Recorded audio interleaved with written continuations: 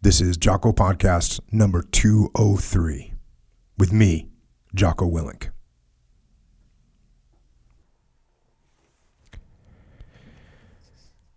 I want to make sure everyone makes it home alive. Corporal Jason Dunham told his friend Lance Corporal Mark Dean. He was explaining to Dean why he was extending his enlistment. Their battalion was headed for a 6-month deployment to Iraq. Jason was due to get out of the Marine Corps in a couple months into that deployment, which meant his time was up and he could carry on with his life. He had honorably served his country, done what his country had asked him to do. But it wasn't enough for him. So he signed on for enough time to complete that deployment in order to make sure that his friends, his comrades, his fellow Marines made it home alive. And that's what he did. He took care of his men. He led them. He protected them. And he gave them and all of us everything.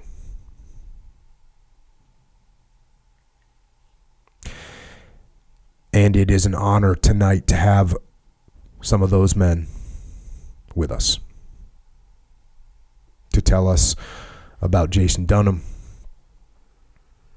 how he lived, how he served, and how he died. A man, a Marine, and a hero. We have with us Corporal Kelly Miller, Sergeant Bill Hampton, Staff Sergeant John Ferguson, and Lieutenant Colonel Trent Gibson. Gentlemen, thank you for showing up here. Thanks for coming down. Thanks for making the trip. And thanks for sitting in those seats to talk about this. And I want to get right into it. Let's go back to 2003. And you guys are in the best place in the world to be.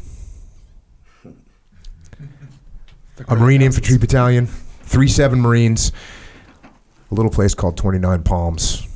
And you're all in Kilo Company, I believe. Is that right? You were all in Kilo Company at the time? Yes. I was not at the time. I came in late May of 03. I was at EWS, the Captain's Career Course. TMO was packing my shit, and I got a call from the battalion XO, Major Anthony Henderson, and he says, "Hey, we need you over here. You're flying out of LAX in 2 weeks." So these guys had already been in country for the whole fucking march up. We're already back in Karbala, south of Baghdad, doing stability and security operations. So I came in late May, took command of the company, spent 3 months with Kilo till August when we redeployed. We were the second to last Marine Battalion back out. 1-7 stayed down in Najaf, I think. And so that was August 03. Okay. And Dunham was still a member of Kilo 3-4 at the time. Got it. But these guys, Hampton and Ferg, they were there for the whole fucking march up and the rest of it. Okay. And then Miller came on. Yeah, August of 03 is when I graduated. No, I was at School of Infantry. I went to boot camp in June of 03. graduated September 11th of '03. Went to the School of Infantry. I didn't get to 29 Palms until I think it was first month of December, or first of December of 2003. So I joined during the workup for the deployment. So tell me a little bit about the workup for that deployment. Let's just jump into that. I remember taking a bus ride to literally the middle of nowhere, which was 29 Palms, and as soon as we hit the ground, Sergeant Trejo took all of us around because it was a big dump. I think you guys got like 20 guys. No, we got 30. 30, okay. And so literally we got off the bus and instantly went to SIF and got our gear. And we went and got our rifles, we got our SAPI plates, and by the end of the day, we were up in the sandhills. So you're a boot at this point. Yeah, I don't know. And you're checking in, and it's legit, like, here's your gear, and now we're going on some training exercises now. Yes. Literally. So that day we graduated the School of Infantry at 3 o'clock. By 10 o'clock at night, I'm up on a sandhill attached to a platoon getting ready to get some. And what were you doing at this time, Ferg? Well, I'll take it back to October of '02 because I was on security forces cadre duty at a little place called Little Creek, which I'm sure you're familiar with. Indeed. And then I checked into the battalion, and then we did the quick workup, and then we did the push. But what was crazy about 3-7 is I remember we were there for so long. We were the first infantry unit in the desert, and then slowly the entire division built up around us. Mm-hmm.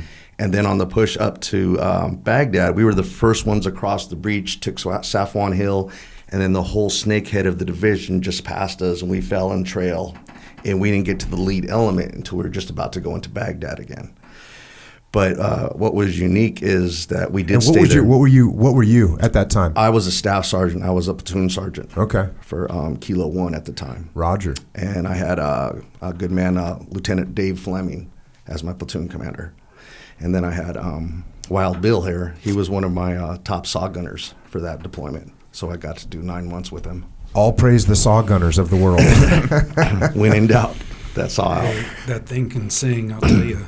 You just take care of her and she'll sing all day for you. Indeed. So you were on that push-up too, Bill? Yes. And now you guys are all back. So you guys get done with that deployment, and you guys are doing a quick turnaround to go back again, right? Yeah, I think one of the quickest ones, we did 9 months, and then our workup and everything, we only did 5 months back in the States and went back again for OIF2 for an additional 8 months. So in the 22-month time, we were deployed for 17 of those.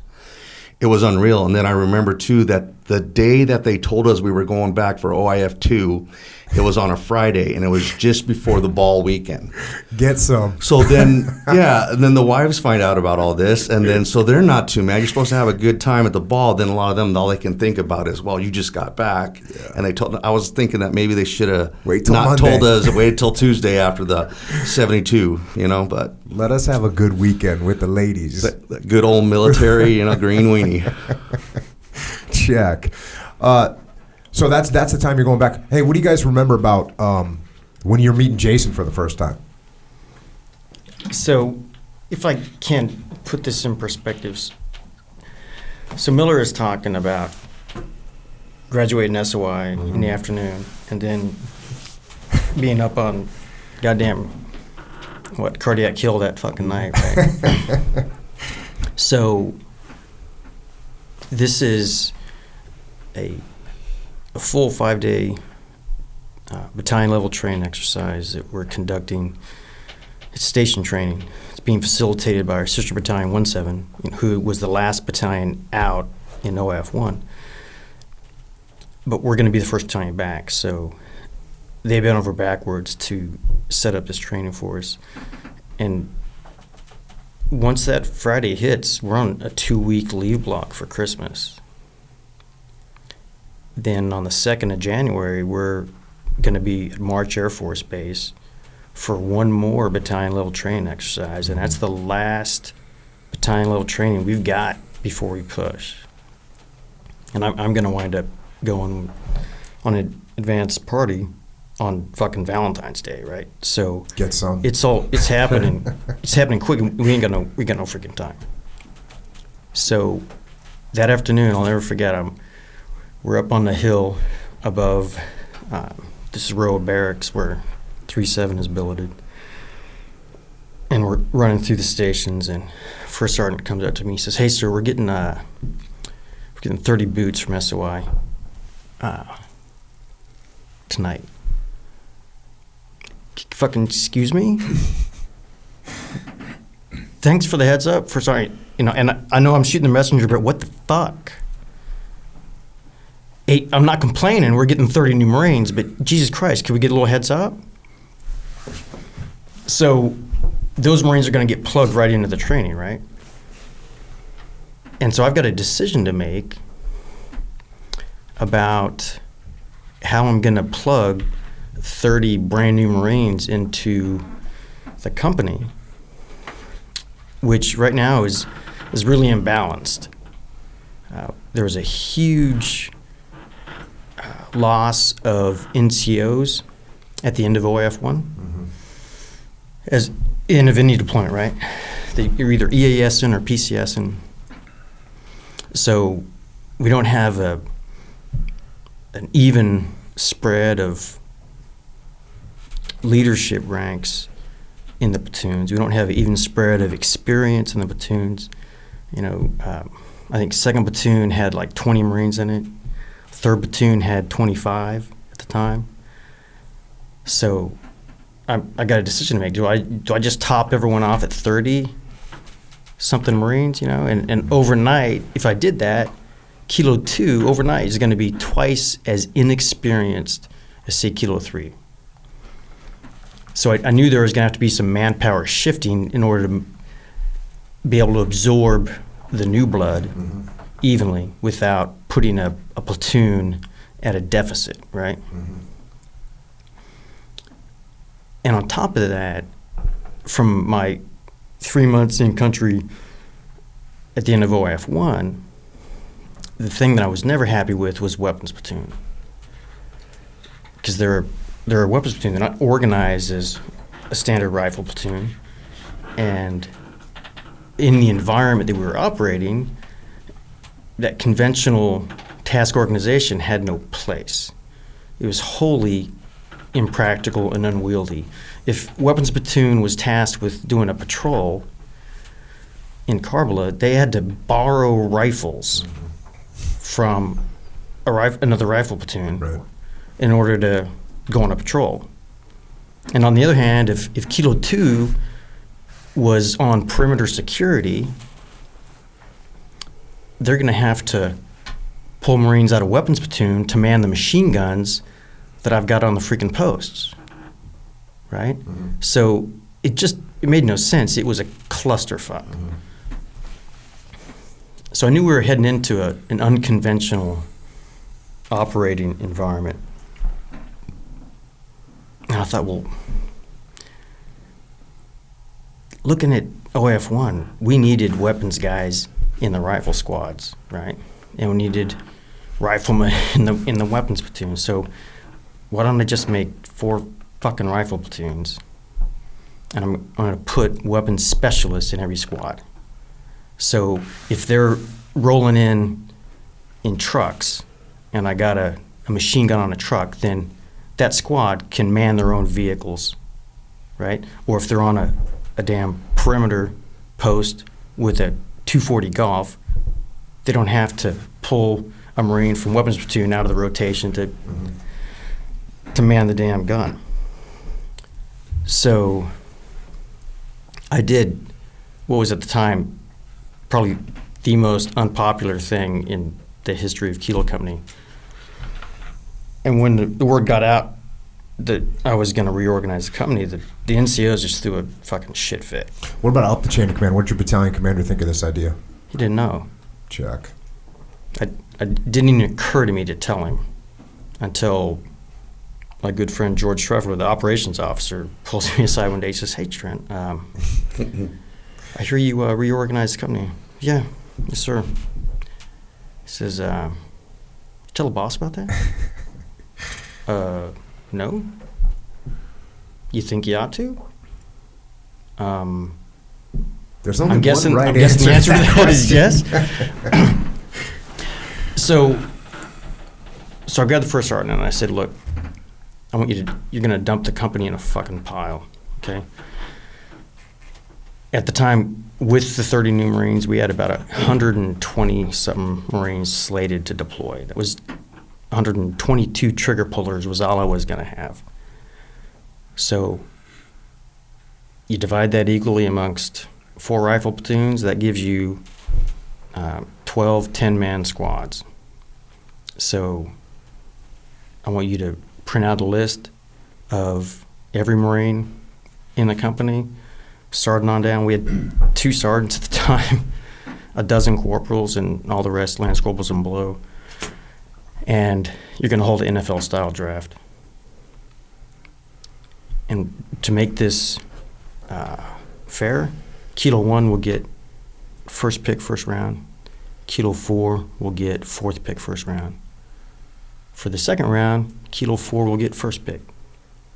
And we'll just go back and forth. You're going to fill in squad leaders first, then fire team leaders, then weapons specialists in every fucking squad, and then fill in the rest of the fire teams. And at the time, we only had 2 lieutenants, Dave Fleming, Kilo 1, and Jay Johnson had Kilo 2.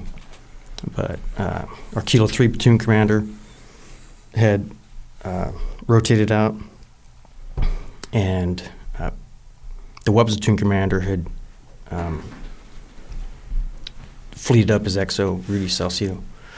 So Ferg was covering down as platoon commander for Kilo 4, and he became the Kilo 4 platoon commander. So now it wasn't just Kilo 1 through 3 and whiskey, it was Kilo 4. So 4th pick, first round, he picked Corporal Travis Struker, wrestler out of Iowa. And, good call. Right? And then he was another one of my saw gunners that I had through OIF1, so I knew he was a solid guy, leadership-wise and everything. Awesome. And then first pick, second round, Ferg picked an 0331 machine gunner, Corporal Dunham. And what was that based on? Well, during the that 5 months that we had, I had the weapons platoon, so I got to work with Jason Dunham, and I got to see his leadership, and the kid just had that it factor. And I think the biggest thing about him was, one of the abilities, he could laugh at himself, but the thing is, I think his leadership was so awesome because he would tailor it to each individual Marine. We all know he can have a certain style of leadership, but I really liked the way he did that, and it took me almost 3 years at the School of Infantry from corporal to sergeant to get that, because I had 50 different cycles, so I could play good cop, bad cop, I can experience. But one of the biggest things I found out, even with brand new Marines, if you give them a reason why, or you tell them what's going on, they work that much better for you. So if this is with a bunch of boots that are just out of boot camp and they perform that much better for you, then imagine what that's going to do for a bunch of fleet lance corporals and corporals. And I just liked his style, and I know I was taking a chance, because I even got laughed at by some peers because we had a company full of combat veterans, and they're like, "Whoa, you used your second pick to pick Jason Dunham, a guy from security forces that had no combat experience." But I'm like, that's one of my picks. That's who I want as a squad leader. And one of the great things that they did, though, they did spread out the talent, because what they did is Kilo 1 through 4, they put the senior platoon commander in Kilo 1. And then all the way, and then Kilo 4 had the boot platoon commander, the juniors guy. And then for the staff NCOs, we did the opposite. Yeah. The brand new, or the juniors one, was in Kilo 1, and I was the senior staff NCO, so I had Kilo 4. Yeah. And that was good. But also with the draft, one of the big things that Kilo 6 forgot to mention, one of the nights we were almost going to do it at night, but we were working on godly hours, training and everything, and I'm like, I need a couple hours for this. Because myself and Gunny Walker took it seriously. At the time, Staff Sergeant Walker, I went home and I basically I got a company roster and I put everybody into 4 categories, from must-have, great, average, hell no. And then evenly did this, and I put that, and then even once they were in these categories, I ranked them 1 through 30 or whatever. So when I went in there, I was ready with all my picks. I was going right down the list, and then boom, then I had like little triangles or squares for saw gunners or 0331s and 51s. And restructuring the company at the time, it was kind of like a groundbreaking, but it was by far one of the best decisions we ever did. And me spending 3 hours that night, my wife was mad at me, doing that set up the foundation for having a great platoon, because who gets to pick their own platoon? And I got to experience a lot of these guys in real world combat ops and real world training. So I felt very fortunate. And we just it's kind of like an unfair advantage for you to, because you knew the guys better than the officers would, right? Right. And then also with the other platoon commanders, I knew like their 2 top squad leaders too, so that their picks would be. So I wouldn't even put those guys on my board because I anticipated them taking their first 1, 2, or 3 guys, and so it just worked out really well for myself personally, the platoon, and then also for the company. Damn, Ferg with the strategic maneuvers out there. Yeah, you gotta watch out for those staff sergeants. They're gonna make it happen. Well, I'll tell you, it was impressive because the 2 guys who took that draft the most seriously were Ferg and Walker, and you could tell when the first sergeant put the final rosters in front of me, you could tell who had put the most work into it. And as a testament to this man's sense of commitment and responsibility, his degree of ownership to put that much time into it. And we didn't have any goddamn time.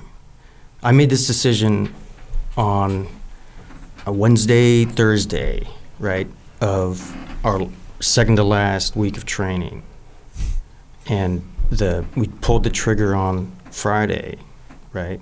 So by the time the Marines went on their 2-week Christmas leave block, the new squad organizations had been announced. But the first time that those squad leaders stood in front of their Marines was on the 2nd of January up at March Air Force Base on the first day of the last 5 days of battalion level training that we were going to have before we fucking deployed.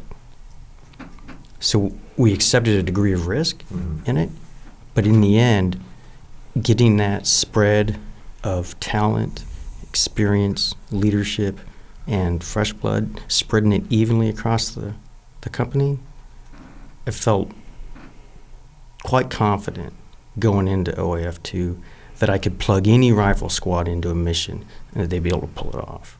Yeah, and you kind of ripped the Band-Aid off, just like, hey, we're just going to do this. We got to do it. We got no choice. Let's do it. Otherwise, you wait till in country, and all of a sudden you're looking around going, damn, this isn't working the way it's supposed to work, and I need to start moving people around, and that's infinitely worse than just getting it done. So Bill and Kelly, were you guys immediately in Jason's squad? Is that how that worked? When I first arrived, I was in the 1st platoon for the 1st battalion ops that lasted 5 days before Christmas leave. So no, I'd seen him, but I didn't know who he was. I didn't know who Bill was. I only knew the guys I showed up with. So you're keeping your mouth shut and your ears open. I was really good at keeping my mouth shut and my ears open, do what you're told. So I got put in charge of a couple of the other boots to make sure they were squared away when I got there. My most memorable memory, actually, of when we first showed up is I met First Sergeant Templeton at the time. At the time, Captain Gibson was over and addresses us. And I just remember, it's the weirdest memory. He stood with the sun directly at his back. I had no fucking idea what he looked like at all. I couldn't see him. I couldn't see features. I couldn't see anything. But if you ever met this man, when he talks, you listen. And I just remember, like, the presence he had. I was like, I'll go to war with this guy. I like this guy. So. And what'd you think about the reorg, Bill? Be honest. I think Carbajal and I we had choice words for ourselves that we kept to ourselves. Mm-hmm. But in the end, trusted Staff Sergeant Ferguson, we were, hey. No, and I can elaborate on that too, because if you think you got these 2 guys that have been through 9 months and they know the drill, and then they got this brand new security force corporal coming in. Mm-hmm. And I saw there's some animosity, and obviously if they were senior to him, then these guys by all right would have had that. But Jason had the rank and everything, and I saw the leadership, so I had to take that chance. And it was weird to see the bond because the two fire team leaders, like I said, they were a little butthurt, a little bit about that. But then the way Jason eventually won them over and everything is just his smile, his leadership. He just did that to people. Yeah, that's a tough spot to get put into. Mm-hmm. You got no combat experience. You're rolling in here, and you're going to start taking over for guys that do have combat experience that certainly think that they deserve that role. That's a tough one. One of the things that Dink got brought up about the reorganization, like from a brand new boot who doesn't know anything. As soon as the reorganization happened, one of the side effects was I learned how to shoot machine guns because I was surrounded by a couple machine gunners. I learned about mortars. I learned about demo. You know, by the time I deployed, I had Dunham had grilled me so hard about machine guns I could clear and operate a 240. I understood like the basics to shooting a 50 cal if I had to in a pinch. You know, like I had more knowledge than I was trained for at the School of Infantry. So like that reorganization really started to crossbreed us in everything. And I wasn't just an 0311. I was more of an 03 everything because I could function in more than one situation with one weapon. Yeah, that's good across the board. So you guys did that reorg January? Right after leave. Well, before we pulled the trigger on it the day before they went on 2 weeks of leave. Okay. For Christmas. For Christmas, got it. The first time those the new squad stood together was on day one of training on the 2nd of January. Got it. And then you guys come back. When you guys come back, you said you do one more big battalion exercise that was in January? That was it. Second through the 6th, yeah. And then just it's loadout time because you guys are deploying in February. And did you guys know where you were going on deployment to? Yeah. What was the kind of thoughts heading out there? How much did you guys know about it? We started heading getting out to Al Qaim. That's where you got getting told you're going out to Al Qaim. Yeah. The battalion was already leaning into it. George Treffler was the operations officer. He'd had Lima Company during the march up, and he's hands down the most comprehensively proficient and professional Marine I've ever been honored to serve with. And so he was getting as much intel as he could from the cavalry squadron that we were turned over with, 1st to the 3rd ACR, was up in Al Qaim. By the time we got there, they had been in country for 11 freaking months. And they were operating out of their, they had a base up on the Syrian border at Useba, and then their cavalry headquarters was at the train station in Al Qaim, which was about, 28 miles southeast of the border post at Useba. So we knew that things were going to hell in a handbasket up there.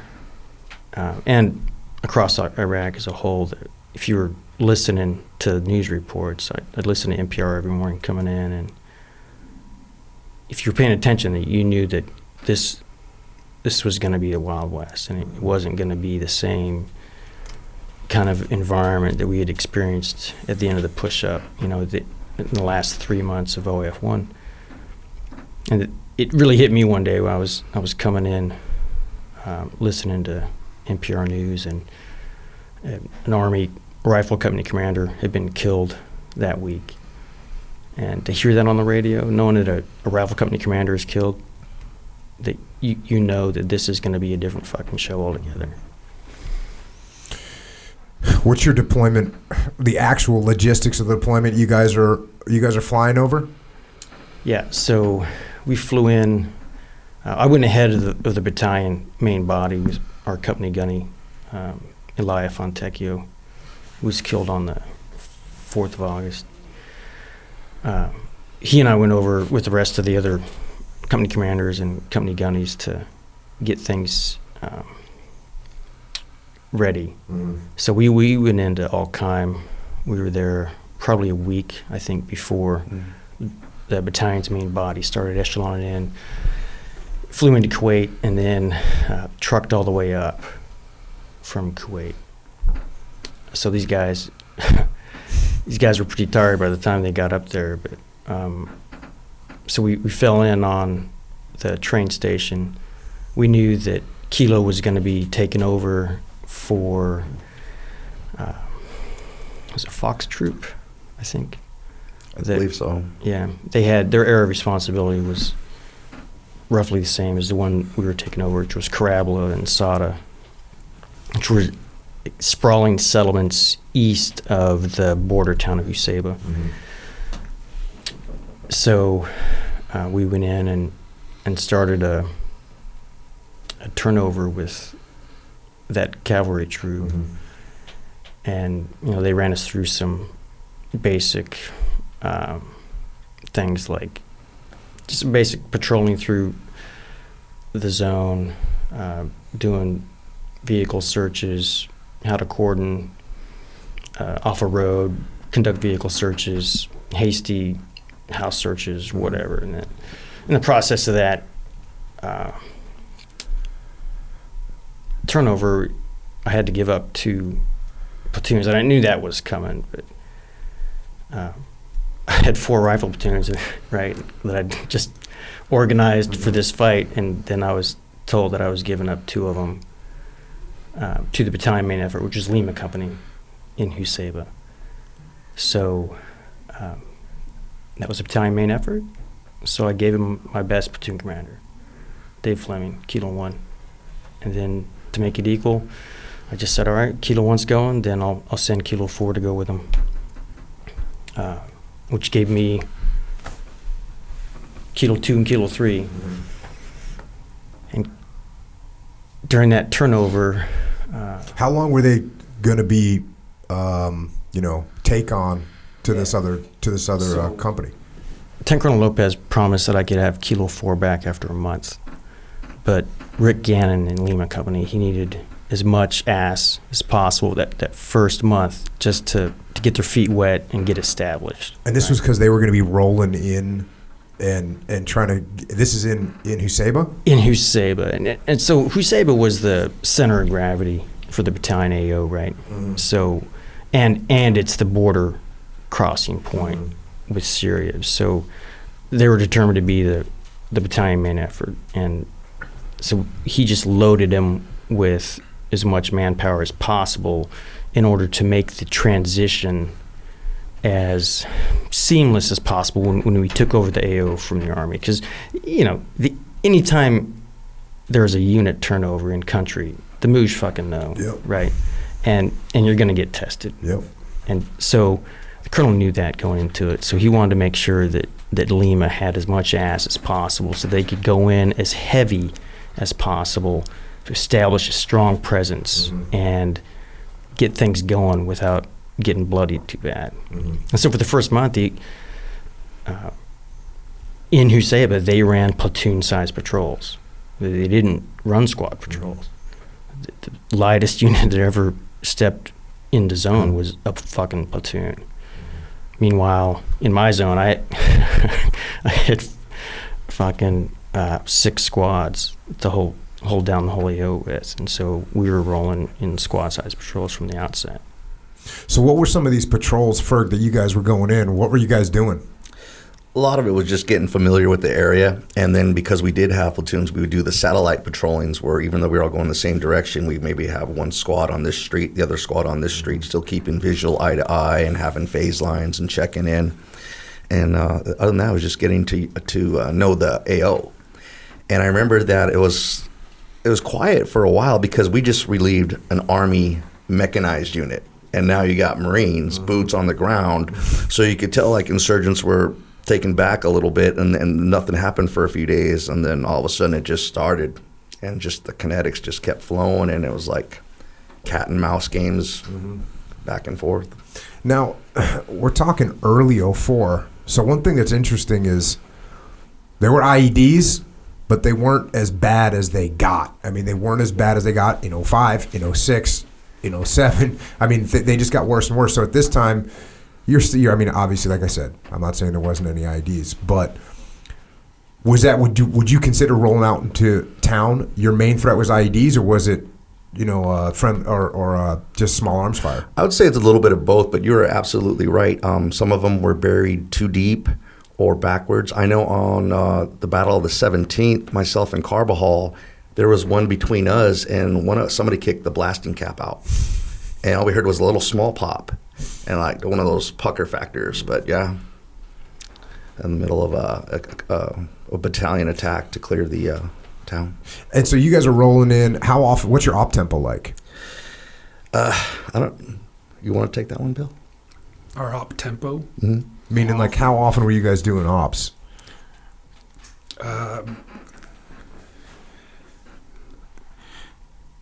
We were doing them. It was about 2 a day, 6 hours each. It was about a day and a night patrol. Yeah, each patrol is about 6 hours because we'd go through the whole town and back. Well, another thing that was crazy is you have a set mission, and then something would happen. You would have to secure a vehicle that got hit by an IED, or you'd get this new frago to go to this house that you heard could have been a torture chamber or had insurgents. So I remember going out there, and then a 4-hour patrol would turn into an 8-hour patrol. And I remember at the time I was just 28, but I remember my back was killing me because I had extra large SAPI plates, and you're walking all the time. And later on, we learned that from the warfighting lab came out when we were attached back to Kilo. They came and weighed us.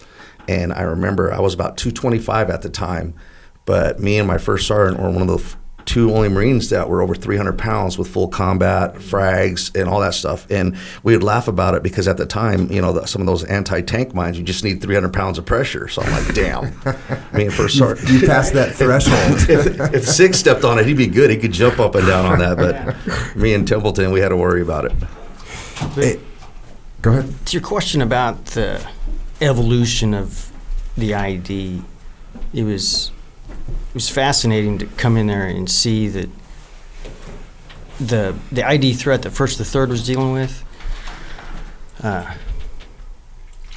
82 mortar rounds, 152 artillery shells, all usually primed with det cord.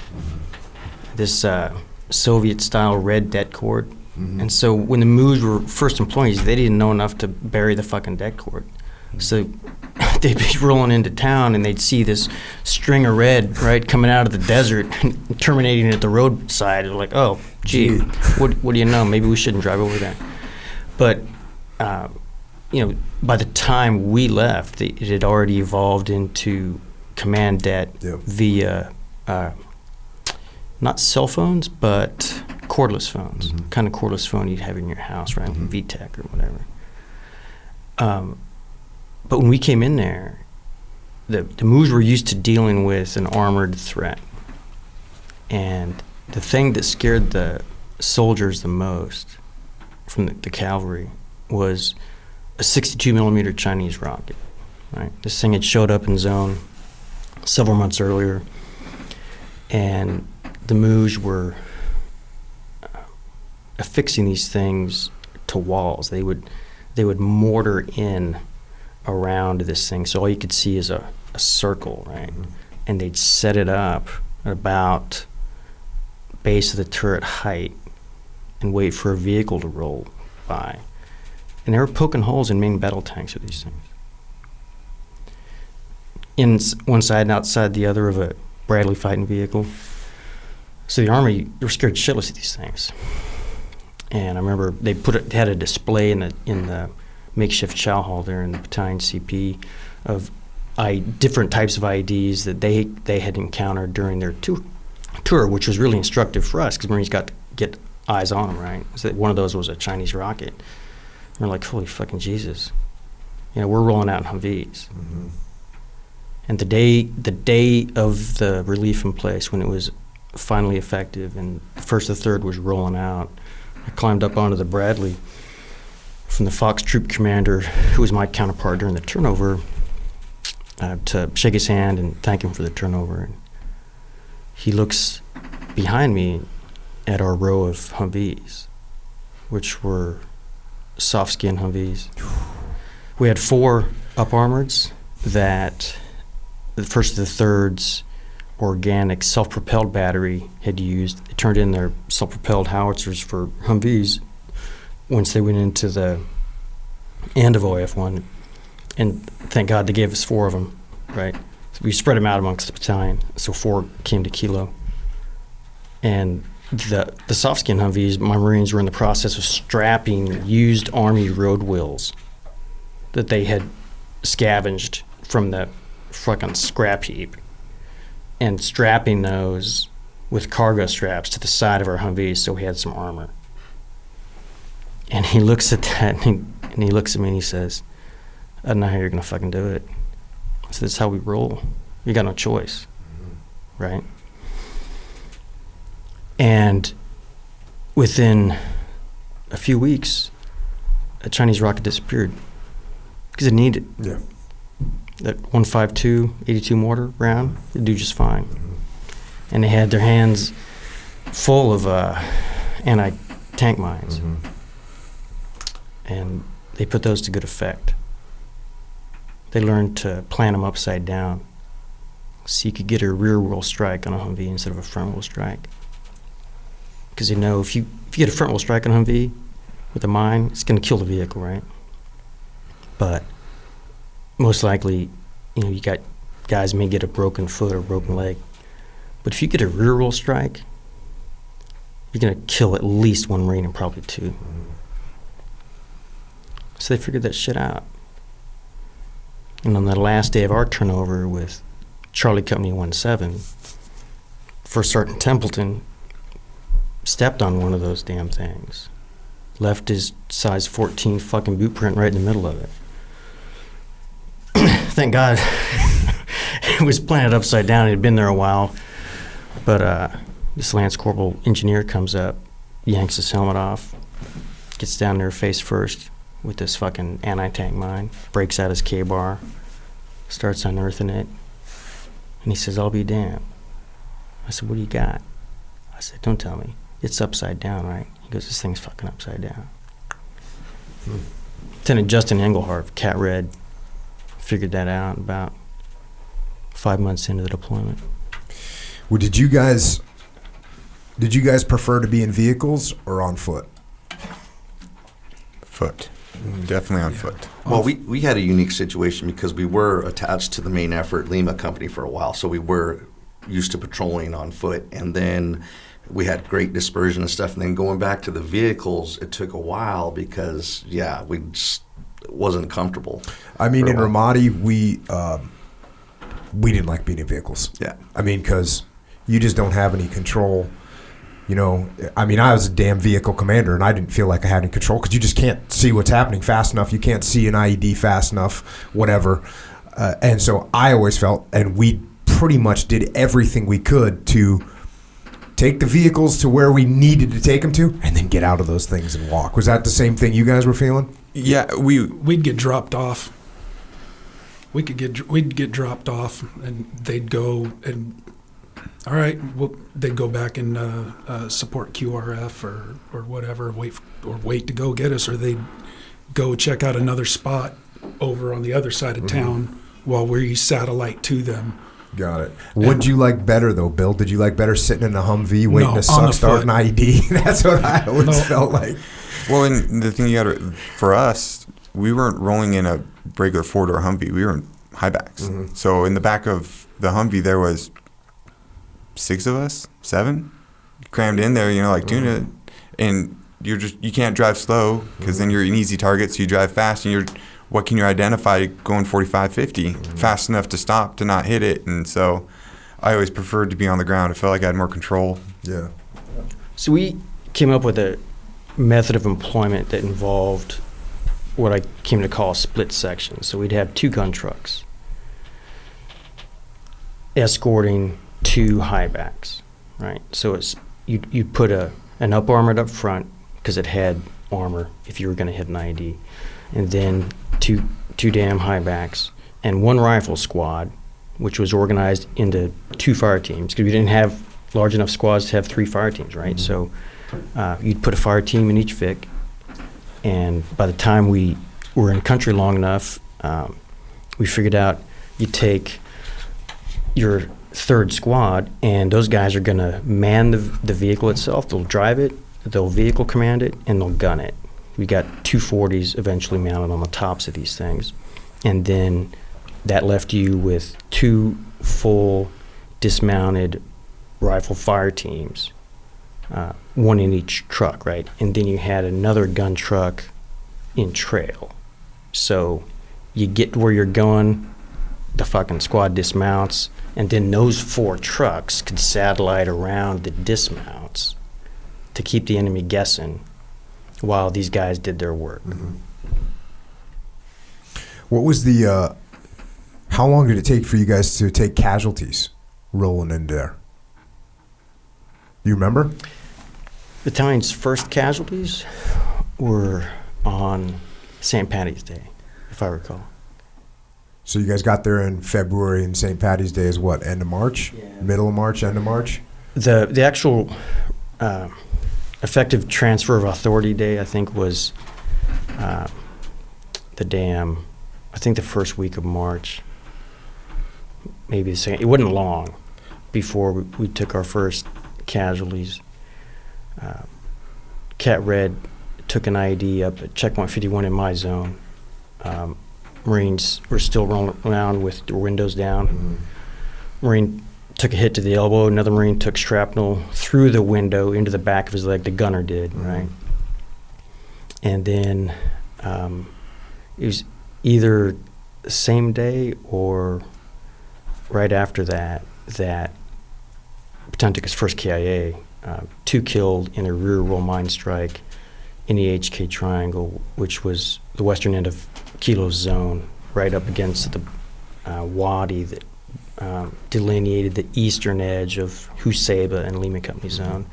So the HK was this sort of no man's land, right, between mine and Kilo or Lima's zone, but it belonged to me. But at the end of the day, at the end of that deployment, the vast majority of the battalion's casualties had occurred in the HK.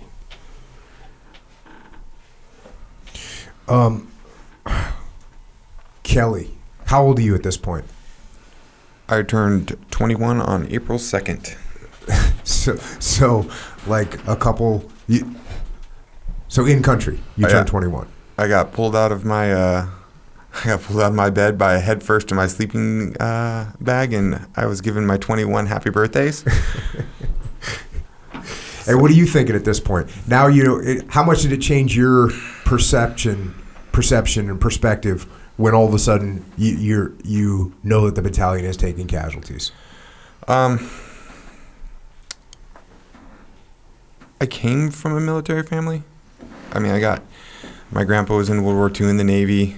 My dad and my uncle were in Vietnam, a cousin in Desert Storm, and then I have law enforcement everywhere. So I grew up with an understanding of service, and when I joined the Marines, we were already in country. Casualties were happening, and my recruiter made no bones about it when I told him I wanted to be in the infantry. He's like, "You do know you're going to deploy?" I was like, "Yeah, I'm well aware." I didn't go in blind. You know, there's some guys that they join the Marines and they're like, "I don't want to go to Iraq." I'm like, "Why the fuck did you join? Watch the news. Pick up a newspaper."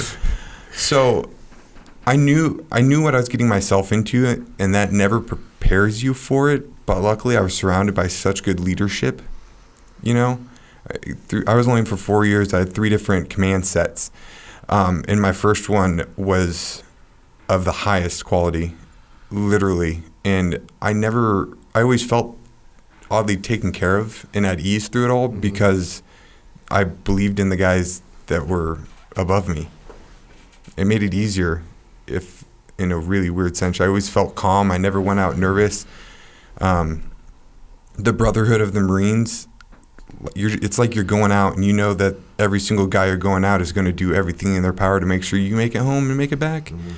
In the confidence and calm, you know, I never felt uneasy. I was never scared. I was just there to do a job. Esprit de corps. Exactly. Yes. Thank you, Bill. How old were you at this point, Bill? 22. 22. Get some. You know, talking to a lot of these guys that I've brought on that were going into the most horrible situations, whether it was Tarawa, Guadalcanal, wherever. You know, there's something that the young man has, which I think we all know, which is it's going to happen to someone else. Like, hey, people are going to get hurt, people are going to get wounded, people are going to get killed. Not going to be me. And I was just telling you guys about Dean Ladd, who I just had on the podcast, who is Guadalcanal, Tarawa, Saipan, and Tinian. And he's never even thought about, you know, he was like, oh yeah, I'm sure we're going to take casualties as we cross the beach to Guadalcanal, and I'll try and help those other guys as much as I can because it's not happening to me. So, and then I know you guys know this too. I had guys, and I'm sure you guys knew guys, that thought they were the one that was absolutely going to be the one that gets hit and killed. Like that was in their mind, and God bless them, because I don't know how they did it day after day, but they'd go, yeah, you know, it was the guy that was going, I got a bad feeling about this one, man. I got a bad feeling. You're going, hey, you're going to be okay, bro. It's going to be all right. But they always strapped it on and got their helmet back on, you know. But to me, it seemed like people fell into those camps for the most part, and I'm sure, you know, occasionally someone goes, it's just, you know, we're taking casualties. I could be one of them. But for the most part, I think people are either, hey, probably going to happen to someone else, or it's going to happen to me. So, I don't know. That's kind of what I see. Jocko, I think you're like 100% right. And I've been fortunate or unfortunate to see combat in my early 20s with Somalia, at 28 in Iraq, and then 38 in Afghanistan. And I think as a young 20s, you feel invincible, and you don't think it's going to happen to you, or you just operate and you're there. You want to be the one to kick the door in. You want to be then clear the room. And then at 28, I started leading more Marines, and I become,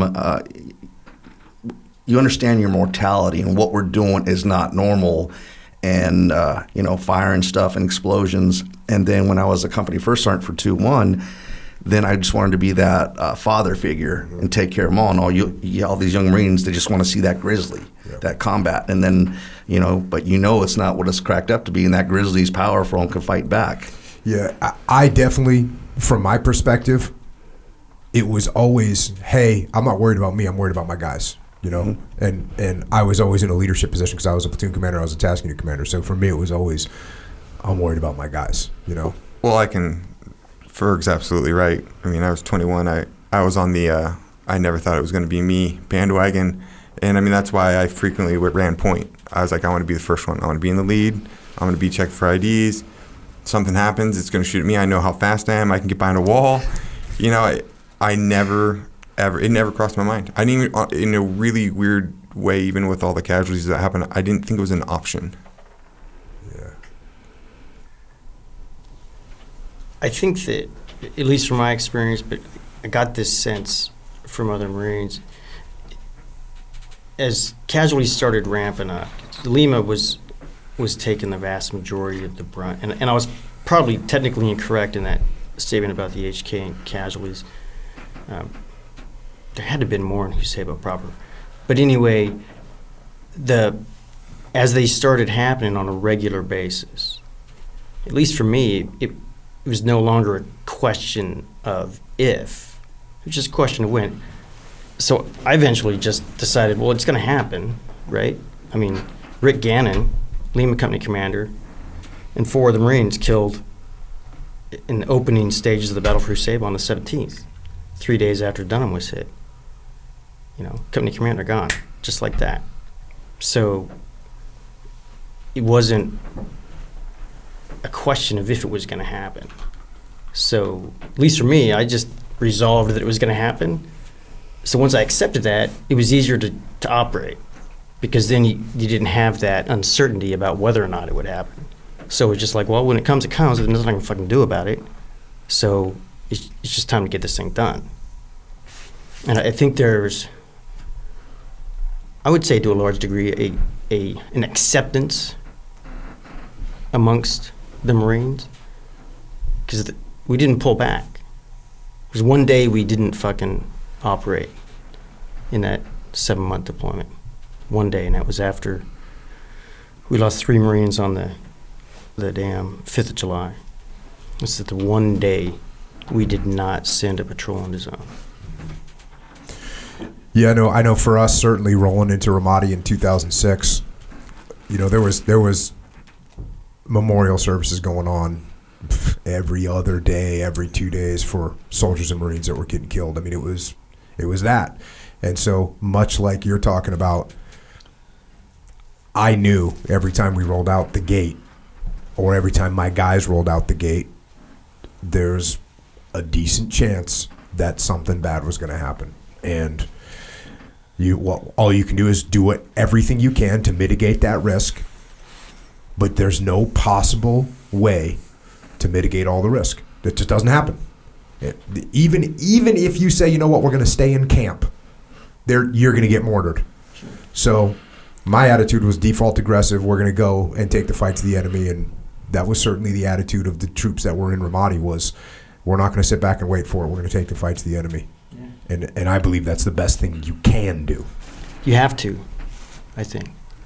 And the most inspiring thing to me was watching these Marines day in and day out, every fucking day, despite the danger, despite the casualties, despite what at times I'm sure seemed like a ridiculous mission, despite all of that, the cold resolve to do the job and keep each other safe in the process was humbling. American sons out there, devoid of any political context. What they were doing for each other. Yeah. It's also interesting to think about when you say American sons. Look, Americans come from all different kinds of backgrounds, but the fact of the matter is, when you live in America, you are a privileged human being. Like, you have opportunity. Hey, even if you're the most unmotivated person in America, you still can live a pretty decent life when you compare it to that of a grunt overseas, living in some outstation somewhere off of MREs and crappy bottled water, shitting in a damn outhouse, burning, I mean, just the whole 9 yards. So when these, it's not like, hey, people join the military. Maybe there's that idea, hey, I'm trying to get out of my hometown, which I know I certainly did. Hey, I want to get out of my hometown. I want to go somewhere. I want to be in the world. But you're signing up to put all that American privilege on hold. You're going to put it on hold.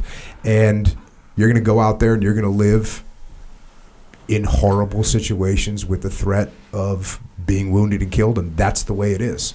And so, yeah, when you see that and when you see those service members rolling out like that day after day after day, and that's, I've talked about this in Ramadi. You might remember this, Kelly, but they had the vehicle graveyard. The vehicle graveyard of all these blown up vehicles was on the road that headed to the main gate. So when you were driving to go out into town, you were driving past not just destroyed Humvees. 7 tons. 7 tons.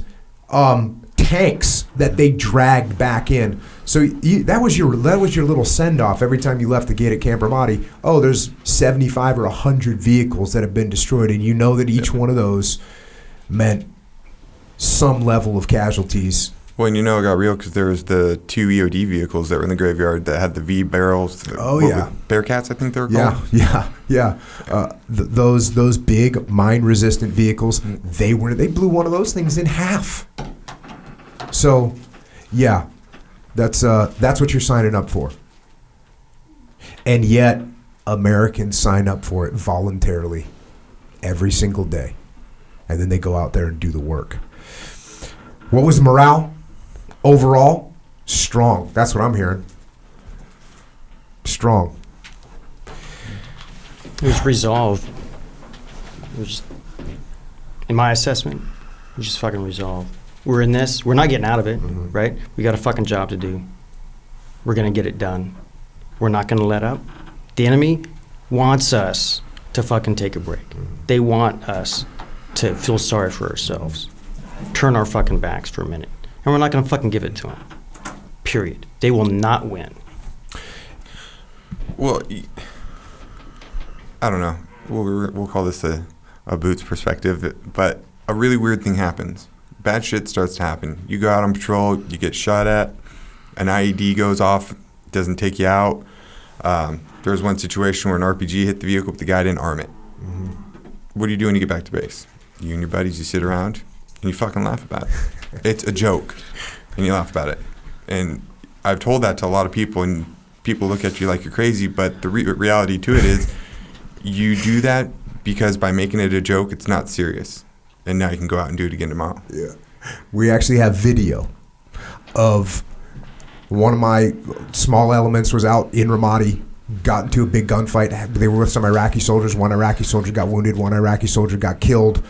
Got called in the tanks. The tanks went in, escorted them, put down fire, Kazovac, the whole 9 yards. As they're patrolling back in, one of the SEAL Overwatch positions was videoing them. And as they're coming in like World War II style in a column in between two tanks, and they're foot patrolling back, and the video camera's like tracking them, and you can hear the platoon chief, Tony Afrati, looks up at the camera and yells, "Everything's a big joke." That's how. Yeah. So to your sentiment exactly, yes. If you take everything too seriously, you're going to go crazy. So that's another thing that can't be stopped. The American resolve can't be stopped, and the American sense of humor can't be stopped. No doubt about it.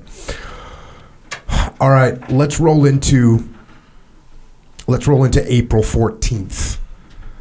So April 14th, this is pretty much, what are we dealing with? Another day at the races for you guys is what you're looking at. Nothing abnormal. It seems like pretty standard type of operations that you guys were doing at the time. Yes, the only difference is because now we were back with our Kilo company proper, so we're back with 6, and the way we looked at it is instead of walking outside the gate to work, we get a ride to work, and then we'd do our patrols. Mm-hmm. But yeah, that's the only thing that was different that day. And squad size, vice platoon size. Right. What you were saying, yeah, yes. Oh, so now you got into. Well, Kilo, in our zone, we didn't have enough ass to roll out in a platoon because I only had 2 rifle platoons, right? Mm-hmm. So for the first 6 weeks, I was pumping out at least a patrol a day. For the first 4 weeks, we ran 4 patrols a day with 6 squads. And they were smoked. Mm-hmm. Every Marine in the company was sick. It was like a freaking sick ward in that warehouse. It was heartbreaking at night to listen to all those Marines coughing and hacking and not fucking sleeping and knowing that I was going to send them out on the next fucking patrol, regardless of what state they were in. Mm-hmm. So we had no choice but to roll in squad-sized patrols. So Kilo 4 actually got a bit of a break in coming out of Huseba because now the op tempo may be the same, but now instead of having to send the whole damn platoon out, now you could rotate it and do one squad at a time. So the battalion had just graduated the first class of Iraqi policemen from this police academy that Lieutenant Colonel Lopez thought up. We had an attached MP platoon, and he understood that policing by the Iraqis was the key to the whole thing, right? Yeah, that's some impressive foresight right there. Yeah. Because I was thinking about that when I was reading this book. This idea of the Iraqi police became a national program in 2006. Before that, it had become something called Desert Protector, which was sort of the same thing. Like, we're going to get homegrown kids, young men, to help police. And a lot of that, from what I've been told, came from Al-Qaim when the push happened through Al-Qaim, but that was in 2005. That the big push happened in Al-Qaim was Operation Matador. And those Marines got civilians that came up and said, "Hey, there's bad guys over there. Hey, there's bad guys over there." And the idea was, okay, let's hire those people. So we're talking now 2004, and your battalion commander, Colonel Lopez, was already in the game thinking that way. That's impressive foresight right there. That's outstanding. And that guy had an incredible sense of ownership. He never waited for permission to do anything. He's just like, okay, we need a fucking police academy. We're going to have one. And so he his MPs knocked that shit out. They did a 3-week course. And at the end of the course, Colonel calls me in and he says, hey, Captain Gibson, tomorrow we're going in zone. I'm going to pay the first 2 weeks of pay for these policemen. I'm going to turn that over to the police chief. We've got 33 police recruits that we just graduated, and I'm giving them all to the Corporal police. It wasn't up to the Iraqi police chiefs to determine where their manpower was going. Colonel Lopez decided they're going to Carabola. So Kilo, you got them. And what I want you to do to reinforce the skills they just learned in this police academy, you're going to conduct around-the-clock patrolling with these guys for a 4-day period to show the people of Carabola, Marines and police working side by side, and Iraqis doing their job. Man, this is incredible foresight from Colonel Lopez, for sure. That's brilliant. Yeah. So he said, we're going in zone, and I'll meet you in there, right? So at the same time, I need you to identify a prospective location for a company patrol base to carry this patrolling operation out of. So was that going to be a permanent base? Like, hey, we're looking for just somewhere. 4 days. Okay. But you were looking for something for 4 days. Yeah. General Mattis at the time forbade the permanent establishment of anything below the size of a battalion in zone, right? So he says, you're taking the company in 4 days straight, you patrol. Got it. So I came back and I grabbed Bull, Lieutenant Robinson, Kilo 4, since they were on the rotation now. And I said, hey, I need a fucking squad to get me into zone tomorrow. And by the way, I'm also picking you because during this patrolling operation, Kilo 4 is going to be perimeter security for the patrol base. So I need you guys to get eyes on this water treatment plant and confirm for me whether or not it's going to answer the mail for us from a security standpoint.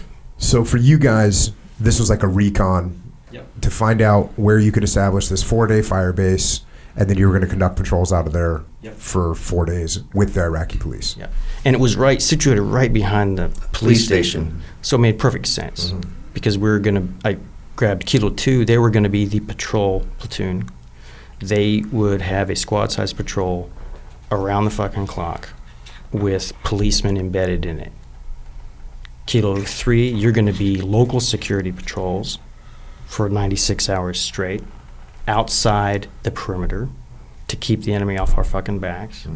And Kilo 4, you've got the perimeter security for the patrol base itself. All right. So you guys roll in. Did you roll in with the colonel's, with his convoy? Negative. We met his patrol on site at the police station. Okay, so who showed up first? You guys? No, Colonel Lopez was Okay, so Colonel Lopez was there. They're doing their meet and greet. He's paying people.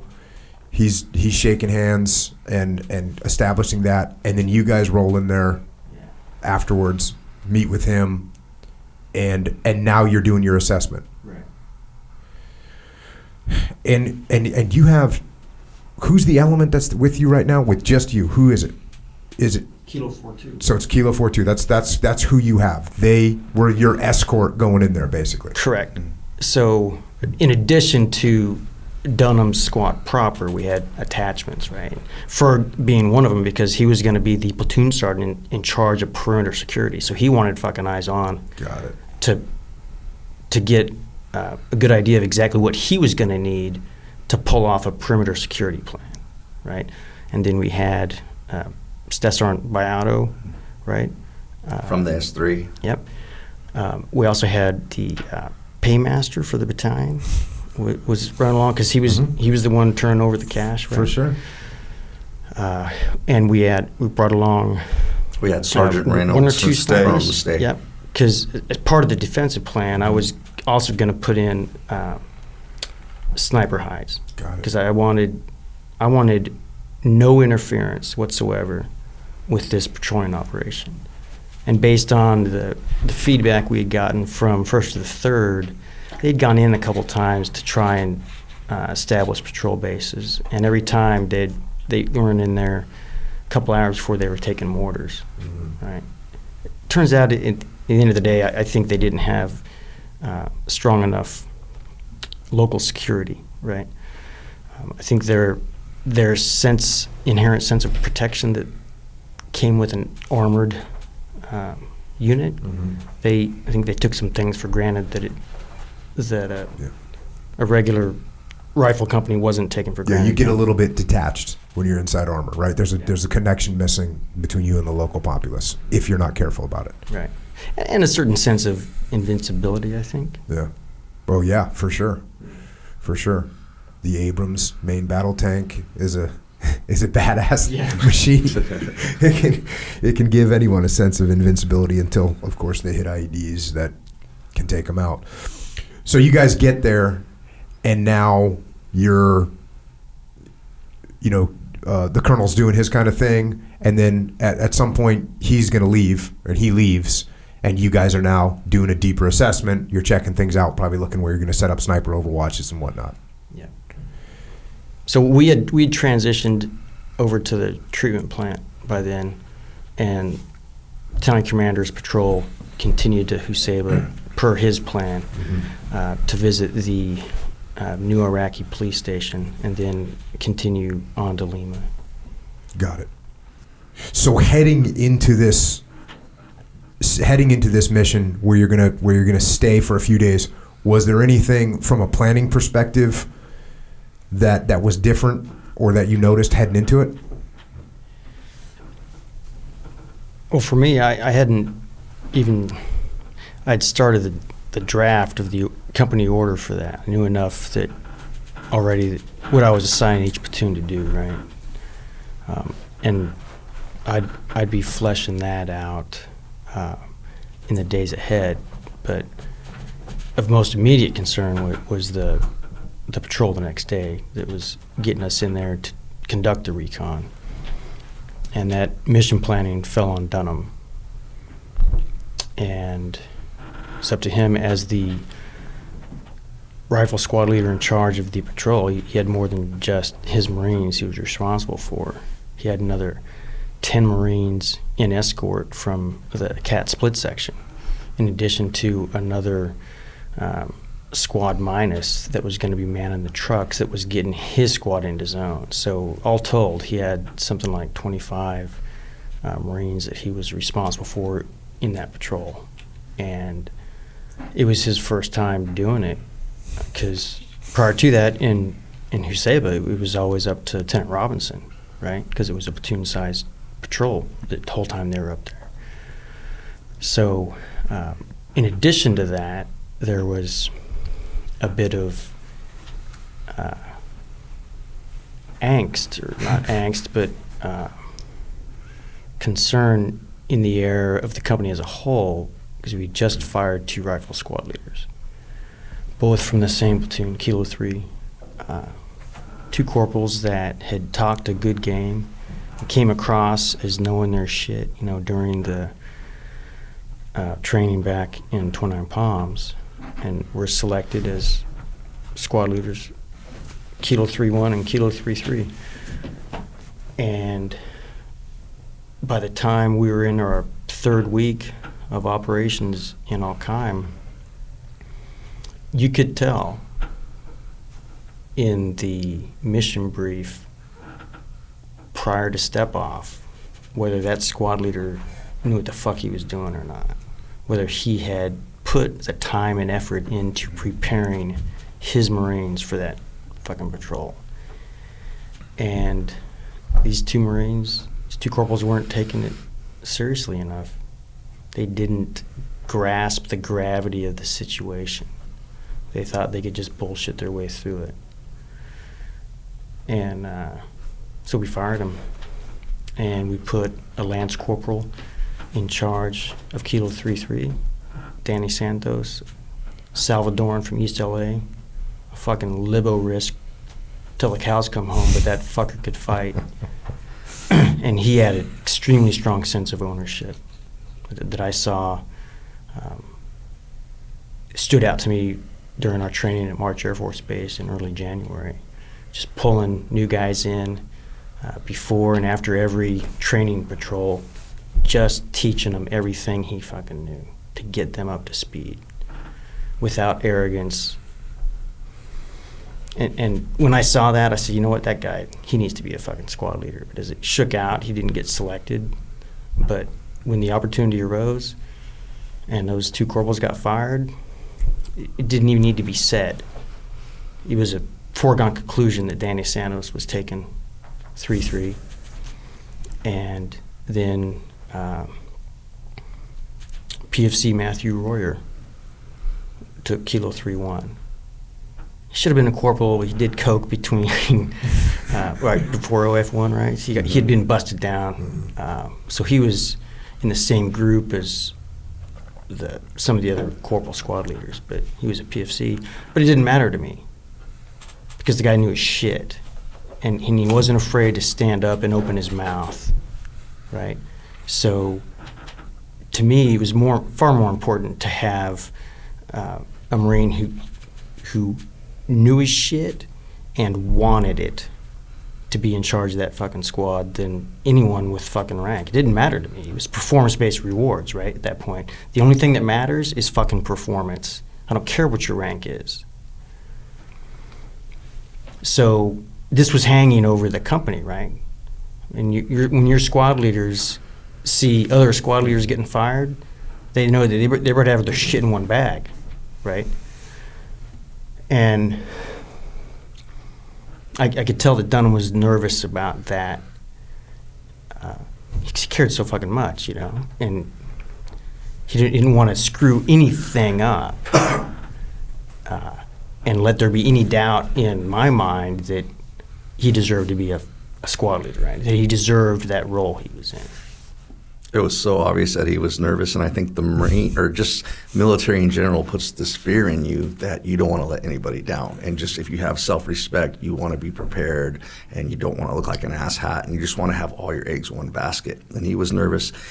Didn't help that our skipper here was, his last duty station, he was an instructor at the infantry IOC, right? Yeah.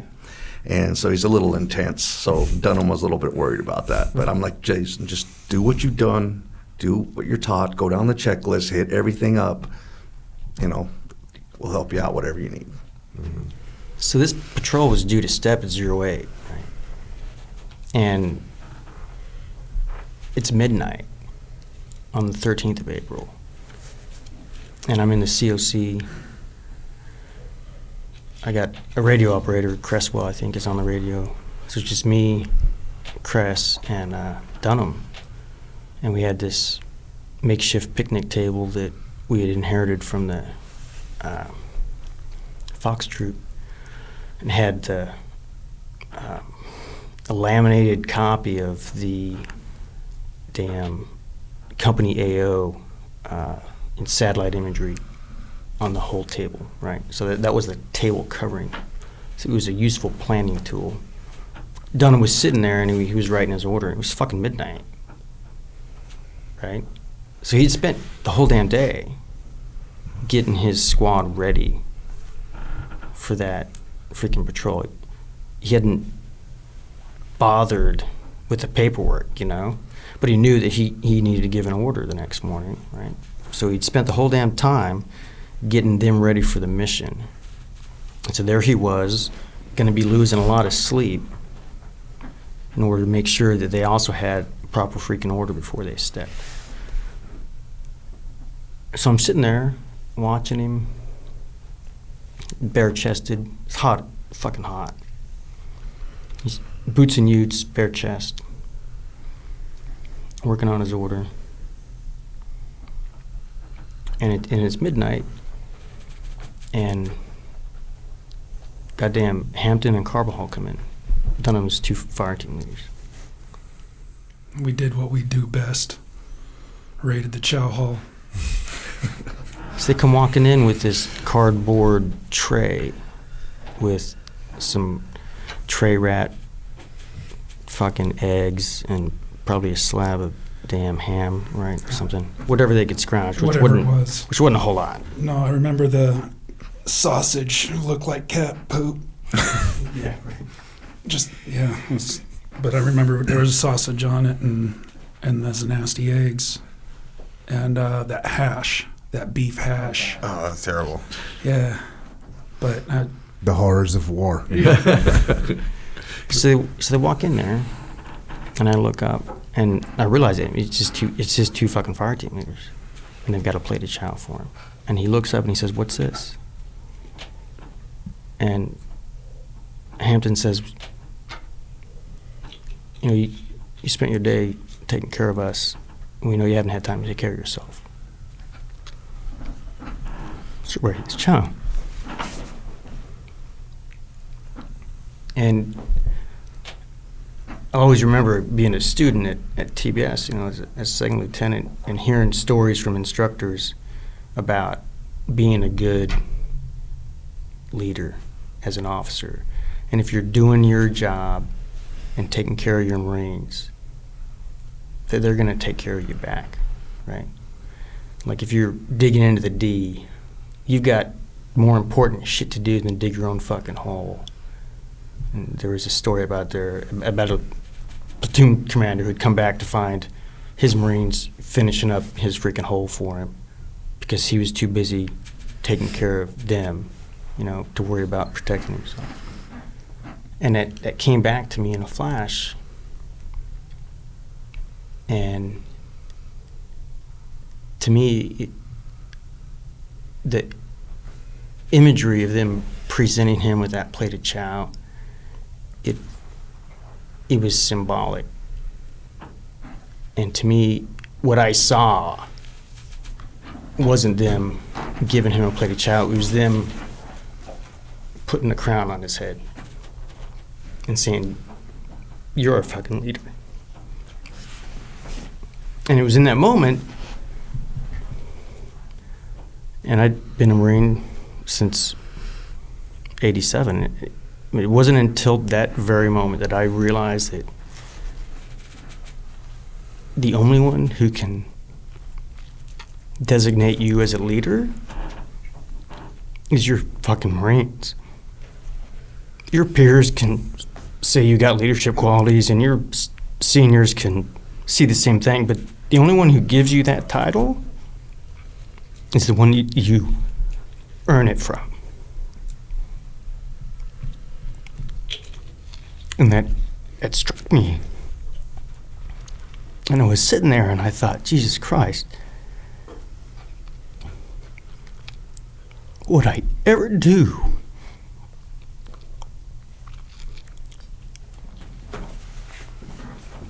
if I lost a Marine like that?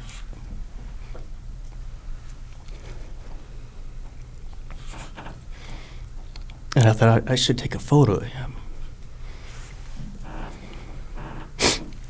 I was fucking tired.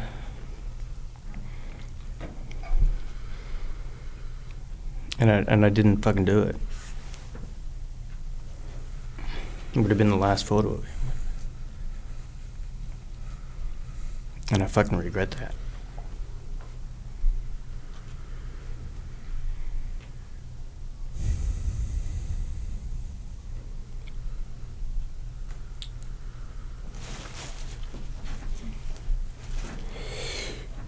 These guys taught me a lot. That was probably the most important lesson I ever got as a leader, was seeing these two crown him that night. A lot of that in part too was Carbajal and I kept coming to him and trying to help him with the order, because the first deployment, that's all Sergeant Trejo had us do. That's all we did, was we did map overlays, we patrol orders, and so we knew it, we had it down, and we kept coming in. Hey, you want us to help you? You want us to help you? You want us to do something that you need to get done, but you're doing this, so we'll do those. Nope, don't touch it. This is going to be all mine. Roger that. Let us know if you need us. And I think after that, that was when I was like, hey, let's go get a chow. Well, because he knew that the way we were going to get split up, that I was going to have to run point that day. So he ended up having me do the patrol overlay. Because he already had the route mapped out, but he made me do the overlay. And the whole time he was asking me questions about where we going, what are we doing next. if we get in, I remember him asking me, if we get here, what LZ are we going to, and stuff. And I had to turn that into the COC with all the radio frequencies, because he knew I wanted to know. Like, that's how it was. I always wanted to know. I didn't want to know my team leader's job. I wanted to know my squad leader's job. Like, I wanted, And I remember when he pulled me in, I was like, I felt rewarded to get to do this, because he trusted me to do it. It was a big deal to me. Yeah, Ferg was talking earlier about, making sure that people understand why they're doing what they're doing and how important that is. No doubt, for me, that's the key of decentralized command, is making sure that everyone knows why they're doing what they're doing. But the other thing that happens is when, like what you're saying, when you give people the opportunity to come up with part of the plan, it's like it elevates them and makes them, they have ownership of the plan because they made it up. They made it up. And so that's exactly what you're talking about.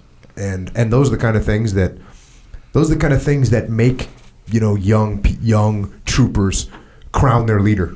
Not because their leader's barking at them, but because their leader's going, hey, I'll do this. I'll take care of this. I'll handle it. You guys get some rest. You guys take care of yourselves. And at the same time, hey, here's this piece of the mission. You come up with a plan for this. You make sure we know what we're doing. And I had a guy on the podcast, named Mukayama, who retired as a General Mukayama. But he made this statement that I've underplayed over and over again. But for him, he's like, oh, what leadership boils down to is that you care about your men. You care about your men, because if you care about your men and your men know that, then it goes back to what you said, Trent. If you take care of your men, then your men are going to take care of you. And the minute you see a leader that's walking around barking orders, thinking of themselves, and by the way, anybody that thinks they can plot a little good agenda for themselves and their team isn't going to see it, you're wrong. All day long today and twice on Sunday, that's what's going to happen. But that leader that's going, hey, I'm doing this for the good of the team, that's the one that will get the crown of leadership. There's one story that sticks out to me, and it was when we first got into zone where Lima was setting up base. There wasn't one. So when we weren't doing a patrol, we were setting up HESCO barriers. And filling them? Filling them by hand. Mm-hmm. And you get a working party together, go to do it. Well, who does working parties? The juniors. But there's this one day, almost everybody in the platoon's out there doing it. Most of the squad leaders are working on patrol orders or getting things together, and out comes Dunham. Joins all of us, starts putting in the work by hand. And we're filling these HESCO. He's the only squad leader in our platoon that's out there helping us fill these HESCO barriers this time. And I just remember thinking, I was like, because it's miserable. It's fucking awful. And I just remember thinking, I'm like, he doesn't have to be out here doing it, but he's doing it because we're doing it, And I could give countless examples of that. That was the exact reason why everybody in his squad would have ran through a wall for him every day. He took care of you. He took care of the junior Marines really well. He took us aside and he would always tell us, if anybody's like stepping over the line, just to let him know to come talk to him. I remember him telling him that, like, if you're stressed out, come talk to me. I want to know about it. And he was just always available, and it made you want to please him. Like I remember distinctly, like, I want this guy to look at me and be impressed. Like, I want him to like me, but not as a friend. I just want him to look at me and be like, that's a fucking good Marine. That's one of my Marines. And so you're trying to live up to this bar he sets, and it made us all better. Yeah. Well said. So, taking us back now, you've executed the plan, and now we're out in the field. We're in that. So, are you in the police station, or are you in the water treatment facility? What's the difference between the two? What's going on right now? Yeah. So, the commanding officer had finished his business with the police chief, so he was heading to Huseva, and we walked out the back of the police station, right across an alley and into the water treatment plant, which was unoccupied at the time. It wasn't in use, but it had been actually was occupied by an Iraqi family who were squatting in one of the buildings, the headquarters building of the treatment plant. So this thing had been built, it just never been used. And so Ferg was doing his thing, getting eyes on the perimeter of the entire structure. And I had gone up to the roof of this headquarters building. It seems it was a 3-story. So that's correct. You were on the roof, and I remember it all. His Dunham's radio operator, Jason Sanders, had good SA, and he was listening to what was going on in Huseba with some of the other stuff and the chatter, just like a good young Marine does. He brought it to his squad leader. The squad leader, Dunham, came and brought it to me, and I'm like, Roger, let 6 know, because he's got to have a SA what's going on, and then that's how that started. And by the way, I kind of skipped right into Colonel Lopez's convoy that had left that police station and was headed out.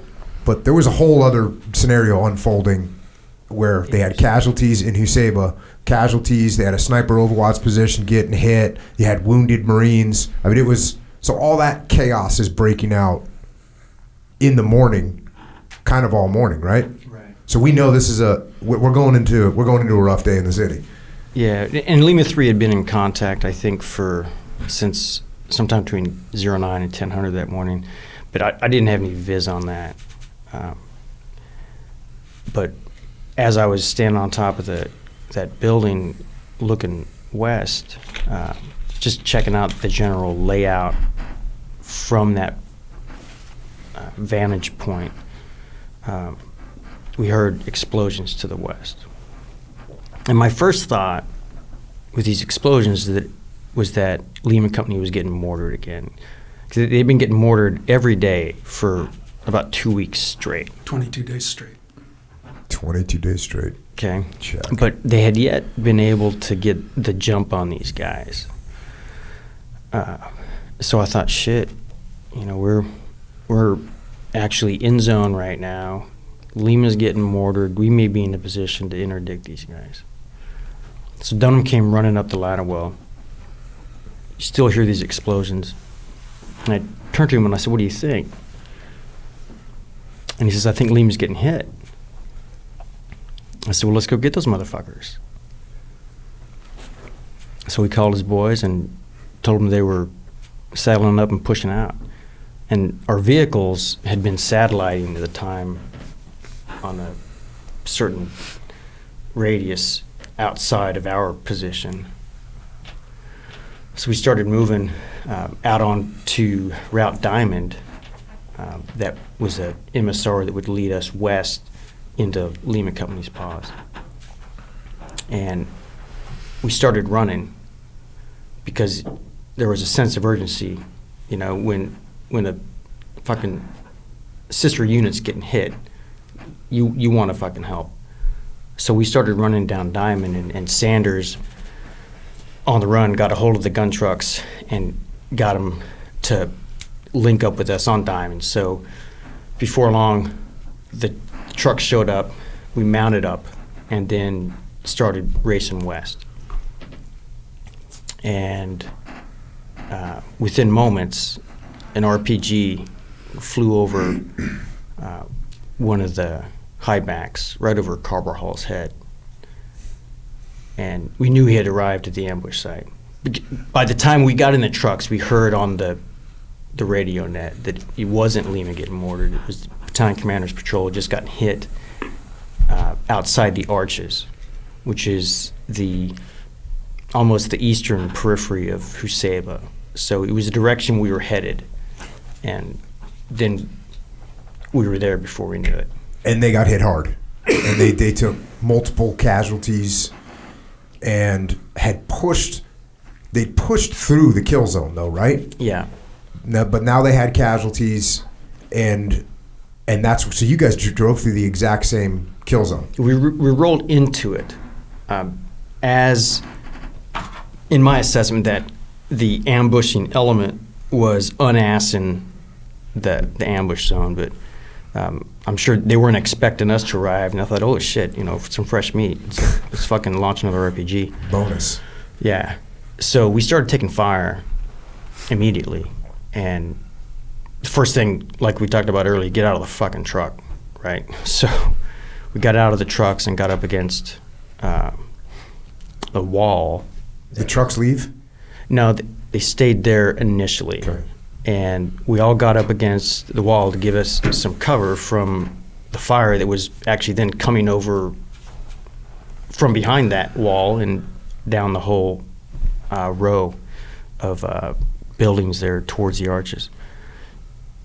And so Dunham and I got up against the wall, wound up right next to him, and decided we need to get the only way to do it was to clear these fuckers out on foot, right? And I had seen the battle drill before on my first day in zone before the company even got there. When we were doing a orientation patrol with 1st to the 3rd, we got hit in the HK in damn near the same spot. And the guys that we were on that patrol with were the self-propelled battery that was organic to 1st to the 3rd. And they were the only guys, I think, in that, they're definitely only guys in that squadron who were employed in Humvees. So they were the closest thing to grunts as 1st to the 3rd had, and they knew their shit. And they called an immediate audible when we got hit with an IED and started taking fire. And those troopers immediately pushed south to the elevated train tracks on the south side of HK that was delineating the southern edge of that village. And they pushed south to coordinate and to then dismount and start sweeping. And in the process, they killed one Mooj and captured 2 more. So my first thought was, hey, same thing, cordons on the south, sweep from north to south. And Dunham said, all right, I'm taking Hampton, you go with Carbajal. Roger that. Get those trucks to the south and let's do it. And so then Hampton, Ferg, and Dunham, and Miller. Sanders. Sergeant Reynolds.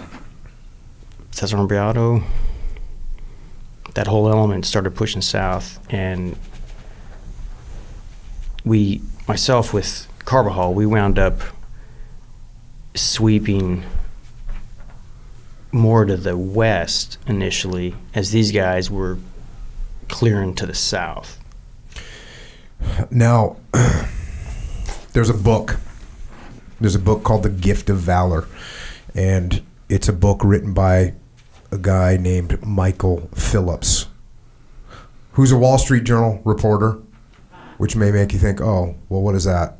Well, he actually did 4 tours in Iraq, and he was with the 3-7 a bunch, and he did a great job of interviewing so many people to kind of capture this story. The book is called The Gift of Valor, and he spells out this section, well, pretty good, pretty comprehensively. And I'm sure you guys will have stuff to add, but I'm actually going to go and read a little bit of this book, picking up from that situation. So here we go. At about 12:20 p.m., the Marines reached the next cross street where the alleyway hit a T-junction. On the left before the junction was an unfinished single-story home made of a tan stone and poured concrete with red metal doors and window grates. On the right, the alleyway widened out into the courtyard of a concrete and cinder block house, a rusty, twisted car chassis lying forlornly amid the trash. Straight ahead, over some buildings, and about a block away, they could see the top of the water treatment plant. The dirt lane that crossed in front of them was deeply rutted. To their right was bordered on the north side by a tumble-down stone wall, and a couple dozen yards further to the west, a straight-ahead cinder block wall. Stopped in the lane were 8 vehicles, pointing pointing east toward the approaching Marines. From the corner, Dunham and his men could see a small bus, a van, a white Toyota Land Cruiser, a second SUV, a red tractor, a black BMW, a white truck frozen in the middle of an attempt to turn around in a narrow lane, and finally a white sedan with all 4 doors open. The point man, Miller, had just reached the T-junction when Staff Sergeant Ferguson, a few dozen yards back, noticed the lineup of vehicles. "What's going on?" he asked Corporal Dunham. "What are you doing?" Dunham wanted to keep moving, but Ferguson recalled the white SUV that Sergeant Reynolds had seen hightailing across Jade a few minutes earlier and thought the cars were worth a quick look. "No," Ferguson told Dunham. "We're going to search these cars."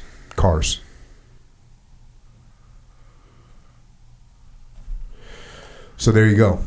You guys, and we didn't really cover that part of the story, but there have been vehicles that were PID'd leaving the ambush site, and so that's what you're seeing. Positively identifying, or at least suspected vehicles that had left the ambush site. Because Trent, as you said, the ambush was probably over when you guys showed up, or at least they were trying to wrap it up. You guys showed up. They got a little bonus secondary, but most likely they're all leaving. That's what you guys are thinking heading out. And now you see these vehicles lined up, and they're looking sketchy. Yeah, that was the assumption, that they would try to leave the area, and I figured they got caught up in the log jam right there. And I knew, because we had patrolled that area before with Lima Company, so we were familiar with that area. I knew it was the other water treatment plant, and then on the opposite side of that would just be the railroad train tracks. So I thought that was our best course of action at the time. And I remember when I told him that, he was looking at me and then also looking down the rows of cars. So something was going on down there that had his attention as well. And then he started beelining down that way. I remember you yelled out for hasty vehicle searches because we were essentially pushing to contact. So it was like we need to search. Yeah, it was just quick, hasty searches. Mm-hmm. Hampton walked alongside the small bus and peered through the windows. He saw only women and children and decided not to bother searching the interior. The driver of the second vehicle, the van, was middle-aged with a younger man next to him. "Search vehicle," Hampton said in Arabic, a phrase he had picked up from the Marines' pocket language cards. He saw no weapons in the driver's lap, so he opened the sliding door on the van's right side. The cargo space contained nothing suspect. I always felt like when I spoke Arabic to Iraqis, that it didn't really seem right coming out of my big white head, and that they never understood a thing I was saying. I wasn't sure if they were just shocked that I said something to them. That's the look I got. And they're That's just the look like, I always got. "Dude, did this guy just tell me he's going to search my car? Wow." Or did he just tell me the dog is brown and I don't understand why I need to tie my shoes? Nobody here has laces.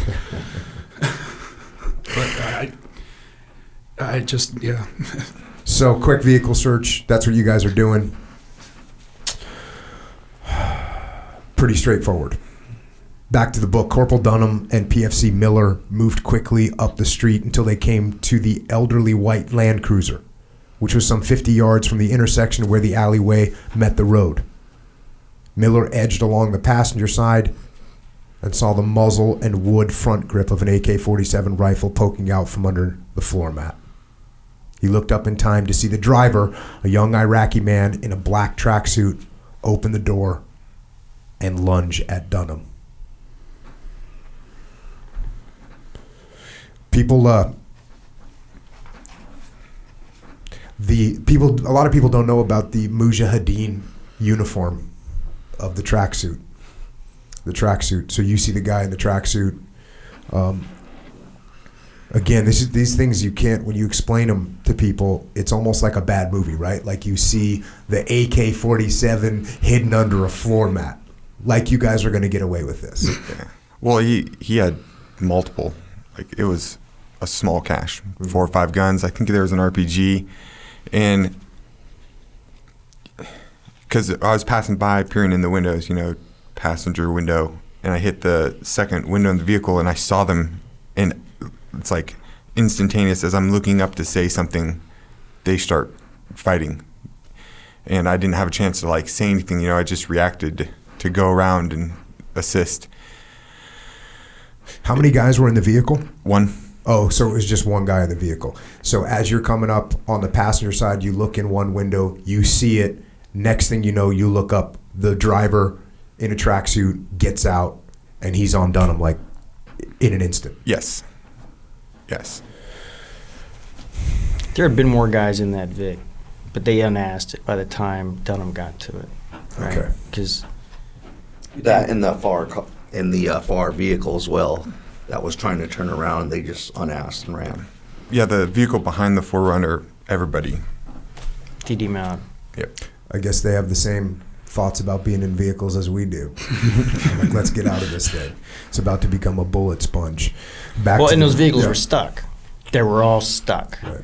And in hindsight, there were, maybe a couple of those Vics were filled with insurgents, and all the rest of them were just fucking innocent people who were trying to get through the HK around this site of the ambush that had just been unleashed up on Diamond, right? So they weren't going to try and drive through that thing. So they were just trying to bounce around through the village to carry on with their life's business. And, stuck in the middle of them were a couple of Vics with insurgents in them.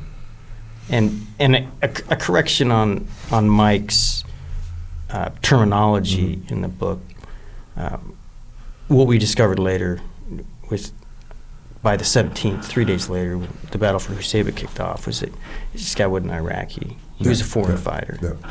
And they had infiltrated through Syria by the hundreds to kick off an offensive across the entire province.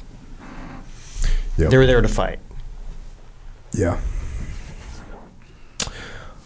So continuing on, the Iraqi, which again, as you just pointed out, this guy is a foreign fighter from any number of countries, wrapped his left arm around the back of Dunham's neck and cocked his right arm to punch the corporal in the face. Dunham caught the man's fist to block the swing. The two stumbled toward the Land Cruiser. Dunham pulled his right knee up and drove it into the Iraqi's stomach. The Iraqi doubled over from the blow, and the men fell to the ground in an angry embrace. Miller's brother, a sheriff's deputy in California, had bought Kelly a telescoping police baton and shipped it to Iraq. Miller didn't really think he'd ever need it, but he liked the idea of having one and kept it in a holster zip-tied to his flak vest. Up until that point, Miller used it mostly to fend off stray dogs, but as he ran around the front of the SUV toward Dunham and the Iraqi, again foreign fighter, he pulled the baton out and snapped it down to his side to extend it to its full length. Miller saw the Iraqi lying on his back, his head toward the rear of the Land Cruiser. Dunham was face down on top of him, torso rotated slightly counterclockwise. Miller planted his left knee in the Iraqi's ribs. Bracing his left hand on Dunham's back, he slammed the butt of the baton as hard as he could into the Iraqi's forehead. The blow was so sharp that the metal baton collapsed back into itself. Miller was amazed the man was still conscious, much less still fighting. He drove the baton into the Iraqi's forehead again, then jabbed it into the left side of the man's neck, a blood choke he had been told would pinch off circulation to the brain through the carotid artery.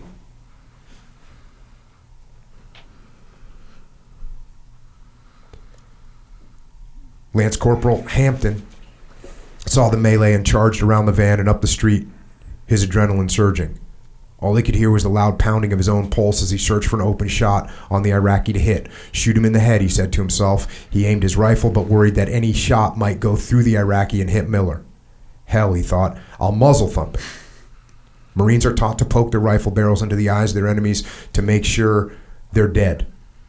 Only the dead or comatose could resist flinching when poked hard in the eye with a long piece of metal. The muzzle thump could also be delivered to the chest to get someone aggressive to back off without resorting to deadly force. Hampton planned to thump the Iraqi in the temple. If it knocked him out, fine. If it killed him, that was fine with Bill, too. Hampton picked out a spot on the wriggling Iraqi's temple and pulled his rifle back to get some force behind it. Is that right, Bill? You were shaking your head. I was gonna put that thing through his head. Mm-hmm. I was put it through his eye. Yeah. I wasn't going to put it through his temple. I was going right here. Mm-hmm. And I was just going to go right here and try and push that rifle back out this way. Yeah. Yeah, it's hairy. The grappling situation, when that's going down and you have a weapon and you're one of your guys is grappling with an insurgent, that's a tough shot to take, because it's not like a movie where the bad guy's holding the hostage still, because this is a fight that's going on, and anything can happen at any point. And the other thing is, I mean, you guys you got to think. I'd be thinking to myself, okay, well, this guy didn't shoot us.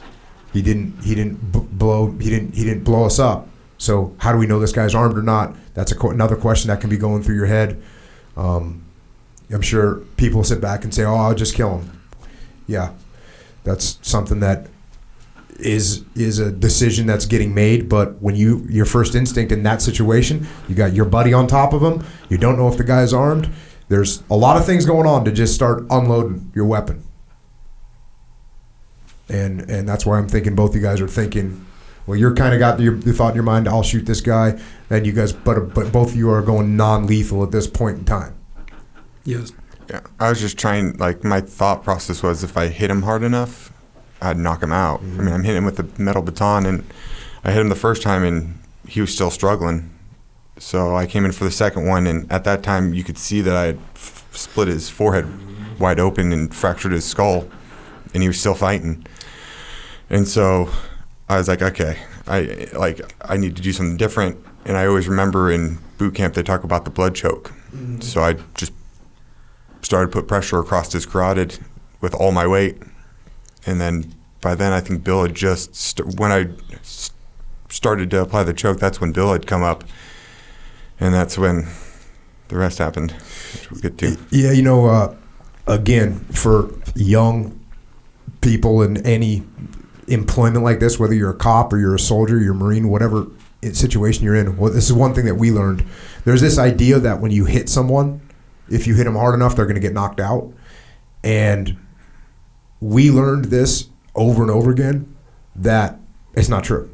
And there's a chance when you hit someone, you can knock them out, but there's a chance that they don't get knocked out.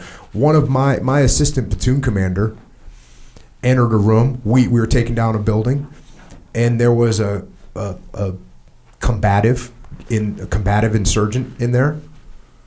And we had learned muzzle strike, muzzle strike to the face. It'll knock him out for sure. It may kill him, so you got to be a little bit careful, whatever. My assistant platoon commander did the hardest muzzle strike I think a person could. He took a running start of about 8 yards and fully cocked back his weapon and then drove it into this guy's head. And it deflected a little bit, like around the brow, and carved out a big giant chunk of his scalp. No factor. The guy, he was bleeding like a stuck pig, but he kept fighting.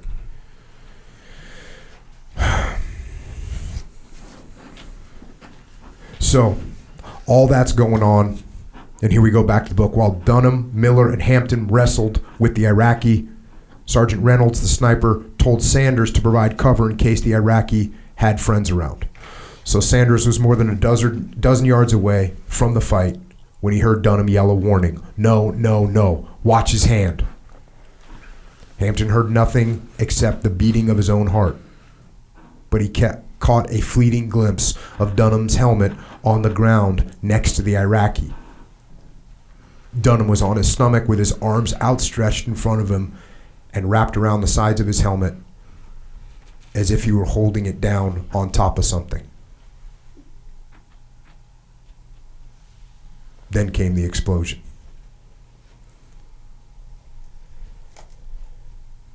Bill Hampton saw a flash of light, but the explosion didn't sound very loud to him.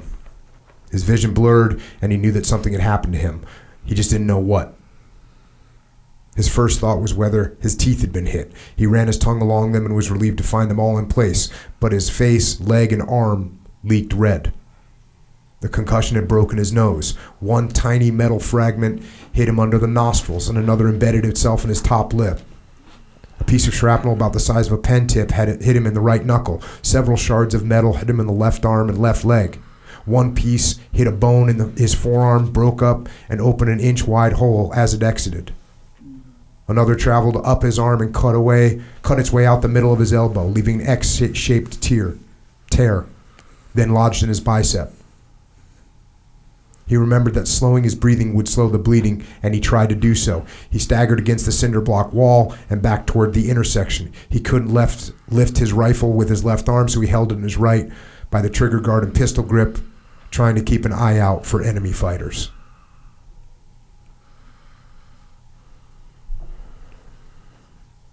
A boom and a flash.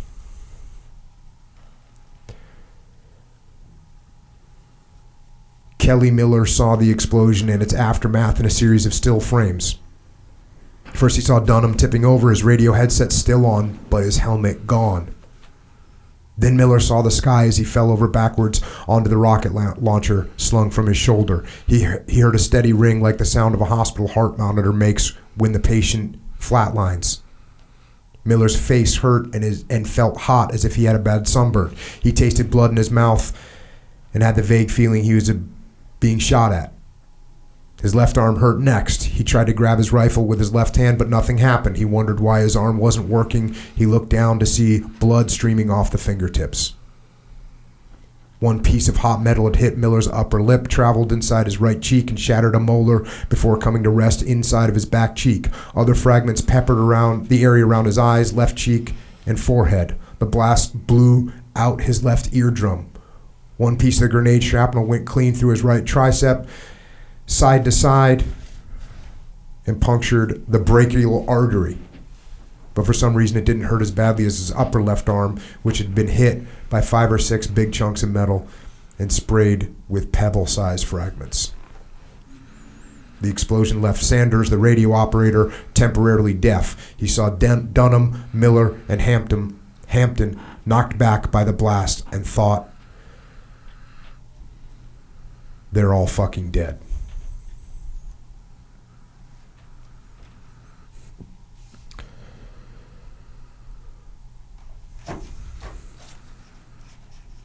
So, with that, the insurgent that was laying there actually gets up and runs. And Sanders, the radio operator, then unloads on him and kills him. But it's interesting, in the book, it was like Sanders didn't really understand. He was looking for someone else as well. He thought there's no way that whoever was there survived. So he was looking for someone else, another insurgent. And that leaves you, Ferg, kind of trying to organize the Kazovac at this point, right? Well, yeah, I just went from a 7-man team to 3 Marines getting wounded, sort of almost combat, ineffective. So my main thing was try to set up a casualty collection point around the back, the fence line right there, and get these Marines tended to. Could you guys? Yeah. In the book, it says I felt it's accurate, but I could feel the bullets passing me. Mm-hmm. And I was incredibly disoriented, never lost consciousness, but I'm looking down on the ground and I can see the bullets striking. And so I got my rifle with my right arm because it still worked, and I actually knelt at the front of the white Land Rover and tried to hold security one-handed. Mm-hmm. And it felt like an eternity, let me tell you what, but it was probably seconds past and my adrenaline started to wane. And then I actually had to go back. I kept moving back down the line of cars the way we came, because with every passing second, my pain level started to skyrocket, and I actually puked right there at the white Land Rover, and then I made it back behind the red vehicle, and I puked again, and that's when Sanders came up, and he was passing by, and I was in actually so much pain, I asked him to knock me out because I just wanted it to stop. Like I couldn't stop puking because the pain was so bad. And then I think I saw Ferg moving up past me as well, and then Sergeant Reynolds guided me to where the casualty collection point was and just put me up against a wall, the pile of goo I was at this point. And then Hampton joined me. And I remember the thing that I cared about most, and Bill was the same way. I didn't give two fucks about myself. I never asked how I was. I never asked how Bill was because I could see him. Where's Dunham? How's Dunham? You know, that was the only thing I could care about because, like, I could tell, like, I'm still talking. I can think. I'm fine enough. I could see Bill. He was talking, looking at me. He was going to be okay. But both Bill and I just wanted to know, where was Dunham? How was Dunham? And, like, that was like a theme almost because nobody knew. How'd you guys did you bring Dunham back over to the casualty collection point, Ferg? What it was is actually Jason Sanders was moving him when they were fired upon, and he had gotten him back around to the wall. But I can't stress enough because I just passed the first headlight of the vehicle when it exploded, and it's absolutely amazing. I thought I had 3 KIAs on my hand because the amount of concussion that I felt, and I had the vehicle between me and just reverberating off the walls and that. And it even says in the book, you could feel how hollow your chest cavity is. And it knocked me back a few feet too, and I had to get my orientation. So the fact that these guys, any of them were able to get up, it was like, yeah. The only thing that stopped me was the wall behind me. I put a nice little body imprint into it because I went into it so hard. And I was on one knee, hunched over. So it was powerful. Yeah, and it would make sense, when you start talking about getting shot at. Obviously, if you're those insurgents that bailed out of those first the sedan, and then the other guys that jumped out of the Land Cruiser, they know what's about to happen, and they're gonna set up on you. As soon as they get a good distance, they're gonna set up position so they can start shooting at you. Once this suicide guy executes his part of the mission, they're gonna be coming in hot. It was one of the indescribable eerie things because my hearing from the explosion was so fucked. I couldn't hear being shot at. I actually had no idea I was being shot at through hearing. The only reason I knew couldn't be there is because I could feel it and I saw the dirt strike marks. Same with you, Bill? I didn't see anybody shooting, and it just baffles me because I stood up and I walked back towards Staff Sergeant Ferguson, and they're telling me now that I walked through bullets. And I had no clue. I couldn't hear anything. It was ringing.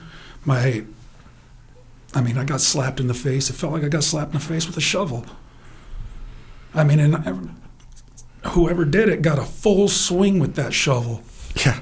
Because I can't explain it any other way. It was just, you got hit with a shovel in the face. They were almost like walking zombies, obviously, because of that concussion and that. And then Miller's like, it fucking hurts. And I go, you're going to be all right. And I could tell the way they were holding their arms and which arms were hurt and which arms were damaged. And then I could see some other visual wounds. And I was just like, hey, going to be fine. We're going to get you back there. What about your brachial artery being hit? How bad is that bleeding? Oh, it's like a waterfall going down my arm. He puts his arms up and goes, fuck. Well, all 3 of my nerves in my left arm were damaged. I have a high bicep. So I had no function from my shoulder down. I couldn't move my fingers, couldn't bend it. I also had no feeling because your nerves tell you when shit hurts. I'm getting buddy aid. And I'm like, Hampton's like, his left arm. I'm like, no, my left arm's fine. My right arm hurts. And they're like, no, your left arm. And all of a sudden I just look and my cammy's red. And I'm like, it's like somebody took a water bottle and is holding it on your shoulder and it's just flooding down. I watched it. Just watched his cammy's just soaked. And then and I was like, I actually got hit in both brachials because I lifted my right arm up after he cut my sleeve off and it was a squirter. So I ended up getting tourniquets on both arms. And while Sergeant Reynolds was doing that, was Reynolds? No, Reynolds buddy aided me. Okay, and then I self-aided my leg, and then I think he helped me with my arm. But I self-aided my leg while he was doing that with Miller, and then I had to pee. Then he had to pee. Not as serious as the rest, but the things you could worry about after you get hurt don't make any sense. Bill and I both took off our watches because we didn't want him to cut it off. I was pissed off because I hadn't showered in 30 days, and I'd showered the day before, so I was wearing clean camis. They took my blouse off, they ripped it, and all the buttons went off, and my first thing was, motherfucker. I looked at Bill, and I told him, I was like, I cut my boots off. I was pissed about my boots getting cut off. There's laces. Cut the laces. Pull them off. I want those back. No. You know, I looked at Bill and I told him my mom was going to be pissed. You know, you were probably right about that. Oh, she was. But it's amazing what the mind can do. I'm sitting there with both my brachials damaged, 2 tourniquets on. I've lost units of blood. And I'm worried about the most trivial things because, again, I'm a 21-year-old who thinks I'm pretty invincible, but it fucking hurts right now. How long did it take to get the Casevac going, Ferg? They were there in a matter of minutes. We used our Vicks to get out, and Jason Sanders, once again, he was awesome because he had that all set up. The only thing he asked me to what clarification, I said 1 urgent surgical, 2 routine, and he took care of all that. And a lot of it is the way the skipper broke down our company, because it was groundbreaking, because I always felt comfortable that no matter what the mission, I had 51s with me that could breach or demo or C4, anything. My mortarmen, they were call for fire specialists, and they were also medevac guys. And then 31s, when we were at Lima Company, us and Kilo 1, we're the only ones that we didn't need no help from Lima. We could man whatever position, Mark 19, 240 Golf. So the way we did that, it was awesome. And that paid off dividends by having Jason Sanders. And I didn't even have to tell him anything except for the classifications. How many vehicles came in to get you? It was our, what was it? It was Corporal Self, right? Cat White picked up Dunham because Stout was there. McManus himself came in. With 4 Vicks. 4 vehicles. They've 4 been in vehicles an coming. overwatch position. Got it. We kept them anytime we had a unit in zone, and even while we were out of zone. God, for the first 2 months, we had a cat section in zone around the clock as a ready QRF in case the battalion. Any unit in the battalion came into contact, there was always someone in zone who could fucking respond. Well, no, for me, it wasn't until Cat White came and picked up Dunham that I actually realized how bad I was hurt. Like, I had got the buddy aid and, you know, I had the tourniquets on, but Stout was a gunner for Cat White, and him and I went to the School of Infantry at the same time. And his vehicle parked right by the wall, and he could see me.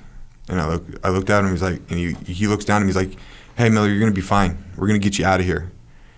And he was like, you know, trying to instill confidence, but it was the look on his face when he was looking at me. And that was when I was like, it sunk in. I was like, I must not be as okay as I think I am right now. The thing no one wants to hear, you're going to be okay. Yeah. We're going to get you out of here. That was the thing, too. I was worried about it because my facial expressions, I could tell, and I told Sergeant Reynolds, hey, look, because I was worried we might have to tourniquet that or something because I knew he was bleeding bad. And but the weird thing I remember is because everything was going off in Usaba, and we just had that incident, we didn't know what was going on at the time. So I'm like, I remember loading these guys up. I'm like, hey, we don't know how much security we're going to have for you. You guys might have to go down Market Street in the middle of this stuff, so you have to be prepared to fight, you know, until you get to the LZ. And they're like, Roger that. They just got their weapons ready and loaded them up. We couldn't send anybody with them because we had our ground element, so it was just the cat guys. And we went back train though. Yeah, we went down train. Everybody stayed off the market. we asked, and they're like, what way are we going back? And they're like, route train. And both Bill and I were like, fuck. Because it was IEDs all the time on train, and I was like, great, I'm going to get blown up fucking twice. Yeah, so it wasn't just the Cat White that responded, it was also our high backs with Gunny Fontecchio or company gunning. And he heard the call when Sanders contacted Cat White. He was on the platoon net. So he bounced down there as well, and it was our own high backs that they loaded the casualties up into to get them back to the Casevac LZ in Usaba. And so what did Ferg, you stayed out there? Yes. With what? You, Sanders, there's 3 of you now? Yes, and Staff Sergeant Beato. And what we did is I waited to the cat guys came and they moved forward, and we just went around to that position just to clear those 2 houses, and then we got some enemy POWs from there. And Carbajal, I was with Carbajal's team, right? We were on the western edge of the HK. at an old abandoned mosque overlooking the Wadi and Husayba to the west when we heard the gunfire. I never heard a fucking grenade. I never heard a blast at all. All I heard was small arms fire. And there was a corpsman there with me, and Sam, our Arab-hating, atheistic Kurd linguist that we inherited from first to the third, thank God. And so I grabbed those two and yelled at Carbajal, and we ran towards the sound of the fire, and there was a black sedan that was backing up off that road that that line of vehicles was stacked on. So there was a vehicle trying to get the fuck out of Dodge in reverse. We stopped it. Sam was there. We started searching the trunk, and he says, "Hey, sir, they're going to a fucking wedding. So let him go." So we let him go, and I looked down the road, and Sergeant Reynolds, the sniper that we'd brought along, I could see him next to a line of vehicles, and he yelled at me to cut off a white pickup truck that was headed south. So all I could grasp of the situation at the time was that they'd made contact with insurgents, and there was at least one vehicle trying to get out of there that we needed to cut off. So I grabbed Carbajal, who had gotten to where we were at that sedan by that time, and we pushed all the way south to the train tracks. As we were pushing south, we saw Cat White racing from the direction of East End and Husayba, just across the Wadi. They were flying east beneath the train tracks. And we didn't, I had no comms, I had no fucking radio comms, so I still had no clue. That was your boys being Kazavaked. Correct. So we got into the water treatment plant, and Carbajal had no comms on his inter-squad radio with... Were you guys carrying embeders for radios? No, we were still using... PRRs. Yeah, PRRs at that time. So we needed elevation to be able to get comms with Dunham. So we got to the water treatment plant, which was the tallest building around, and Carbajal scrambled up to one of the roofs, got a hold of Sanders, and then one of the Marines, Carbajal actually got a viz on, so we could tell from his perspective how we could get to where they were. So he came back down, and then we arrived on foot at the site. And when we got to the site, Ferg was standing there in the middle of the road in front of that, or maybe behind that white Toyota Land Cruiser. And I'll never forget, he had those Wiley X goggles on. And he came up to me and he said, "Hey, sir, Miller and Hampton are going to be all right." And there's something about his tone that implied that Miller and Hampton weren't the object of that fucking statement. And I looked him in the eyes and I said, "What the fuck are you saying?" He says, "It's Dunham."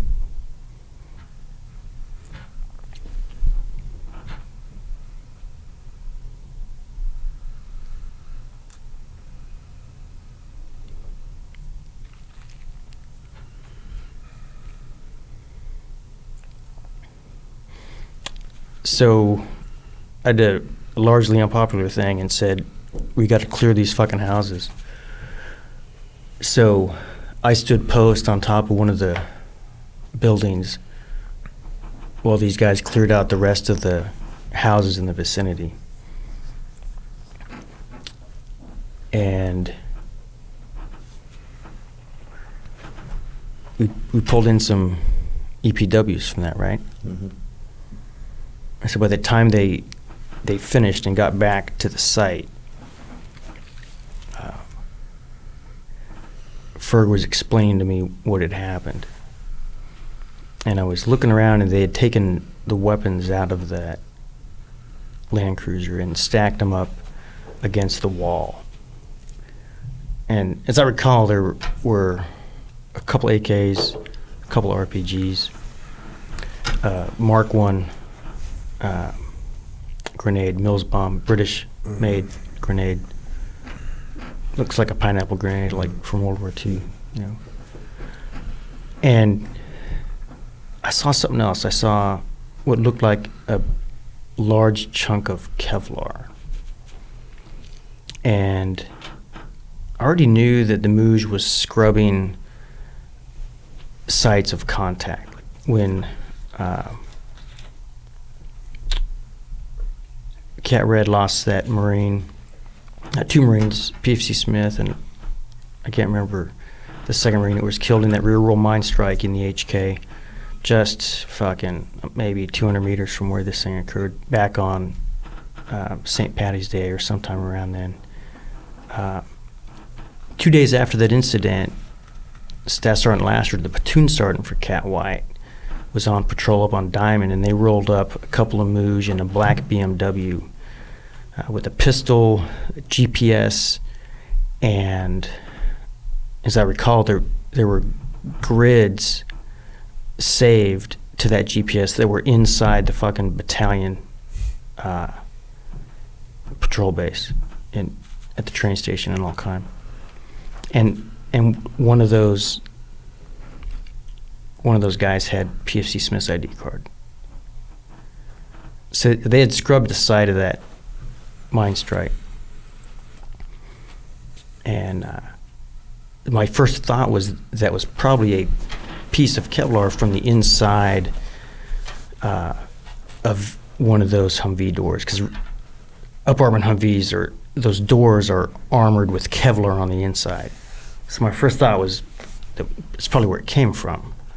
But as I'm looking at it, I see it's got a familiar shape to it, and that's the ear scoop on the side of the Kevlar, where it drops down from the visor to cover the ear.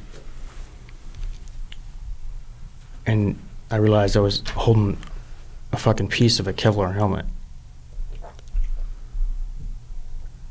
And I started looking around, and I noticed that there were tiny scraps of Kevlar covering that fucking road from wall to wall.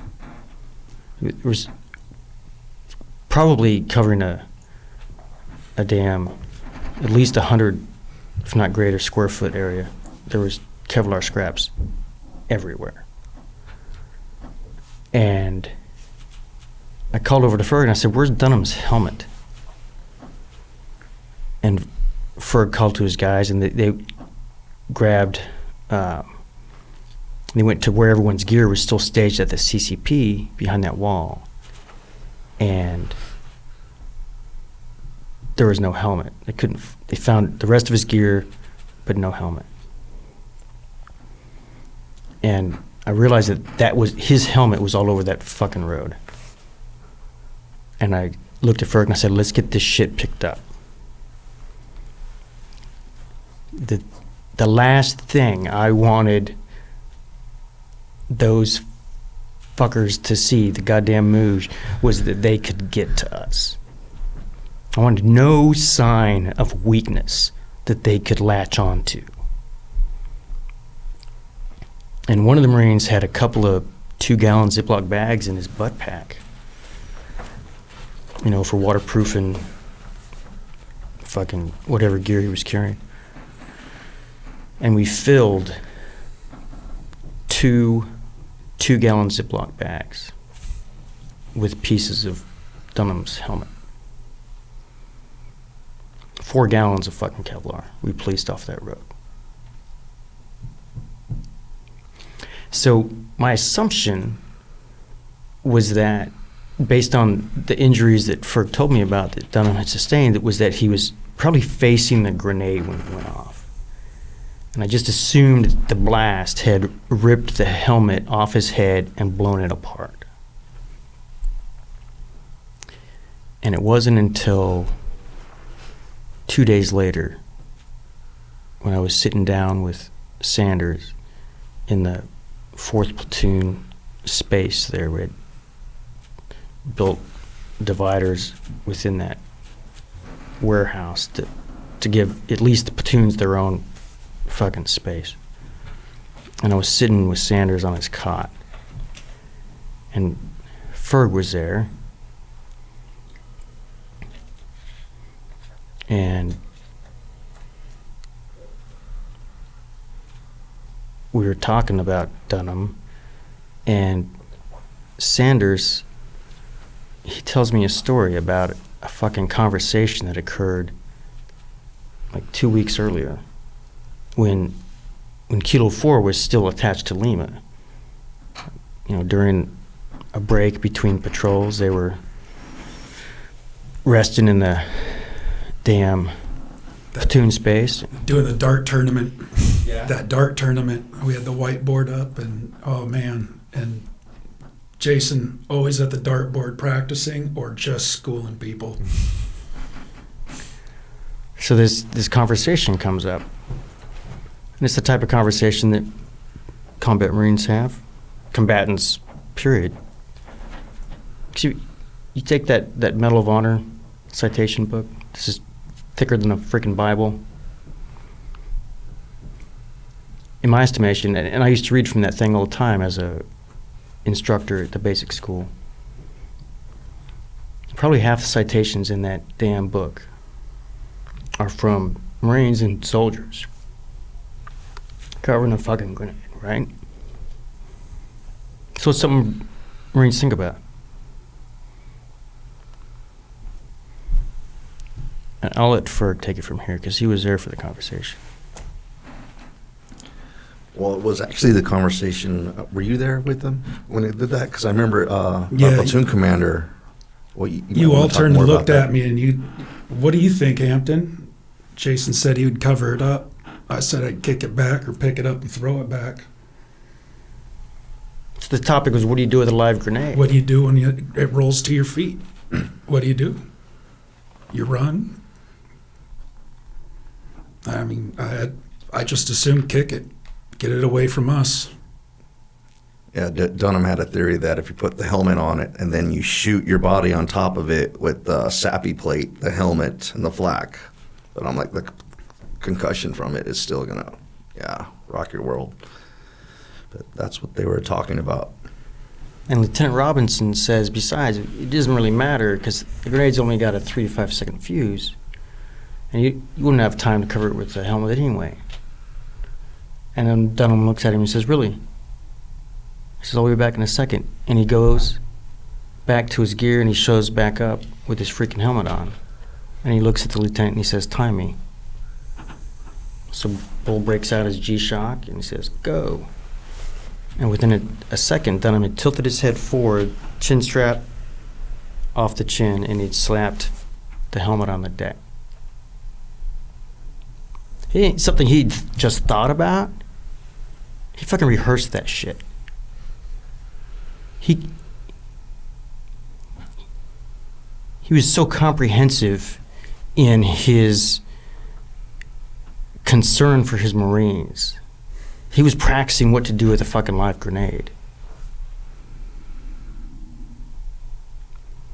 And my fucking jaw dropped when Sanders told me this story. And I got right the fuck up and I walked right into the damn battalion CP. Lieutenant Colonel Lopez was in his office. I knocked on the hatch and I said, sir,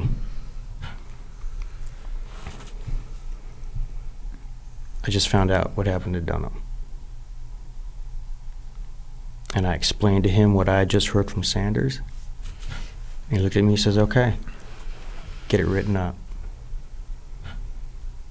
So I went back to the fucking company space, and I grabbed Bull, who'd been a platoon commander for all of fucking 4 months. Goddamn second lieutenant. being told by his company commander to draft a Medal of Honor citation. There are many lieutenants who ever get thrust into that situation.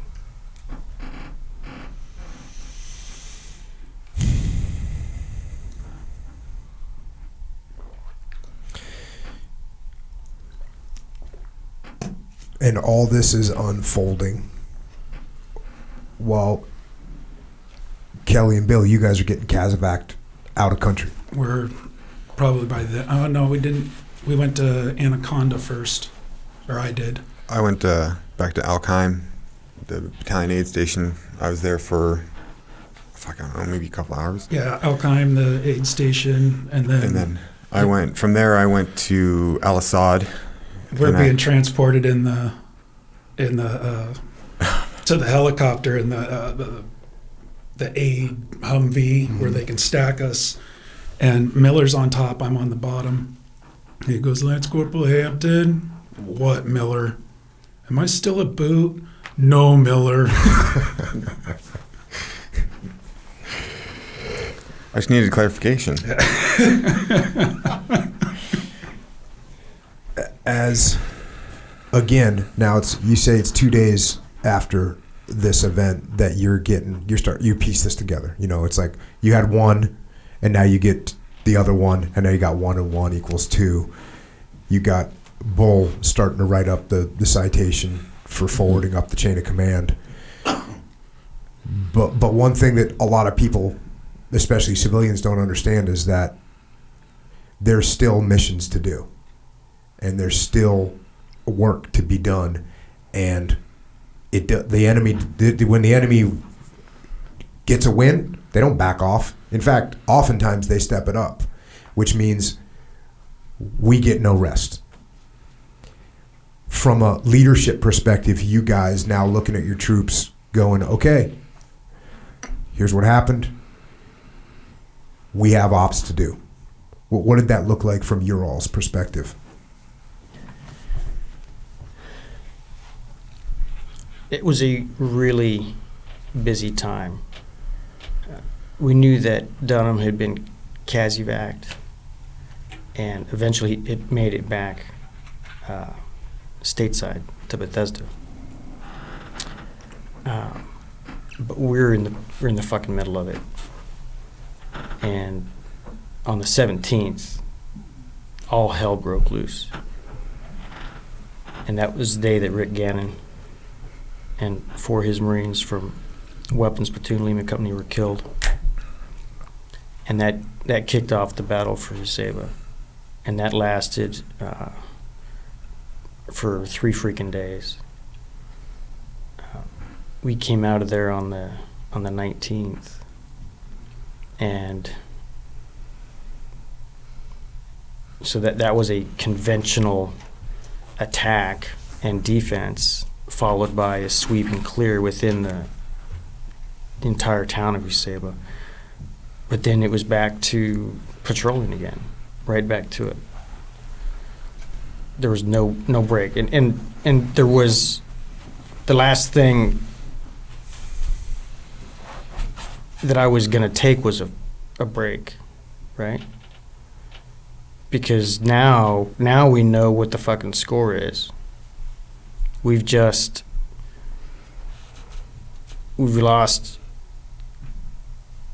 a Marine on the 9th in a massive ambush. Now we've lost Dunham. The rest of the battalion is taking casualties. Ramadi is blowing up. My good friend Chris Bronzy, who takes 15th MU actually on the 13th. Company commander in 2-4 is in there, and they're in a fight for their fucking lives. It's going to hell in a handbasket across all Anbar province. So there was no rest. We were in it. And we eventually got word on the 22nd that Dunham passed when he was removed from life support. So he lived for 8 days from point of injury to being removed from life support with his parents at his side and the Commandant of the Marine Corps there as well.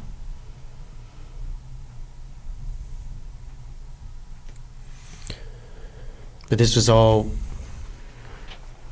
for us, anecdotal, because we're in the middle of it. There's no fucking break.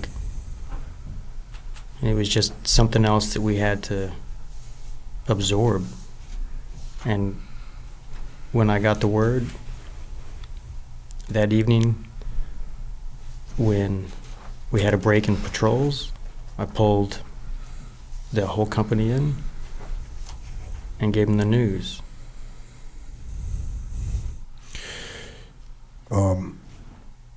You know, one of the things that really this guy Phillips, he literally interviewed like everyone that came in contact with Jason over that time period. And the story as it unfolds is very well. It's so detailed, and it gives people an insight into not just the frontline troops, but everyone that's in the service and what they're doing, the medical folks. There's a section right here that harkens back a little bit to that. It says, Al-Assad, Iraq, on the morning of April 14th, Becky Sparks, commander of Alpha Surgical Company, received an email with new instructions from the chief surgeon of the 1st Marine Expeditionary Force. The title, Treatment of Expectant Patients, would have struck a civilian as out of place in a hospital in the middle of a combat zone. But in battlefield medicine, expectant means quite the opposite of what it does in the faraway world of maternity wards and delivery rooms. An expectant mother is expected to create life. An expected soldier is expected to die. So here's the email. Occasionally in our triage of patients, in the combat environment, we classify patients as expectant, the chief surgeon wrote. With multiple casualties, these patients have our lowest priority for care, but they have the highest priority for care for another member of our Navy Marine Corps team, the chaplain. An expectant patient does not always die. Expectant means you expect something to happen, and most often it is death, but sometimes after the higher priority patients have been treated, an expectant patient survives. Their care should be continued with the resources that can be committed. Heroic efforts may seem to be helpful in the short run, but if resources are expended when the next patient arrives, then you have not helped this latter patient. This is when judgments are critical, and I would dare say that very, very few of us have enough experience to make these decisions easily. When the decisions must be made, talk about it, include your entire team in your decisions, and move on. If the patient is expectant, make sure that he is comfortable and that someone stays with him until something happens. If the patient does die, document the death appropriately. At the 7 a.m. staff meeting, Commander Sparks, a brisk woman whose auburn hair and bright lipstick stood out next to the black 9mm pistol hanging from her shoulder, passed the chief surgeon's message along to her physicians.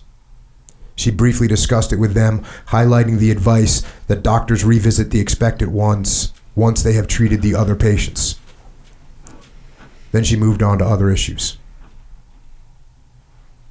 That afternoon, Jason Dunham arrived at Alpha Surgical Company,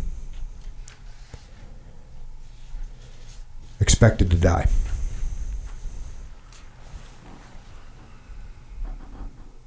In Alpha Surgical Company's contingency plan for dealing with the mass casualty event, responsibility for the expectant ward fell on the Navy dental team.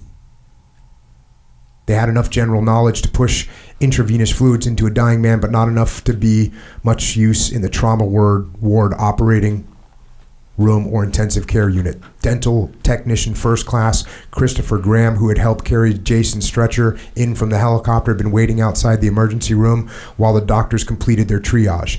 After 15 minutes, the door opened and an order emerged from the chaos. Please take this patient to the expectant ward. Graham and three others carried Corporal Dunham's litter to a dim, white-tiled room with a pair of broken shower stalls. A tape above the door read washroom. All the sawhorses were in use elsewhere, so the litter team carefully placed the stretcher on the floor. Graham sat by the corporal's side, across from Rachel Sterling, a 21-year-old dental technician, third class. Sterling had chosen service in the Navy because her grandfather and great-uncle had been sailors. Navy Lieutenant James L. Harris III, a 32-year-old dentist from Crockett, Texas, joined them in the expectant ward and did as did the chaplain, Lieutenant Lentz. Then they waited for Corporal Dunham to die. For 45 minutes, they spoke to him in soft voices, holding his hands and stroking his limp, muscular arms as Lieutenant Harris pushed fluids and painkillers into his veins from an IV sac. The Marine Corps is proud of you, and we're all proud of you, Graham told him.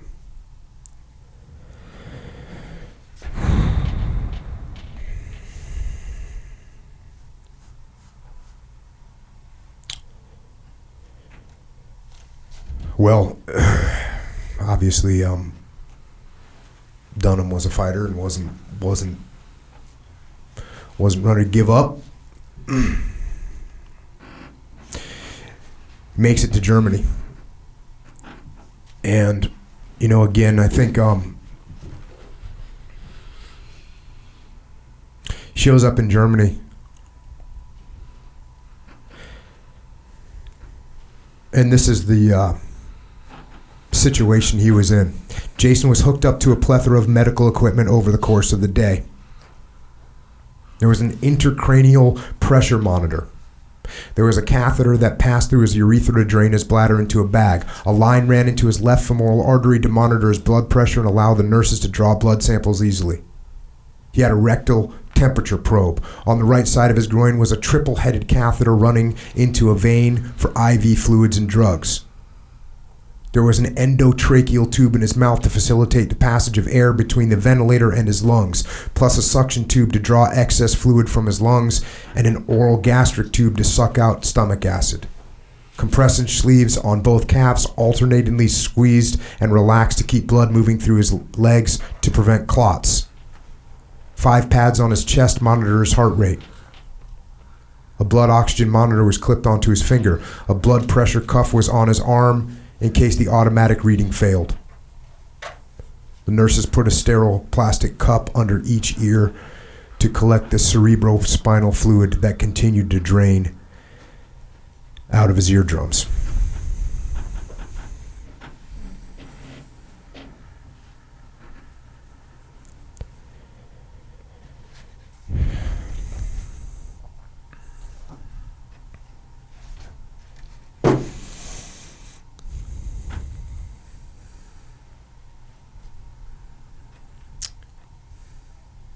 So,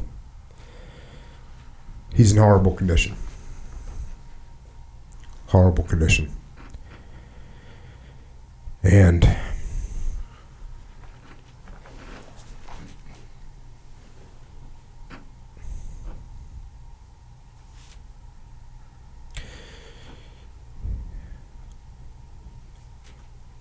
he's on the brink of dying this whole time. These medical folks in the military are doing everything they can. They're making heroic efforts. And they want to get him stable enough so that they can get him back to America at a minimum. And they're actually able to do that. And of course, at this time, Jason's mom and dad had been notified that their son had been wounded, and this is one thing that's I don't know what the protocol is when someone gets killed. There's a knock on the door. When someone's wounded, depending on the severity and how well it's known, and I don't know what they do in the Marine Corps, in the SEAL teams, they're going to still try and give someone a knock on the door. But what Deb and Dan got was a phone call. Hey, we don't know what's going on. We don't have much information, but Jason's been wounded. And if I remember correctly, they didn't even get like a massive amount of criticality. You know, they weren't quite sure. But they do find out that he's coming. They get down to DC, Bethesda area, and Jason, the medical personnel in Germany are able to get him stable enough to send him back. And when he lands back in America, this is what unfolds. 39-year-old Lieutenant Colonel Jim Byrne was working as a federal prosecutor going after Colombian drug traffickers when he volunteered for active duty. He expected to end up at the naval base in Guantanamo Bay, Cuba, prosecuting the Taliban and Al-Qaeda suspects. Instead, the Marines sent him to Bethesda to head the liaison unit. Burns drove to Andrews Air Force Base Wednesday night to meet the plane from Germany and watch the crew load Corporal Dunham's litter into a private ambulance waiting on the tarmac. The colonel sat for a few minutes next to Jason. The noise from the plane was deafening, and Byrne leaned over to speak into his ear.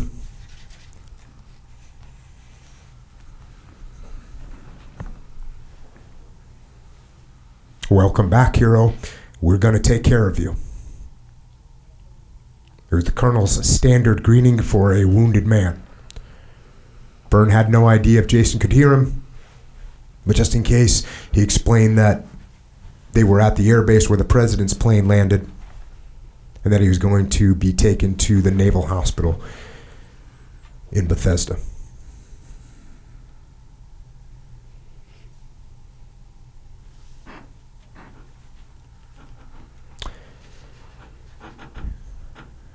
And when he gets there, this is where his mom and dad, Jason's mom and dad, Dan and Deb, finally get to see him.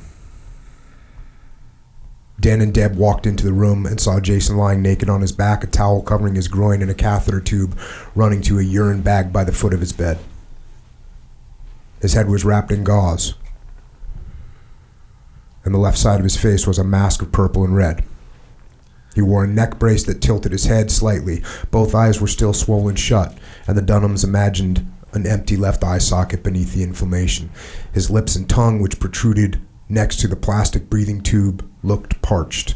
The ventilator moved his chest up and down in perfect robotic rhythm. His feet curled down towards each other in an exaggerated pigeon-toed position. Dan thought he looked thin, as if his muscles were already fading. Deb thought he looked cold. I'd love to put a blanket on him, she said. I know that's the instinct, the nurse responded, but we're trying to keep him cool.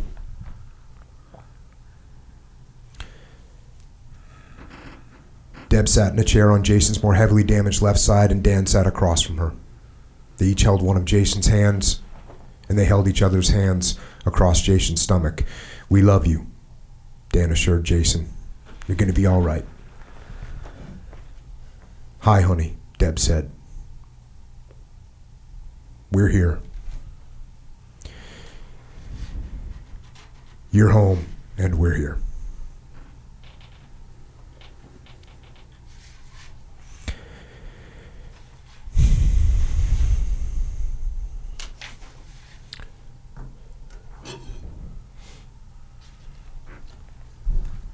So, again, at this point, I mean, you guys still are working.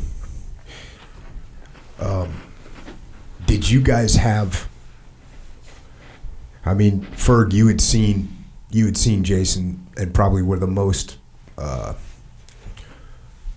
aware, mentally while you're getting him casevaced. What were you thinking? Did you think he was going to live? Did you think?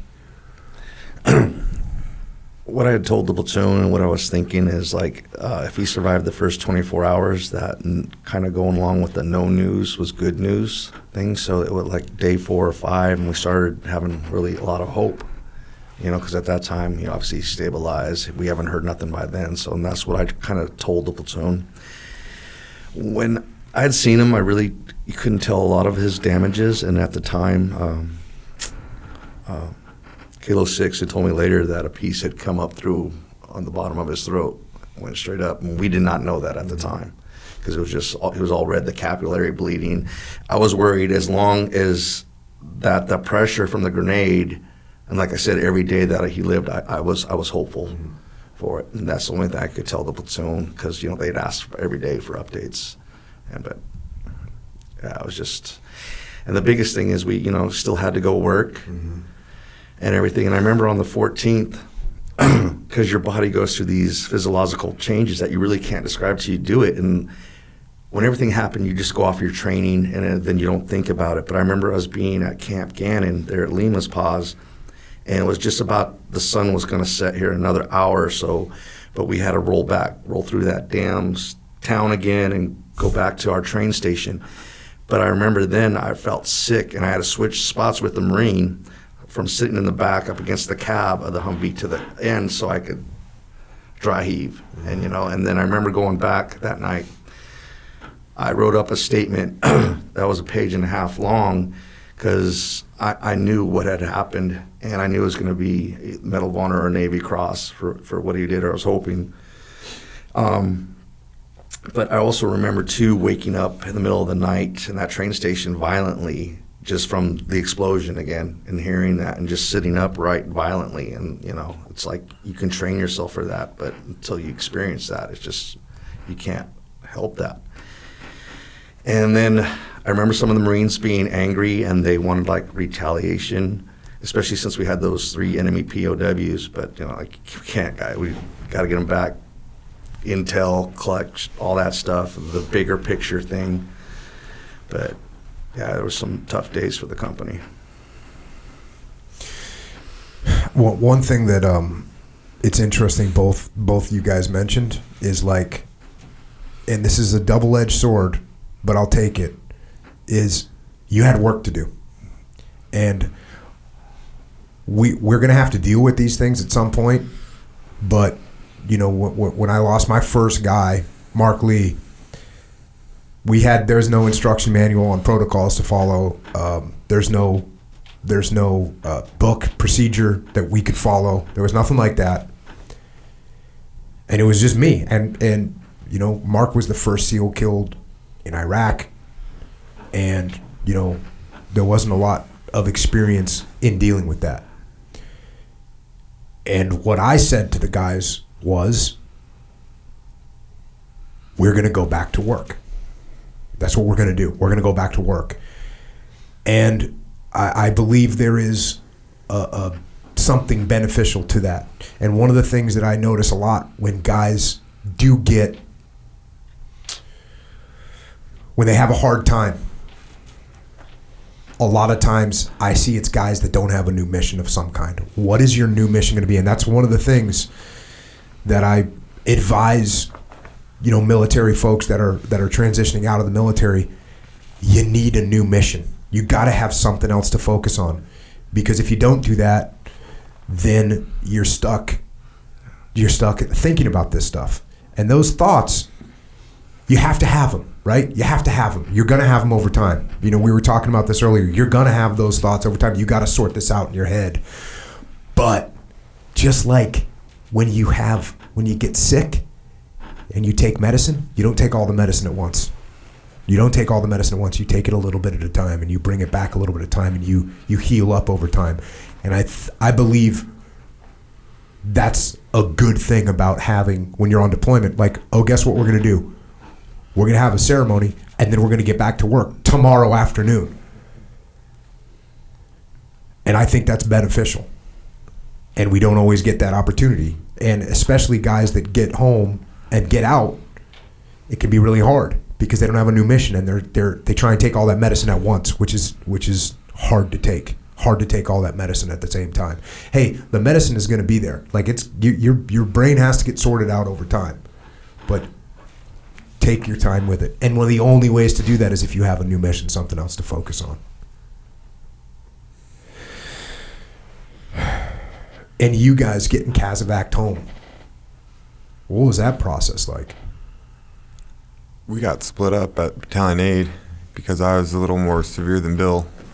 Yes. So I remember getting picked up from LZ Parrott, and they stuck me at the very roof of the Black Hawk. All I could see was the ceiling, and all I could hear was the blades. And then I must have passed out a little bit on that flight because it was really short. I remember waking up in Battalion Aid, and they were working on my arms. I still couldn't hear for shit, and I was really just out of it, but I wasn't. It was like, it felt very surreal. Like I could sense everything that was going on, and I could see people doing stuff, but at the same time, like I just wasn't mentally processing what was going on. Like the doctors asked me if anything was wrong with my mouth, and I didn't say anything. I just reached in and pulled out a tooth fragment and showed it to him. This is the non-verbal answer. So I believe Gibson and First Sergeant Hampton, did you guys come into BAS and see me before I flew out of Battalion Aid? Negative. Then it must have been... It may have been Templeton. Okay. Right. Because we were in zone until... it might have been him and Rob. I can't remember. Yeah, it was okay.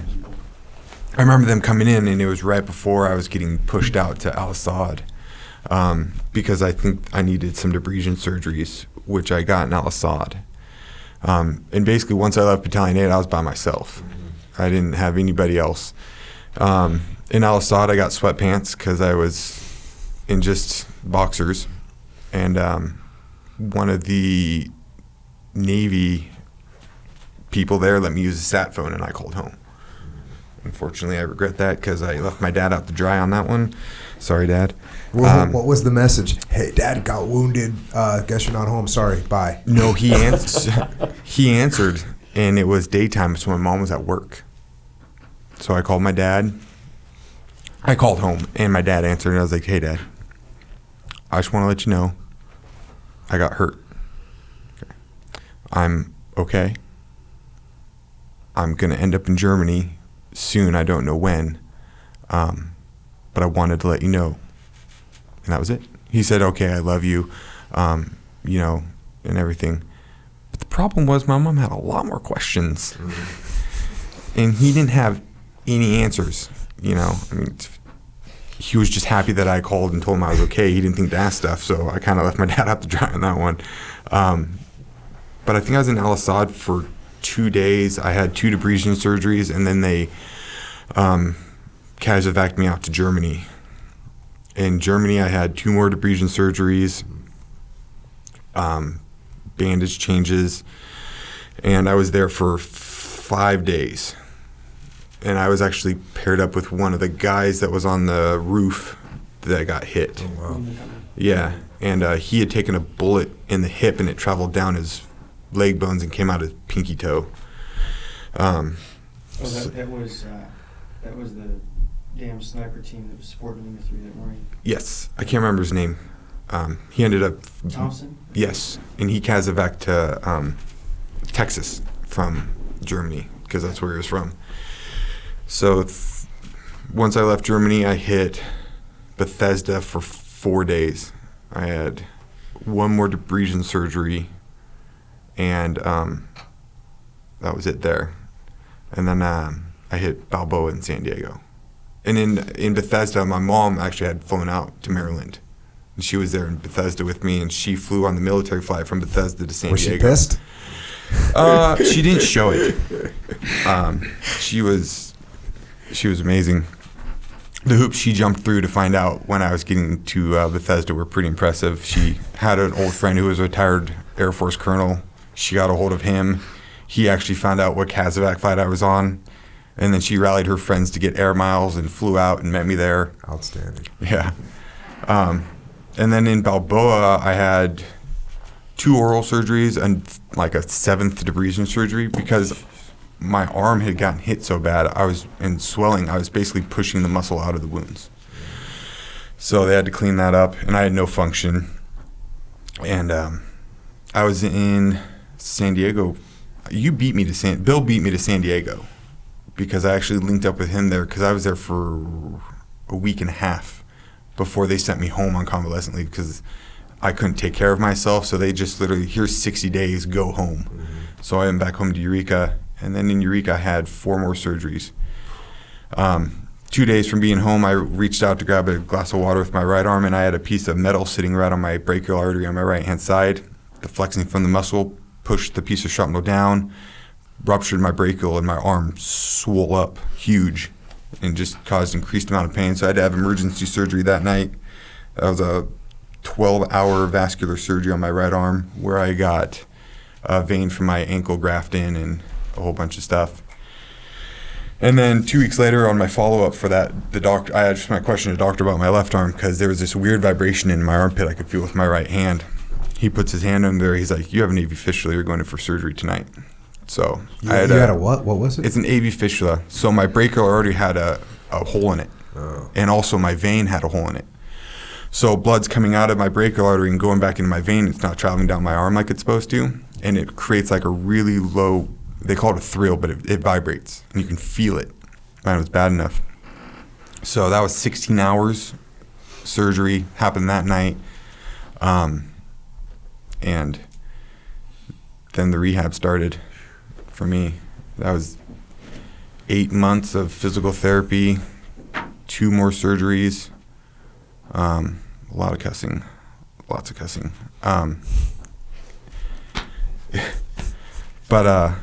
And so like my recovery process is after the surgeries is the Marine Corps tried to medically discharge me because I was a broken Marine.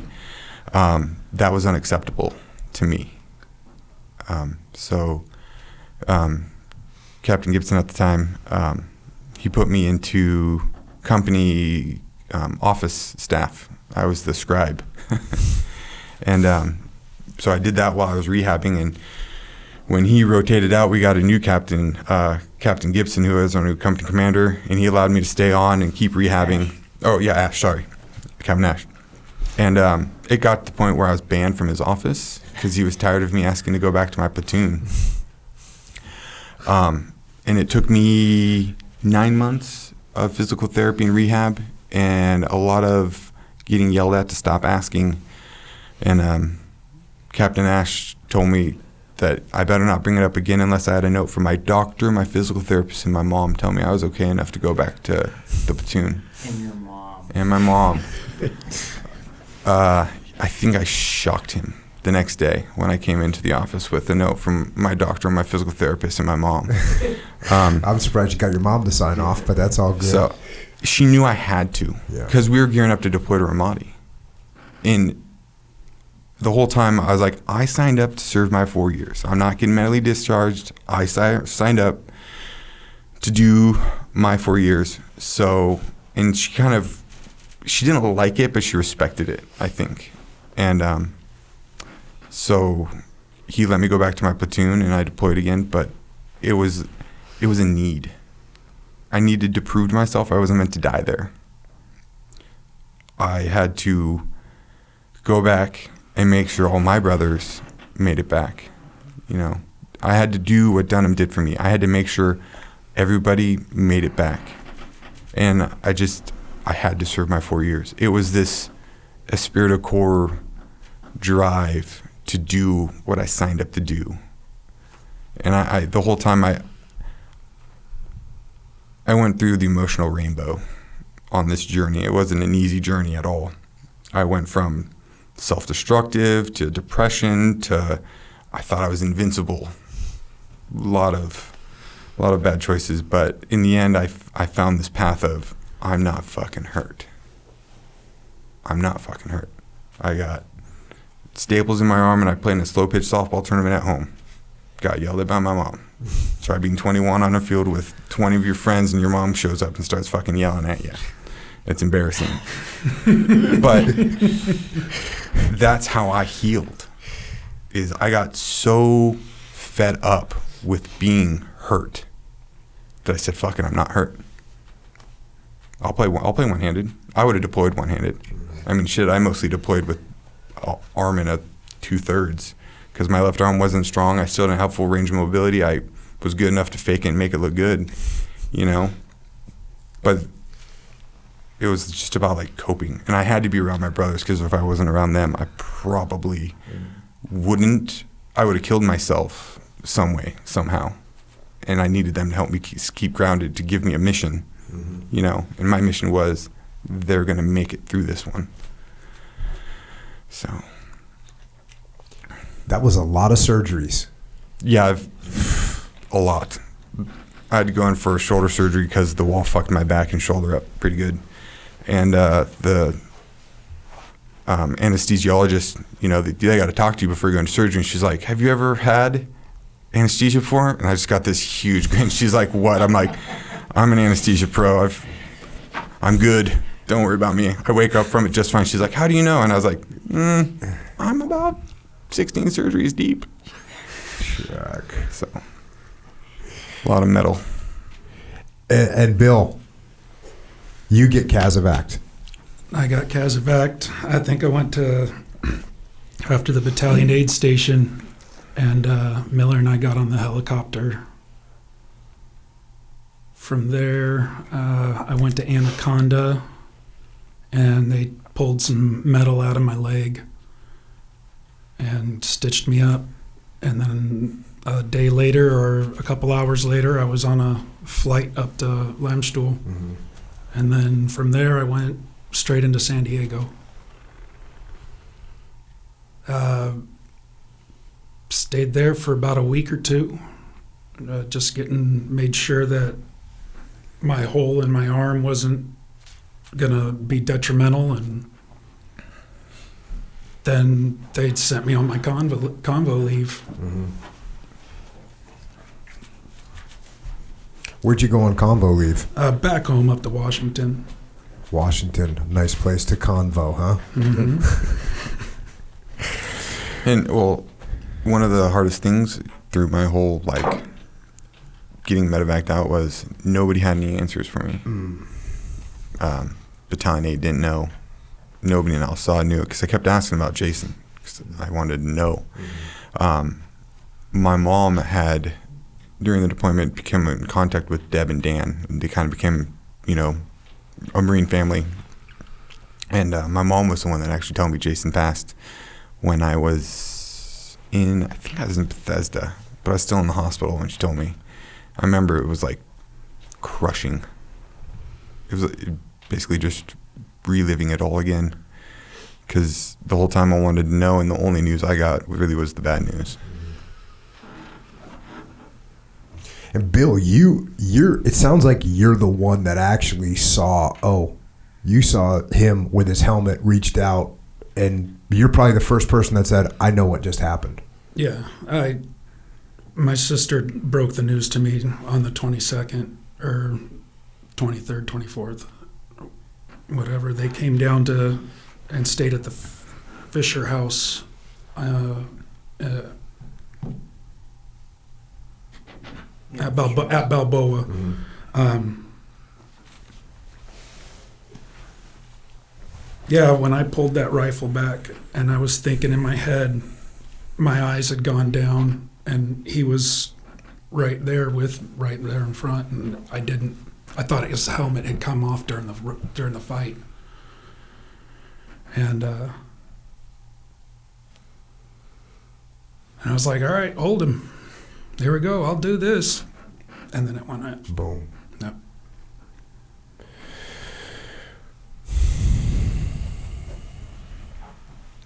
You know, I know talk a lot about decision making and as combat leaders, you got to make decisions. You got to make decisions. You got to make hard decisions. And as hard as those decisions are, there's the absolute most horrible of all decisions.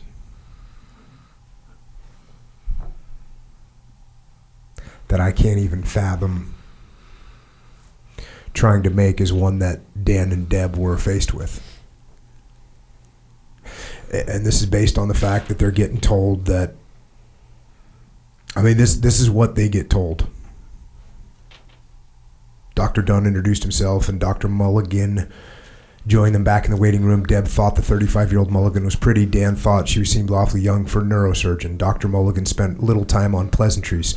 The prognosis for your son is grim, she said. She explained that the biggest grenade fragment had caused so much damage that even if he survived, Jason would likely be paralyzed on one side and unable to speak or understand those who spoke to him. The swelling of his brain stem had destroyed its ability to keep the body alive unless a machine did his breathing for him. What you see is what you have, she said. He will never be able to hear you or know you are there. Mulligan said there was an operation she could do to relieve the pressure in Jason's brain, but she warned she wasn't sure that Jason was strong enough to survive the surgery or that it would do any good even if he did survive. The damage, she believed, had already been done and could not be reversed. The chances for full neurological recovery are non-existent. The doctors then mentioned the unmentionable. The Dunhams should consider taking Jason off of life support.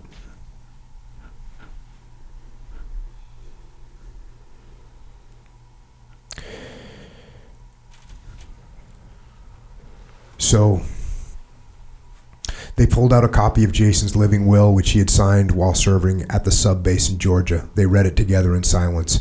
If at any time I should have a terminal condition, become in a coma with no reasonable expectation of regaining consciousness, or become in a persistent vegetative state with no reasonable expectation of regaining significant cognitive function, then in any such event, I direct that the application of life-sustaining procedures to my body be withheld and withdrawn, and that I be permitted to die.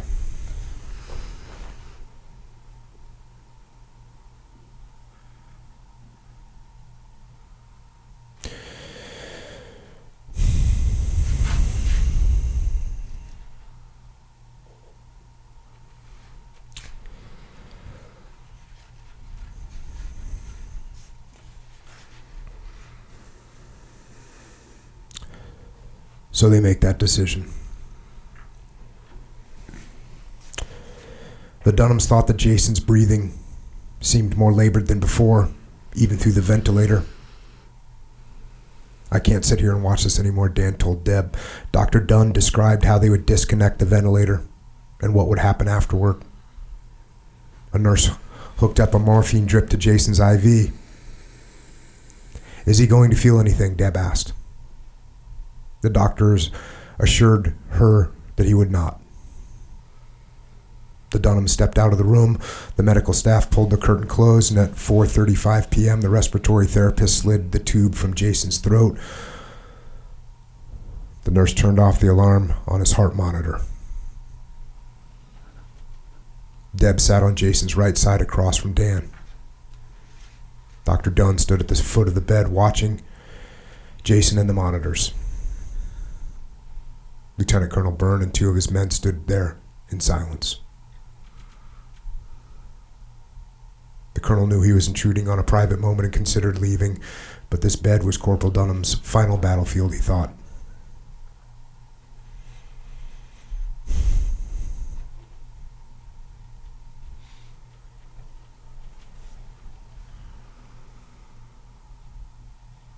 And Marines don't abandon their brothers on the battlefield. A chaplain administered last rites. Then he leaned over to help Deb remove her gloves, and she once again felt Jason's skin as she held his hand. Sometimes she reached across and held Dan's hand. Sometimes she placed her own on Jason's heart. "We're proud of you," Dan said. "We love you." Deb touched the side and the bridge of Jason's nose stroked his arms and said, "It's okay, honey. You can go now." Dr. Dunn watched as the blue line on the monitor screen showed plunging levels in oxygen in Jason's blood. His heart rate fell until the green line went silently flat. Dunn stepped forward and bent down to listen to Jason's lungs and heart. He straightened up, removed the stethoscope from his ears, and said, "He's gone." It was 4:43 p.m., April 22nd, 2004. Jason's body relaxed, and Dan thought his son looked like himself again. Deb put a photo of the Dunham family in Jason's hand.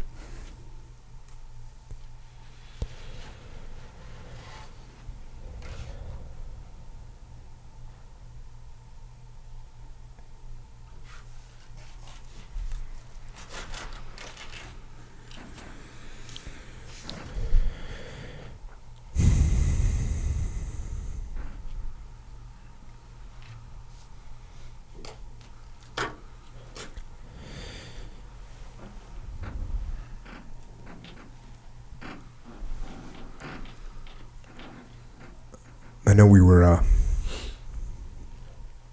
talking before we kicked this thing off, and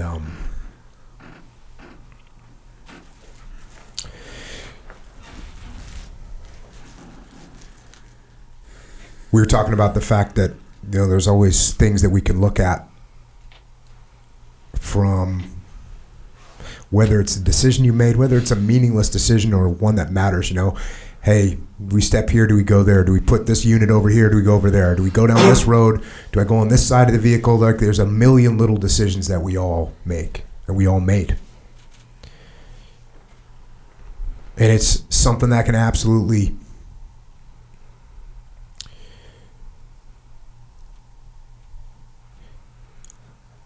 it's something that none of us can change. And it's something that if you knew the outcome, if any of us knew the outcome of the situations that we've been through, sure, you look back and say, oh, go left instead of right. Go forward instead of back. Go to that vehicle instead of this vehicle. But we don't have that luxury. We don't have that luxury of knowing what the outcome is going to be of every decision that we make.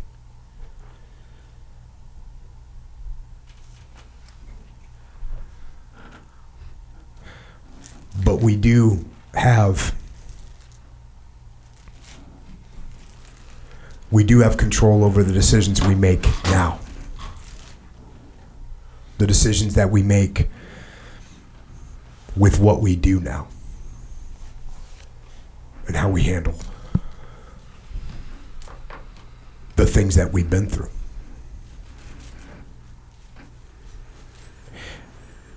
And as I hear this story unfold and sit here with you guys, you know, that's what I think about.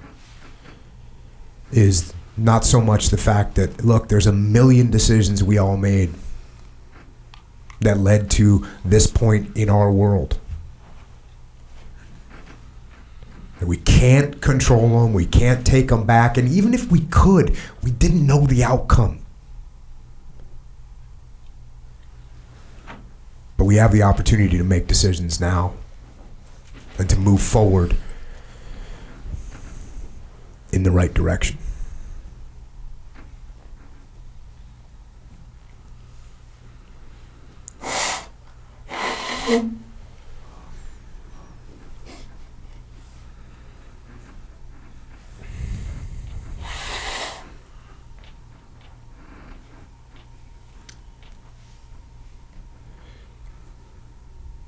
You know, we've been going for a while, and I told you guys in the beginning, I was like, yeah, this is gonna suck. And I was also talking about the fact that, like anything that sucks, you know, you gain something from it. You make progress. You become stronger is the bottom line. You know, you do something hard. As an individual, when you do something hard, you become stronger. As a unit, as you do something hard, you become stronger.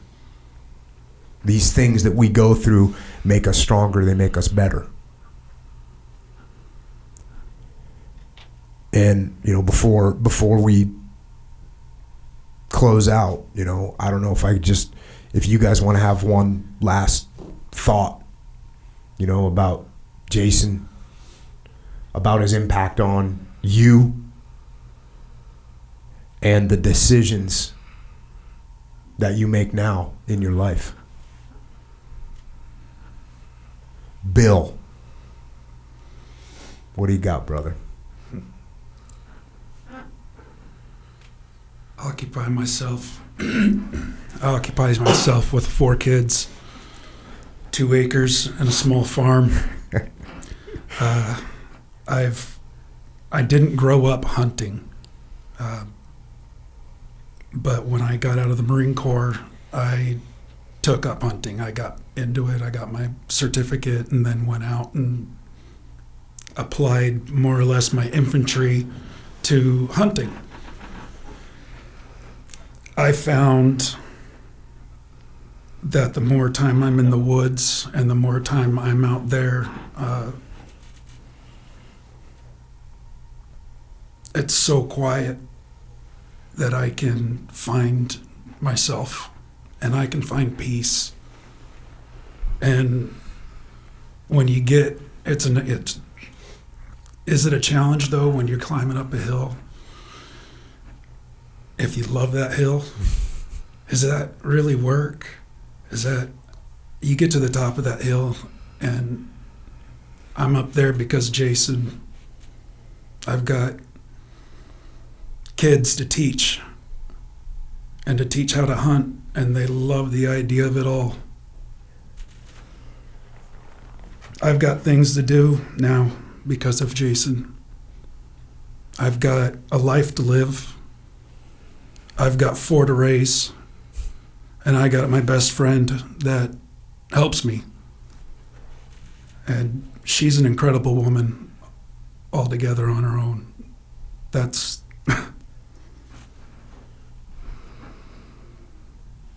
yeah, she's been holding me together quite a bit, and we're going almost 14 years now. Yeah, well, everything you just said, from the farm to the hunting to raising 4 and raising 4 kids that will reflect and never forget, and that's outstanding. And yes, your wife must be pretty incredible to put up with you. Concur. Ferg.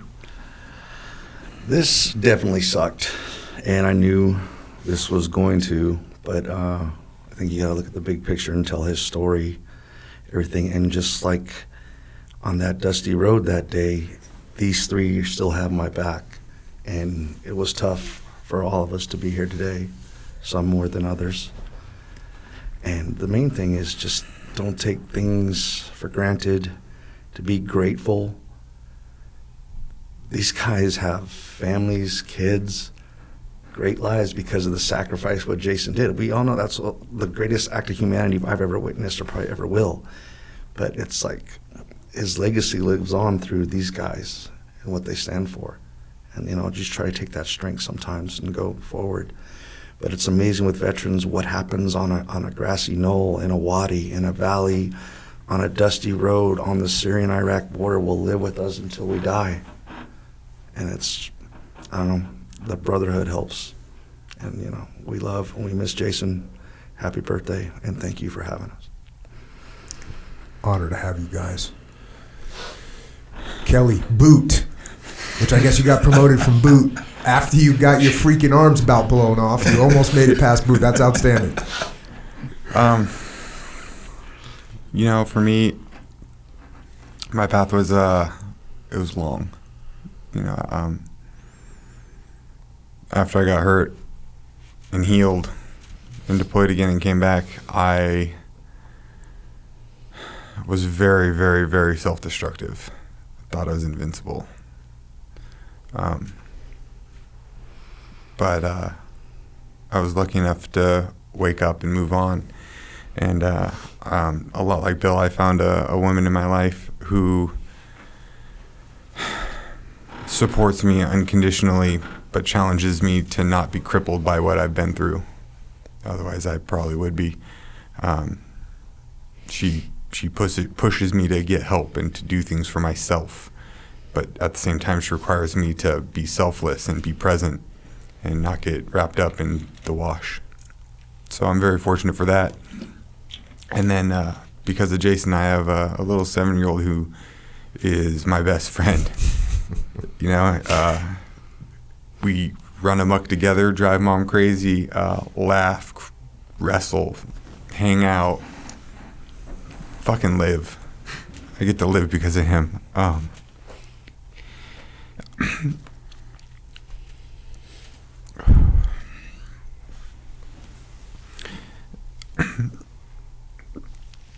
Living is the greatest gift, but it's also the biggest burden.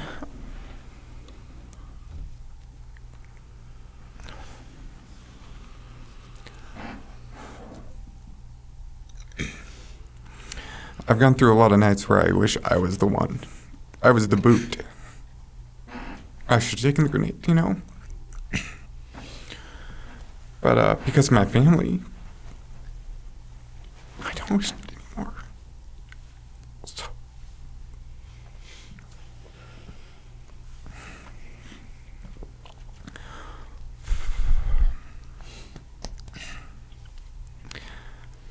I love him and I'll always love him because of what I have. But it's not always easy to have.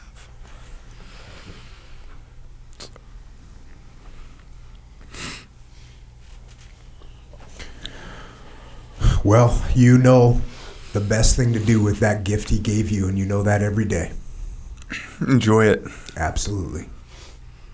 You take that little boy Jet, and you raise him into a man. Oh, yeah. Trust me, he doesn't take it easy on me. I feel bad for Rick right now. Last time I heard he had the boxing gloves on, so. Jack. So, no, if it wasn't for him, I wouldn't have my wife, I wouldn't have my son, and the memories I've been able to get from them help fill the hole created from the loss. So. Yeah. Well, like I said, it's a gift, and just seeing your boy out there, who, by the way, I said, hey, kid, you know, I've written a bunch of books for kids. You want to read them? And he goes, nope. He's the first person that's ever said that to me. You know, most people at least have a little thing in the back of their head to say, hey, I'm getting something for free. I'll take it. Not Jet. Jet said, I'm not here to read. I said, cool, I got some padded rooms out there. You can go run around. And he said, I'll do that instead. Yeah. He found your speed bag, and he already asked me if he could get one. We'll sponsor that. Yeah. Awesome, man. And Trent, what do you got?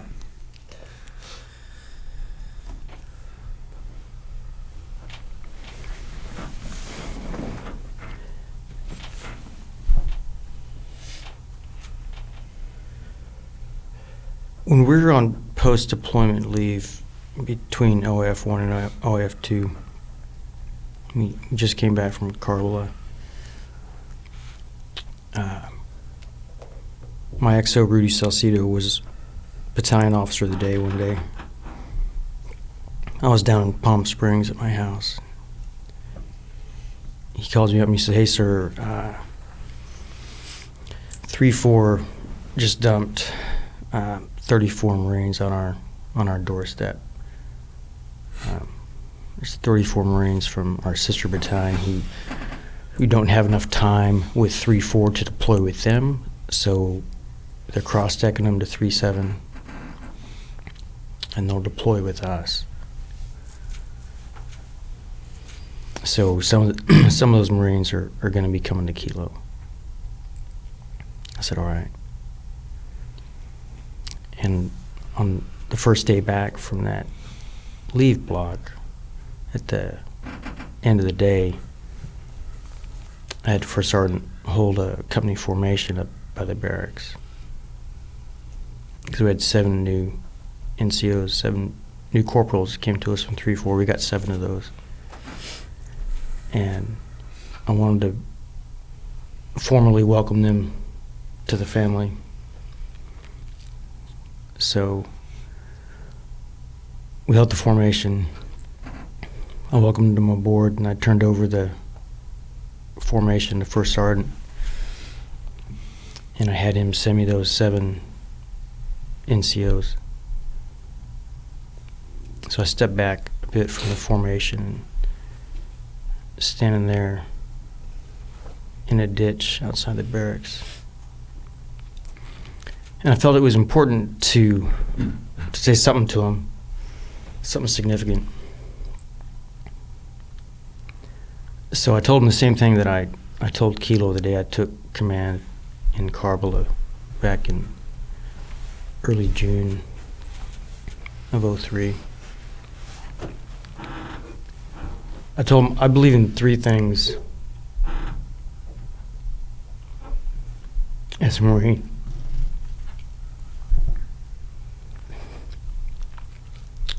Is that I believe in leadership by example. I believe in self-sacrifice for the greater good. And I believe that one man can make a difference.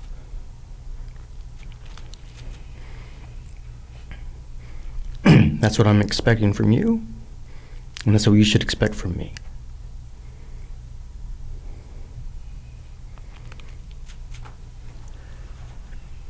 And 2 years later, I found myself preparing a speech for the town people of Scioto, New York, during a ceremony in which they would dedicate their post office to their son, Jason Dunham.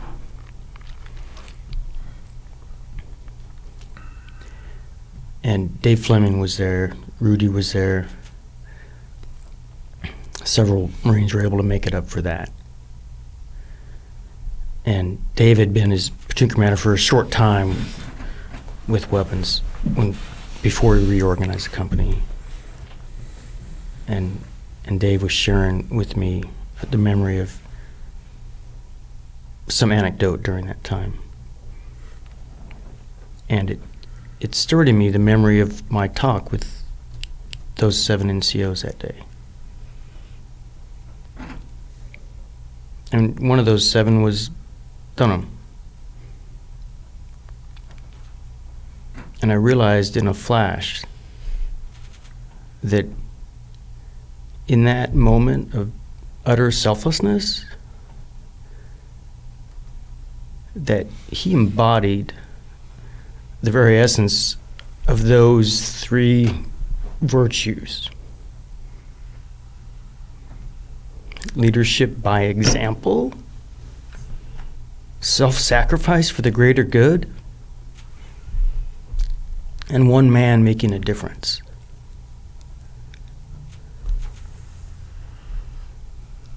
And as Ferg said, he could think of no more profound example of humanity. The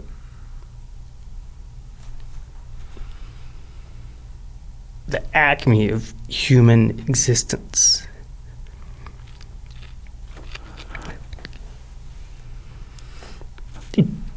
Give your life for another.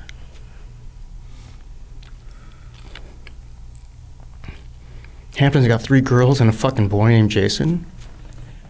2 girls, 2 boys. 2 and 2.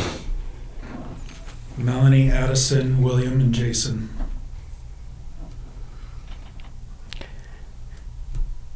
We got Jet downstairs working a fucking heavy bag. Jason. Jason Miller. Life begets life. And I spent a couple years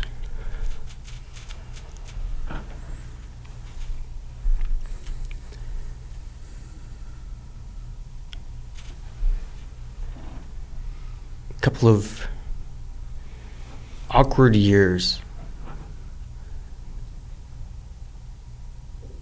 as the company commander of a Medal of Honor recipient.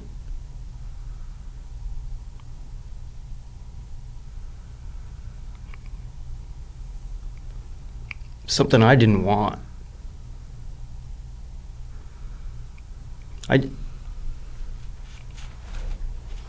I just wished that Deb could have fucking over Christmas.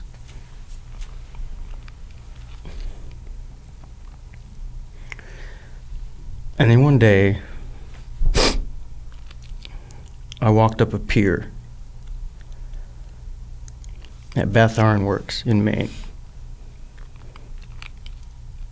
I was there for the mast stepping ceremony of DDG 109, USS Jason Dunham. And nothing can prepare you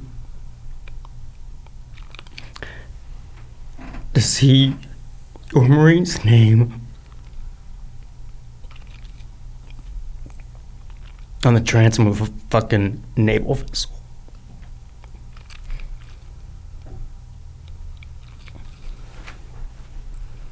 And I realized in that moment when I saw his name there, that in that moment of selflessness,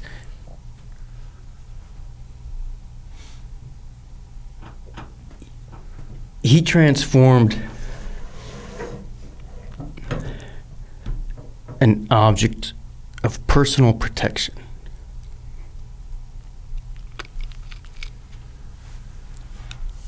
into an instrument of protection of others.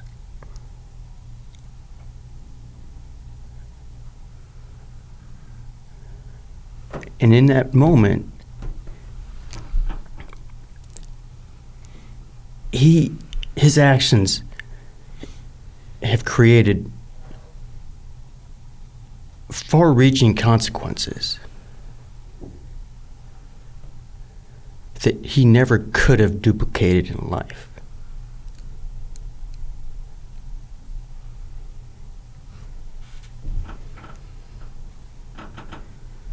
In that moment, he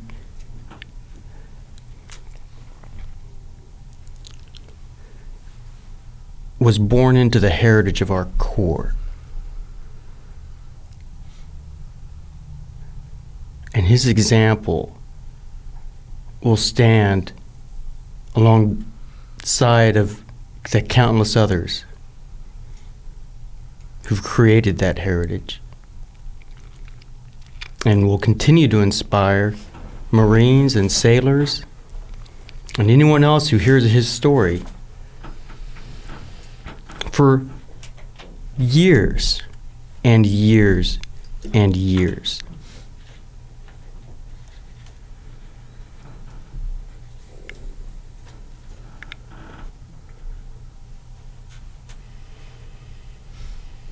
It's an impact that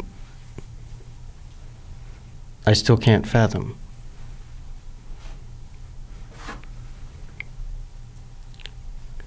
But he is leading by example every day still. And today he's 38 years old.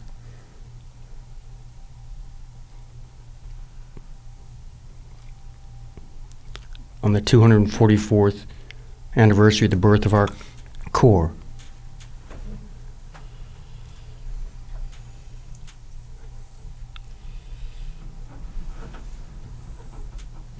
And if that isn't something,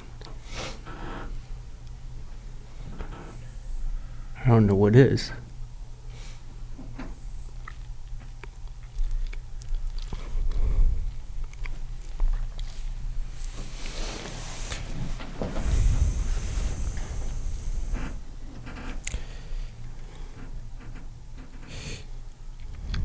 It's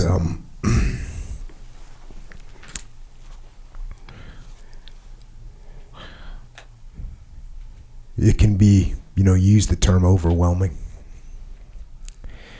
And it's pretty easy to be overwhelmed by something like this.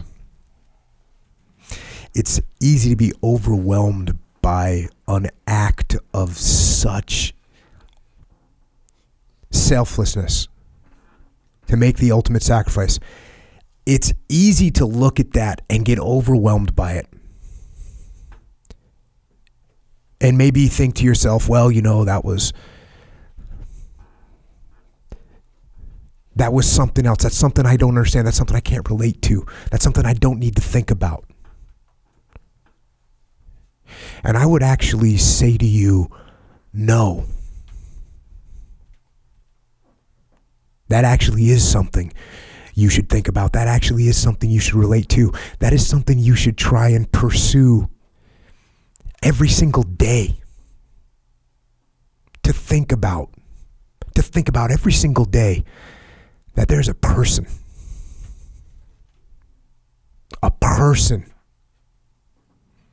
flesh and blood, with one life to live,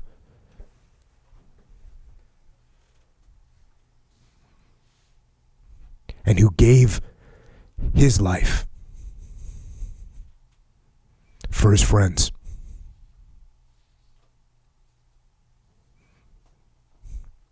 And maybe every day, if you think about not what you can take from the world, but what you can give. And if you can do that right there, if you can give a little bit,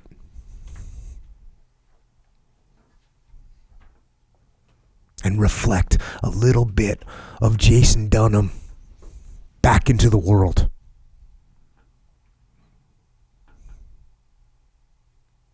then the world will be a better place for it.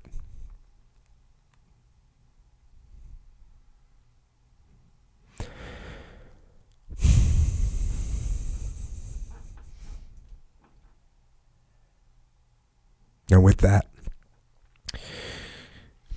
we've been at it for a while, and I just want to thank all of you guys for coming on here, for sharing some of these things that you learned from him, from sharing it with other people.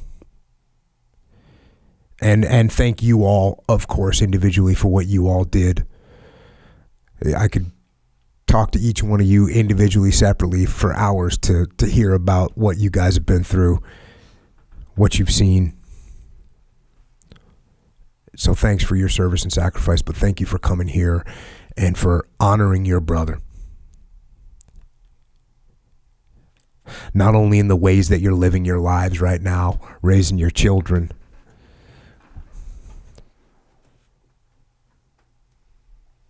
but also by telling the story of his life and ensuring that no one ever forgets the sacrifice that he made. And I can promise you, we will never forget him.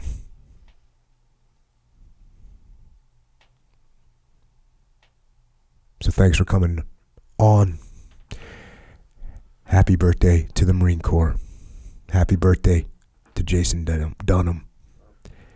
And of course, Semper Fidelis. Semper Fi. Semper Fi. And with that, our guests have left the building. Sergeant Bill Hampton, Corporal Kelly Miller, Staff Sergeant John Ferguson, and Lieutenant Colonel Trent Gibson. Thanks to all of them for coming on. And Echo Charles has joined us at the table. Good evening, Echo. Good evening. You were in the support role on that podcast. Yes, sir. So appreciate you manning the controls in the back. Sure. keeping things running smoothly.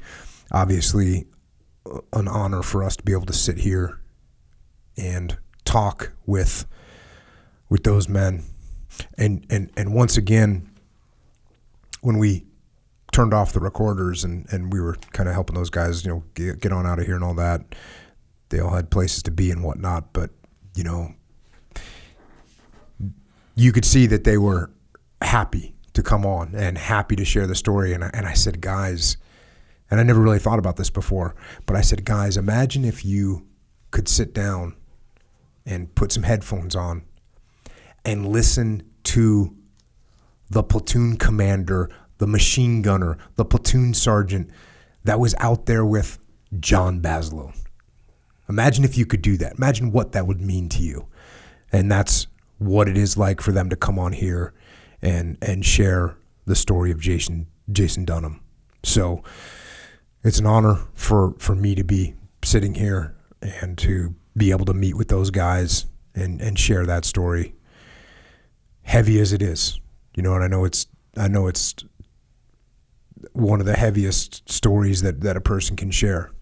And to have those guys sit down and go through this, I just want to say thanks to them once again. And I one of the most important things that I need to put out about this is that there are some people right now trying to put together a documentary about the life of Jason Dunham and what he did, how it all happened. And so the documentary is going to be called The Gift. And it's a couple vets. A couple vets are trying to make the documentary. So if you want to support them, you can go to Facebook or Instagram. They have @TheGift Documentary. And then what they're trying to do is fund it. And they're trying to fund it through an Indiegogo campaign. So if you go to Indiegogo, which is a website where they take donations to make things happen, and on that Indiegogo campaign, it is called The Gift Documentary. So if you can, try and provide some support so that this story can be told in detail and rolled out to an even larger audience. So check that out, and if you can, try and help them out to move forward with this project. In hearing this story, I guess, Echo, I also told those guys about how we sort of decompress after these things and how that is an actual thing. Mm-hmm. And what we just did is we just decompressed with the guys. Once we got done, we kind of took a breath. We walked outside. We started having some normal conversations about life, and Wild Bill was showing me pictures of hunting and his kids, and we're running around with Jet and just doing a decompression. So that's awesome. You got to do that. And that's sort of how we started this whole support segment. Yeah. Was we did a podcast. It was one of the early podcasts that was really heavy. And when we got done, I was like, hey, I need a moment over here to decompress. Why don't you talk for a minute? Yep. And so that's kind of where it came from. And the good thing is, if you don't want to listen to this, it's fine. You don't need to. You can just press stop and we're good. You can go carry on with your day. If you need to decompress a little bit with us, cool. You can hang out. We're going to hang out for a little bit till we get a little decompressed. And, one of the things that it is good to reflect on, how do we take what we just heard, which is heavy, and turn it into something that we can actually utilize. As far as I'm concerned, we got... when you hear a story like Jason Dunham, we get charged with living the best lives we can, being the best people we can. And you heard this from all these guys. It's like, hey, how can we live better, do better? So that's what we're here for. And look at our lives and say, what can we do better in our lives? How can we get better? How can we be better? That's what we're looking at. Mm-hmm. And I know some ways, Echo Charles. Yes, sir. To get better. What's one of the primary ways that you can think of? Jiu-jitsu. Okay, so... Here's the thing. You get asked this. I get asked this the other day. somebody presented this problem to me. This whole problem of like, look, we are tribal in nature and the tribes are gone and we used to hunt and all these things, it's all gone and now we got cell phones and people don't talk. This whole big societal problem. Sure. And said, what do you think we should do about this incredibly powerful societal problem that we've got of people being disconnected and not needing to hunt, not being formed into tribes anymore? The whole litany of problems. And I was like, oh yeah, all that, just train jiu-jitsu. Yeah. Yeah. And I'm not even kidding. Yeah. I'm actually serious. Yeah. Oh, you want to connect with people, you want to be part of a tribe, you want to be healthy, you want to hunt, you want to get out your aggression. Cool, I got an answer for all those things. You want to be intellectually stimulated? Cool, I got an answer for that. What else? Yeah. I got an answer for it. It's called jiu-jitsu. Yeah. So go find a jiu-jitsu gym. Start training is what I'm saying. Yes. Do you concur? I 101% agree. That's good. I'm glad I got that extra 1%. So, well, it's one of these things where, I'm over here estimating your passion and your, your enthusiasm for the whole situation. So, and then you ask me if I agree. So I do agree 100%. Numerically and technically. The extra 1% is because your enthusiasm, I'm reflecting at 100%. Got it. Plus one. Got it. Even I feel even stronger. Okay. In my estimation now. I like it. I'm not going to tell you how you feel, of course, but given my interpretation. So I'm looking at Instagram. I don't call it the gram. Instagram. Anyway, okay, I'm looking at Instagram, and I follow this one. I forget what it's called. It's called like houses or something like this. Well, the ones with all the nice houses on the Instagram, right? It's called houses. Okay. Maybe. I don't know what it's called. It's called something. Houses. But they're like huge, mansions. Mansions. Like, so this one I'm looking at is $25 million. Huge. Just like it's a hotel size house. And I'm in the market, are you? I don't. Got your Zillow qualification set at 25 mil. I like it. Sure. That your max price? You don't want to go over that. You got to be a little bit reasonable. So I'm thinking to myself, thoughts, they just roll through your head, all of, a bunch. And then so I'm thinking, I wonder who owns that house right now, selling it right now for $25 million.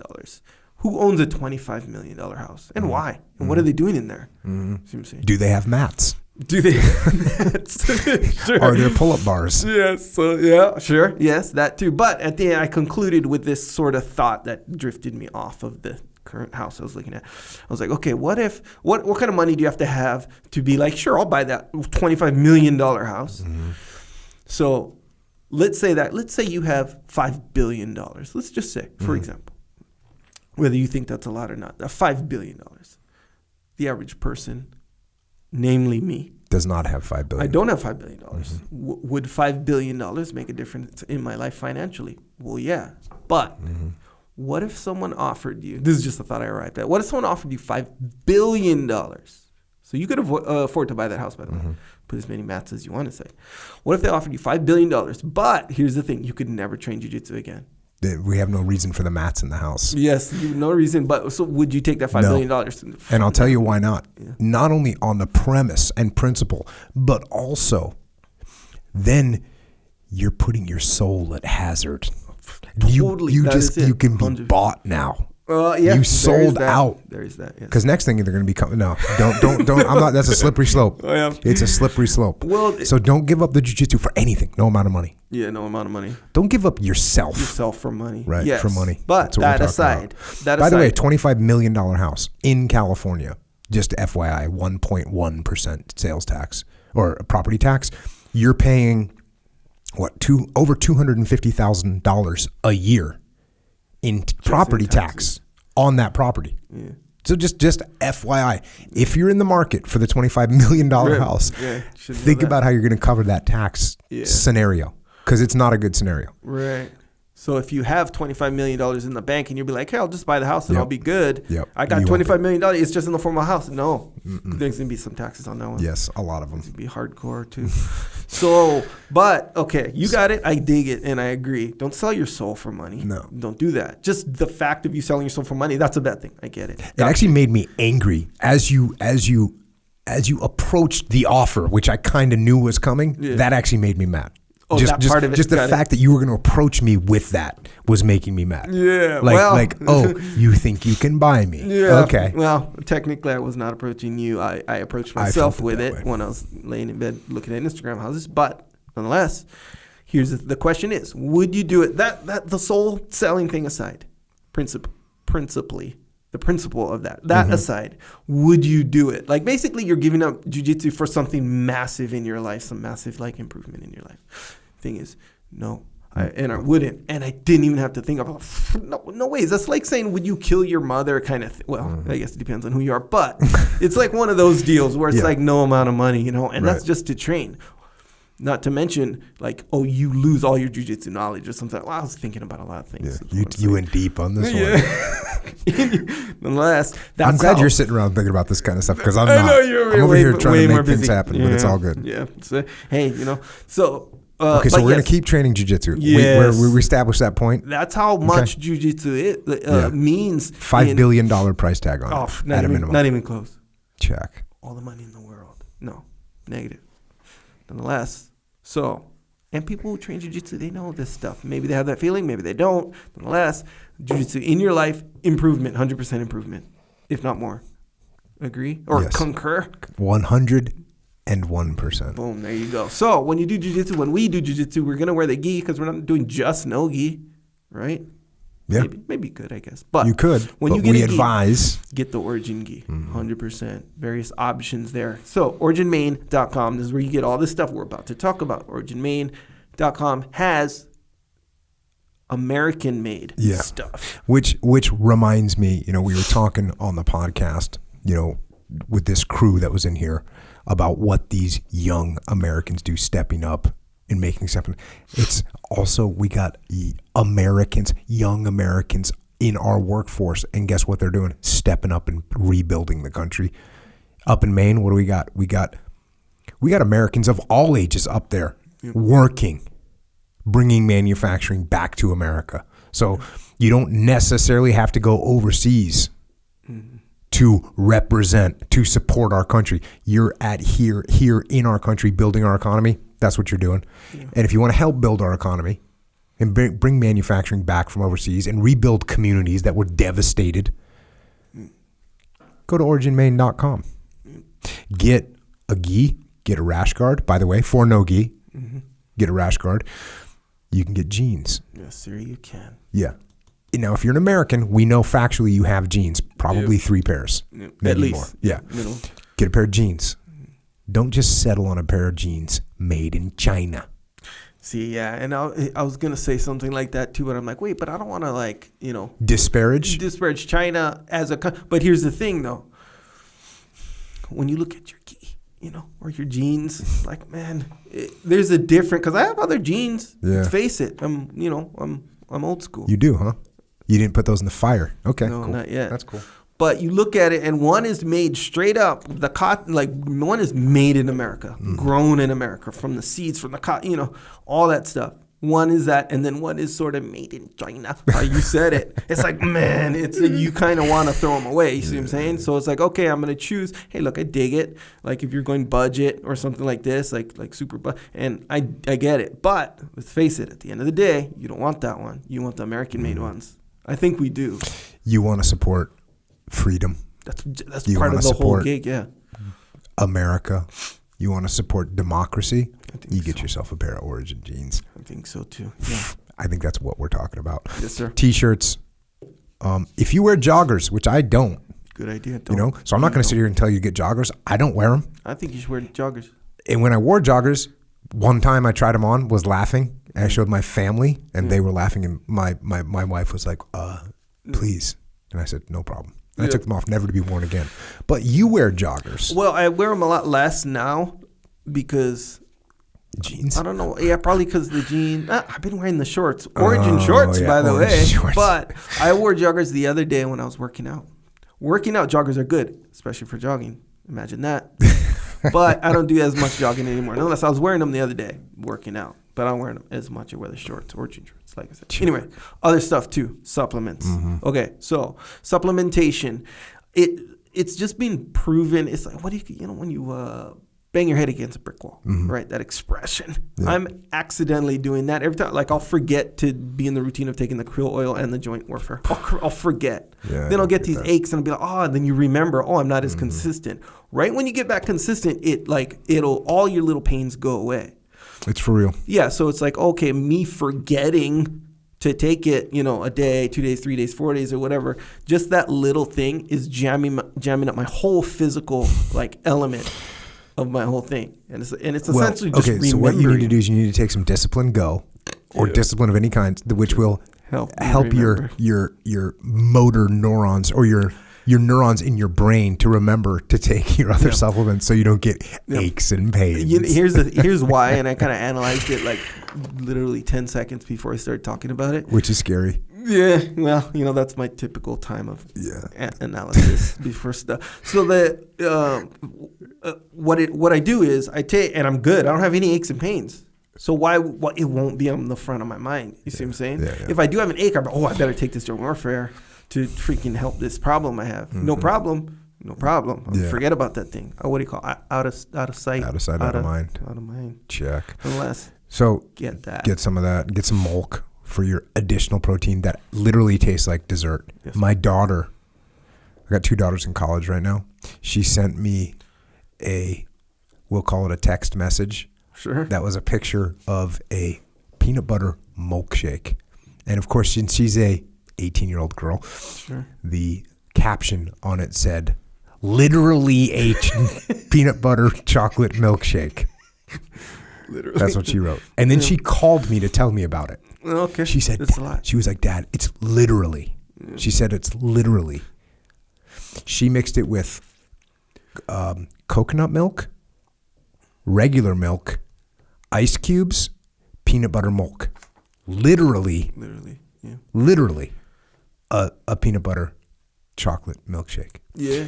So that's too. There is, in my experience, there's a resurgence of the word literally. The kids are saying it. Are you serious right now? You're just noticing that? Well, what are you talking about? I noticed it a little bit ago, but since you sort of jogged my memory, you can't say it anymore.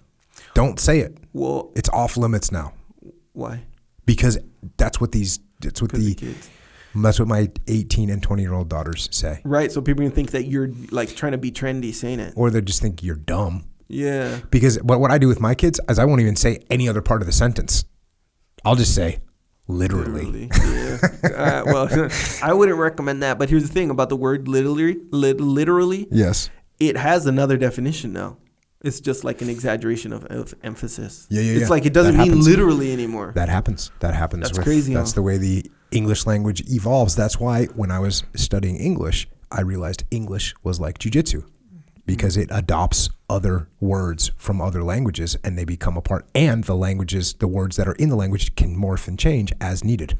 Yeah, but this case is kind of particular because literally means something that's either it is or it isn't. Like all these other ones, most other words, they sort of hey, I can see what you mean by that, but let's say this, Here's 2 examples. And goes. Goes. Yep. Okay. Because 30 years ago, goes, there was 0 definition for goes that meant he said this.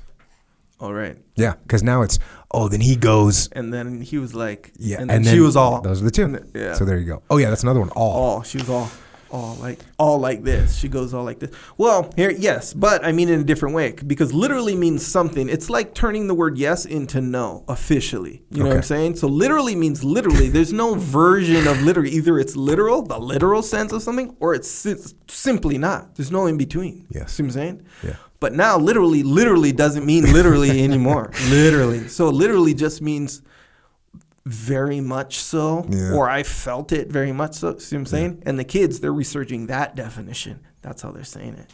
Well, I was literally dying when I saw this. Yeah, no, you weren't literally dying. No, you were barely excited. So that's that.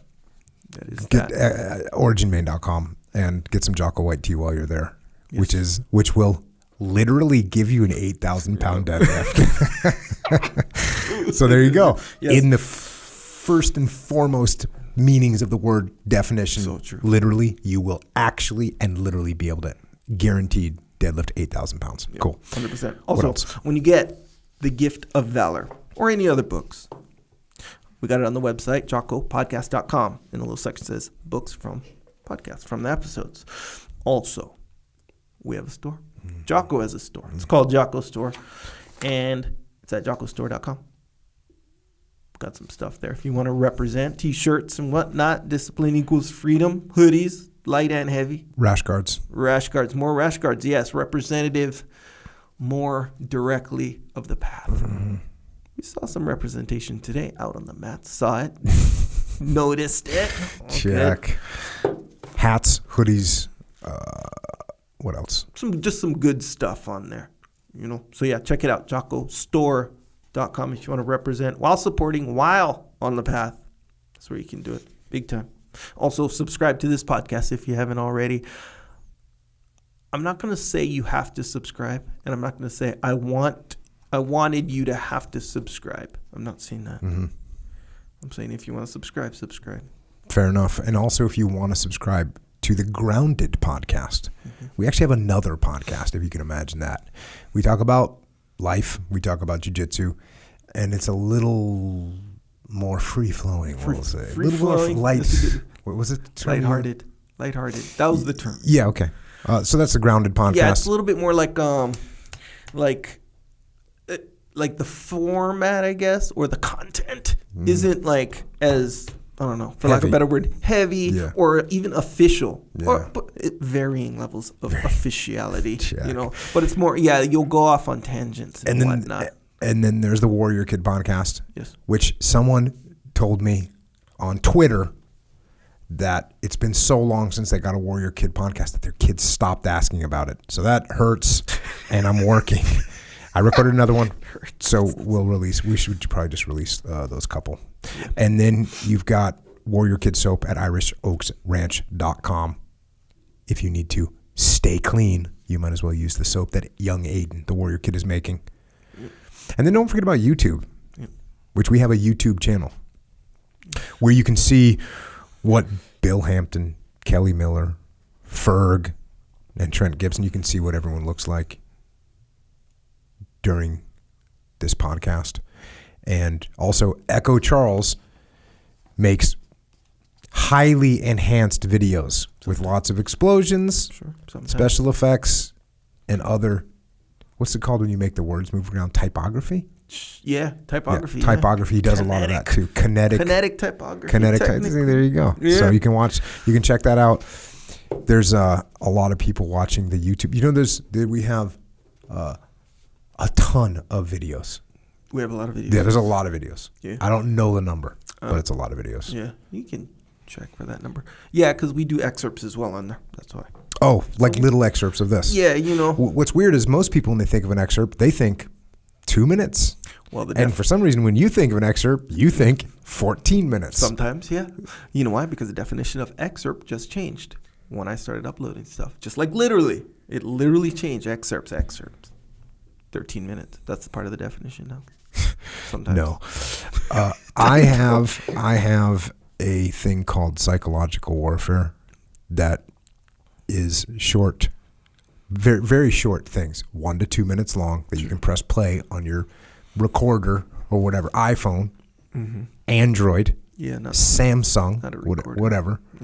You can press play on that, and it'll give you a little boost if you need a little psychological warfare against weakness, because it's going on all the time. Yes, sir.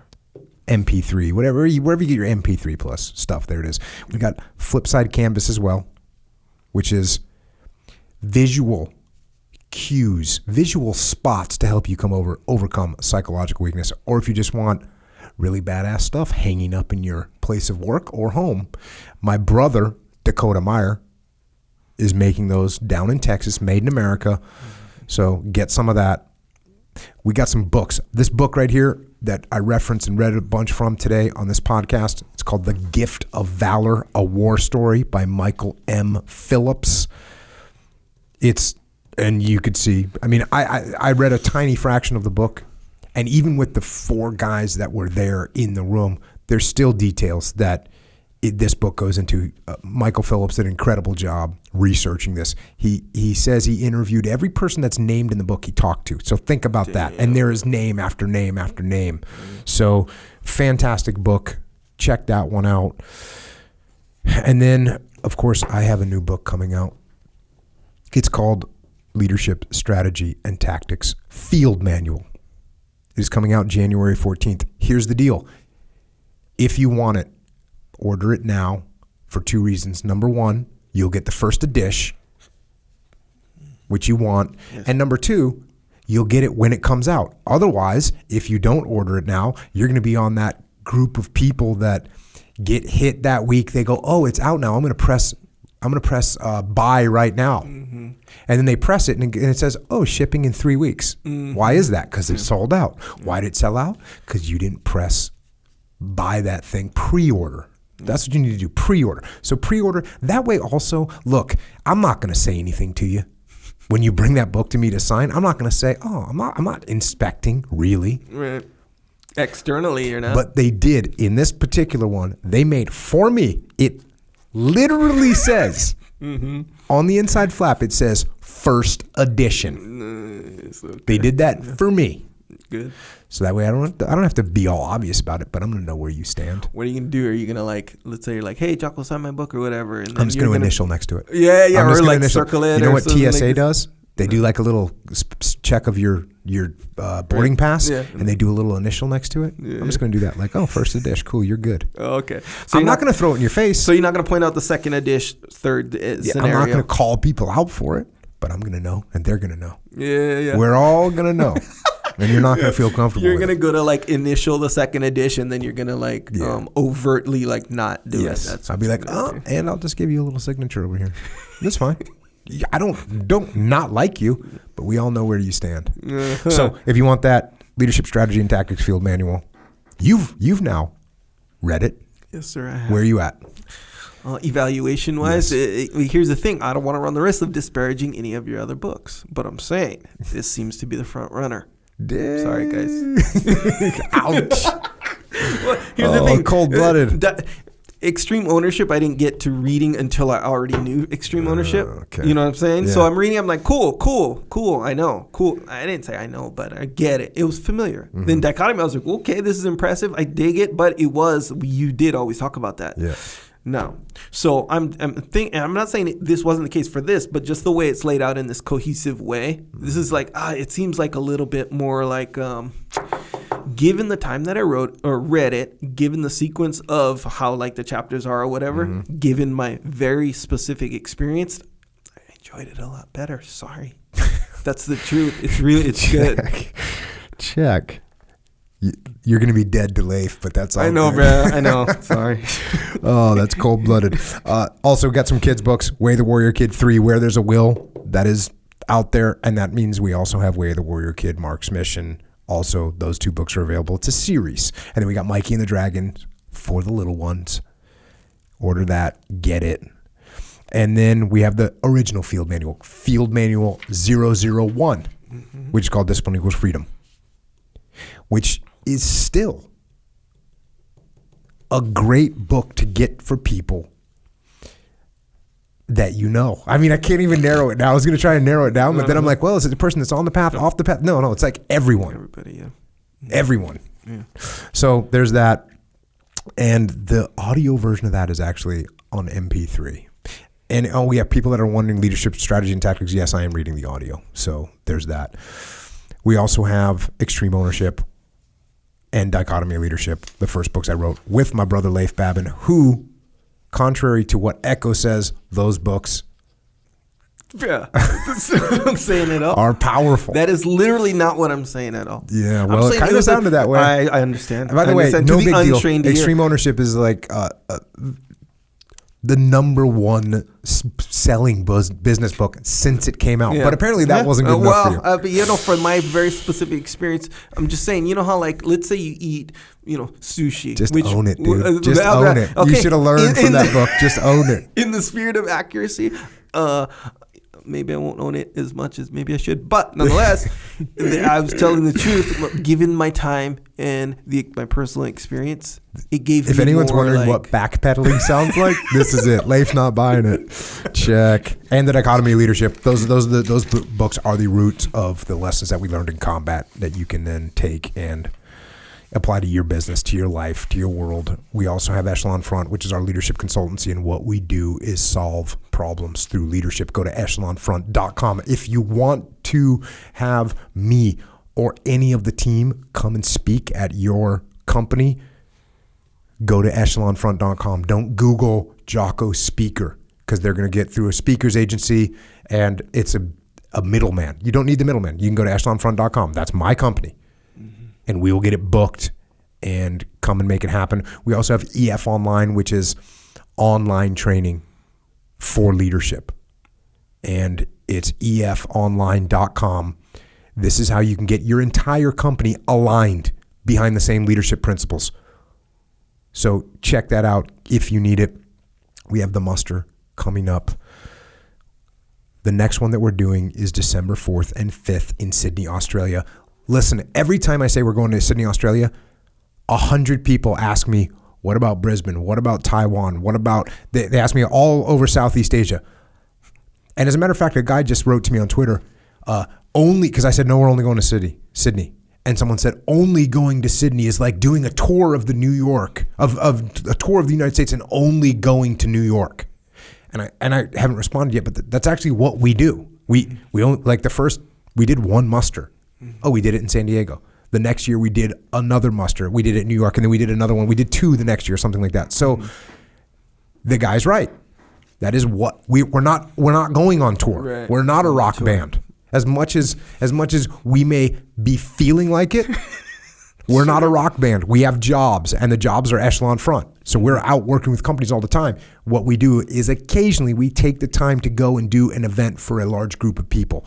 That is what the muster is. We're not going to Taiwan. We're not going to Hong Kong. We're not going to Melbourne. We're not going to Perth. We're not going to Brizzy. We're going to Sydney. That's where we're going. So if you want to come. And that is at extremeownership.com. And of course, now we have EF Overwatch, and we also now have EF Legion. So if you need to hire people for your company, go to EF Overwatch or EF Legion. Check out what we've got going on. We're taking combat proven leaders and placing them into civilian companies. And for you vets out there, go to those websites and get your information put in there for when you transition. That's what we do. EFOverwatch.com and EF Legion. And if you want to have more information from myself, if you want to have more information or random thoughts from Echo Charles, we are available on the interwebs. We are on Twitter, on Instagram, and on Facebook. Echo is at Echo Charles, and I am at Jocko Willink. And once again, the gift to support that, the Facebook and Instagram is at The Gift Documentary, and the Indiegogo campaign is The Gift Documentary. So check those out. And once again, thanks to the 3-7 Marines that joined us today. Kelly Miller, Bill Hampton, John Ferguson, Trent Gibson, and to the rest of our service members that are out there in the Army, Navy, Air Force, Marines, Coast Guard. Thanks to all of you for what you do every day. And to Corporal Jason Dunham. Thank you for giving us all an example to follow, an example of courage and leadership and humility, an example as a warrior and as a human being. You are a true hero and an inspiration, and we will do our utmost to live a life worthy of your sacrifice. Semper Fidelis. And until next time, this is Echo and Jocko. Out.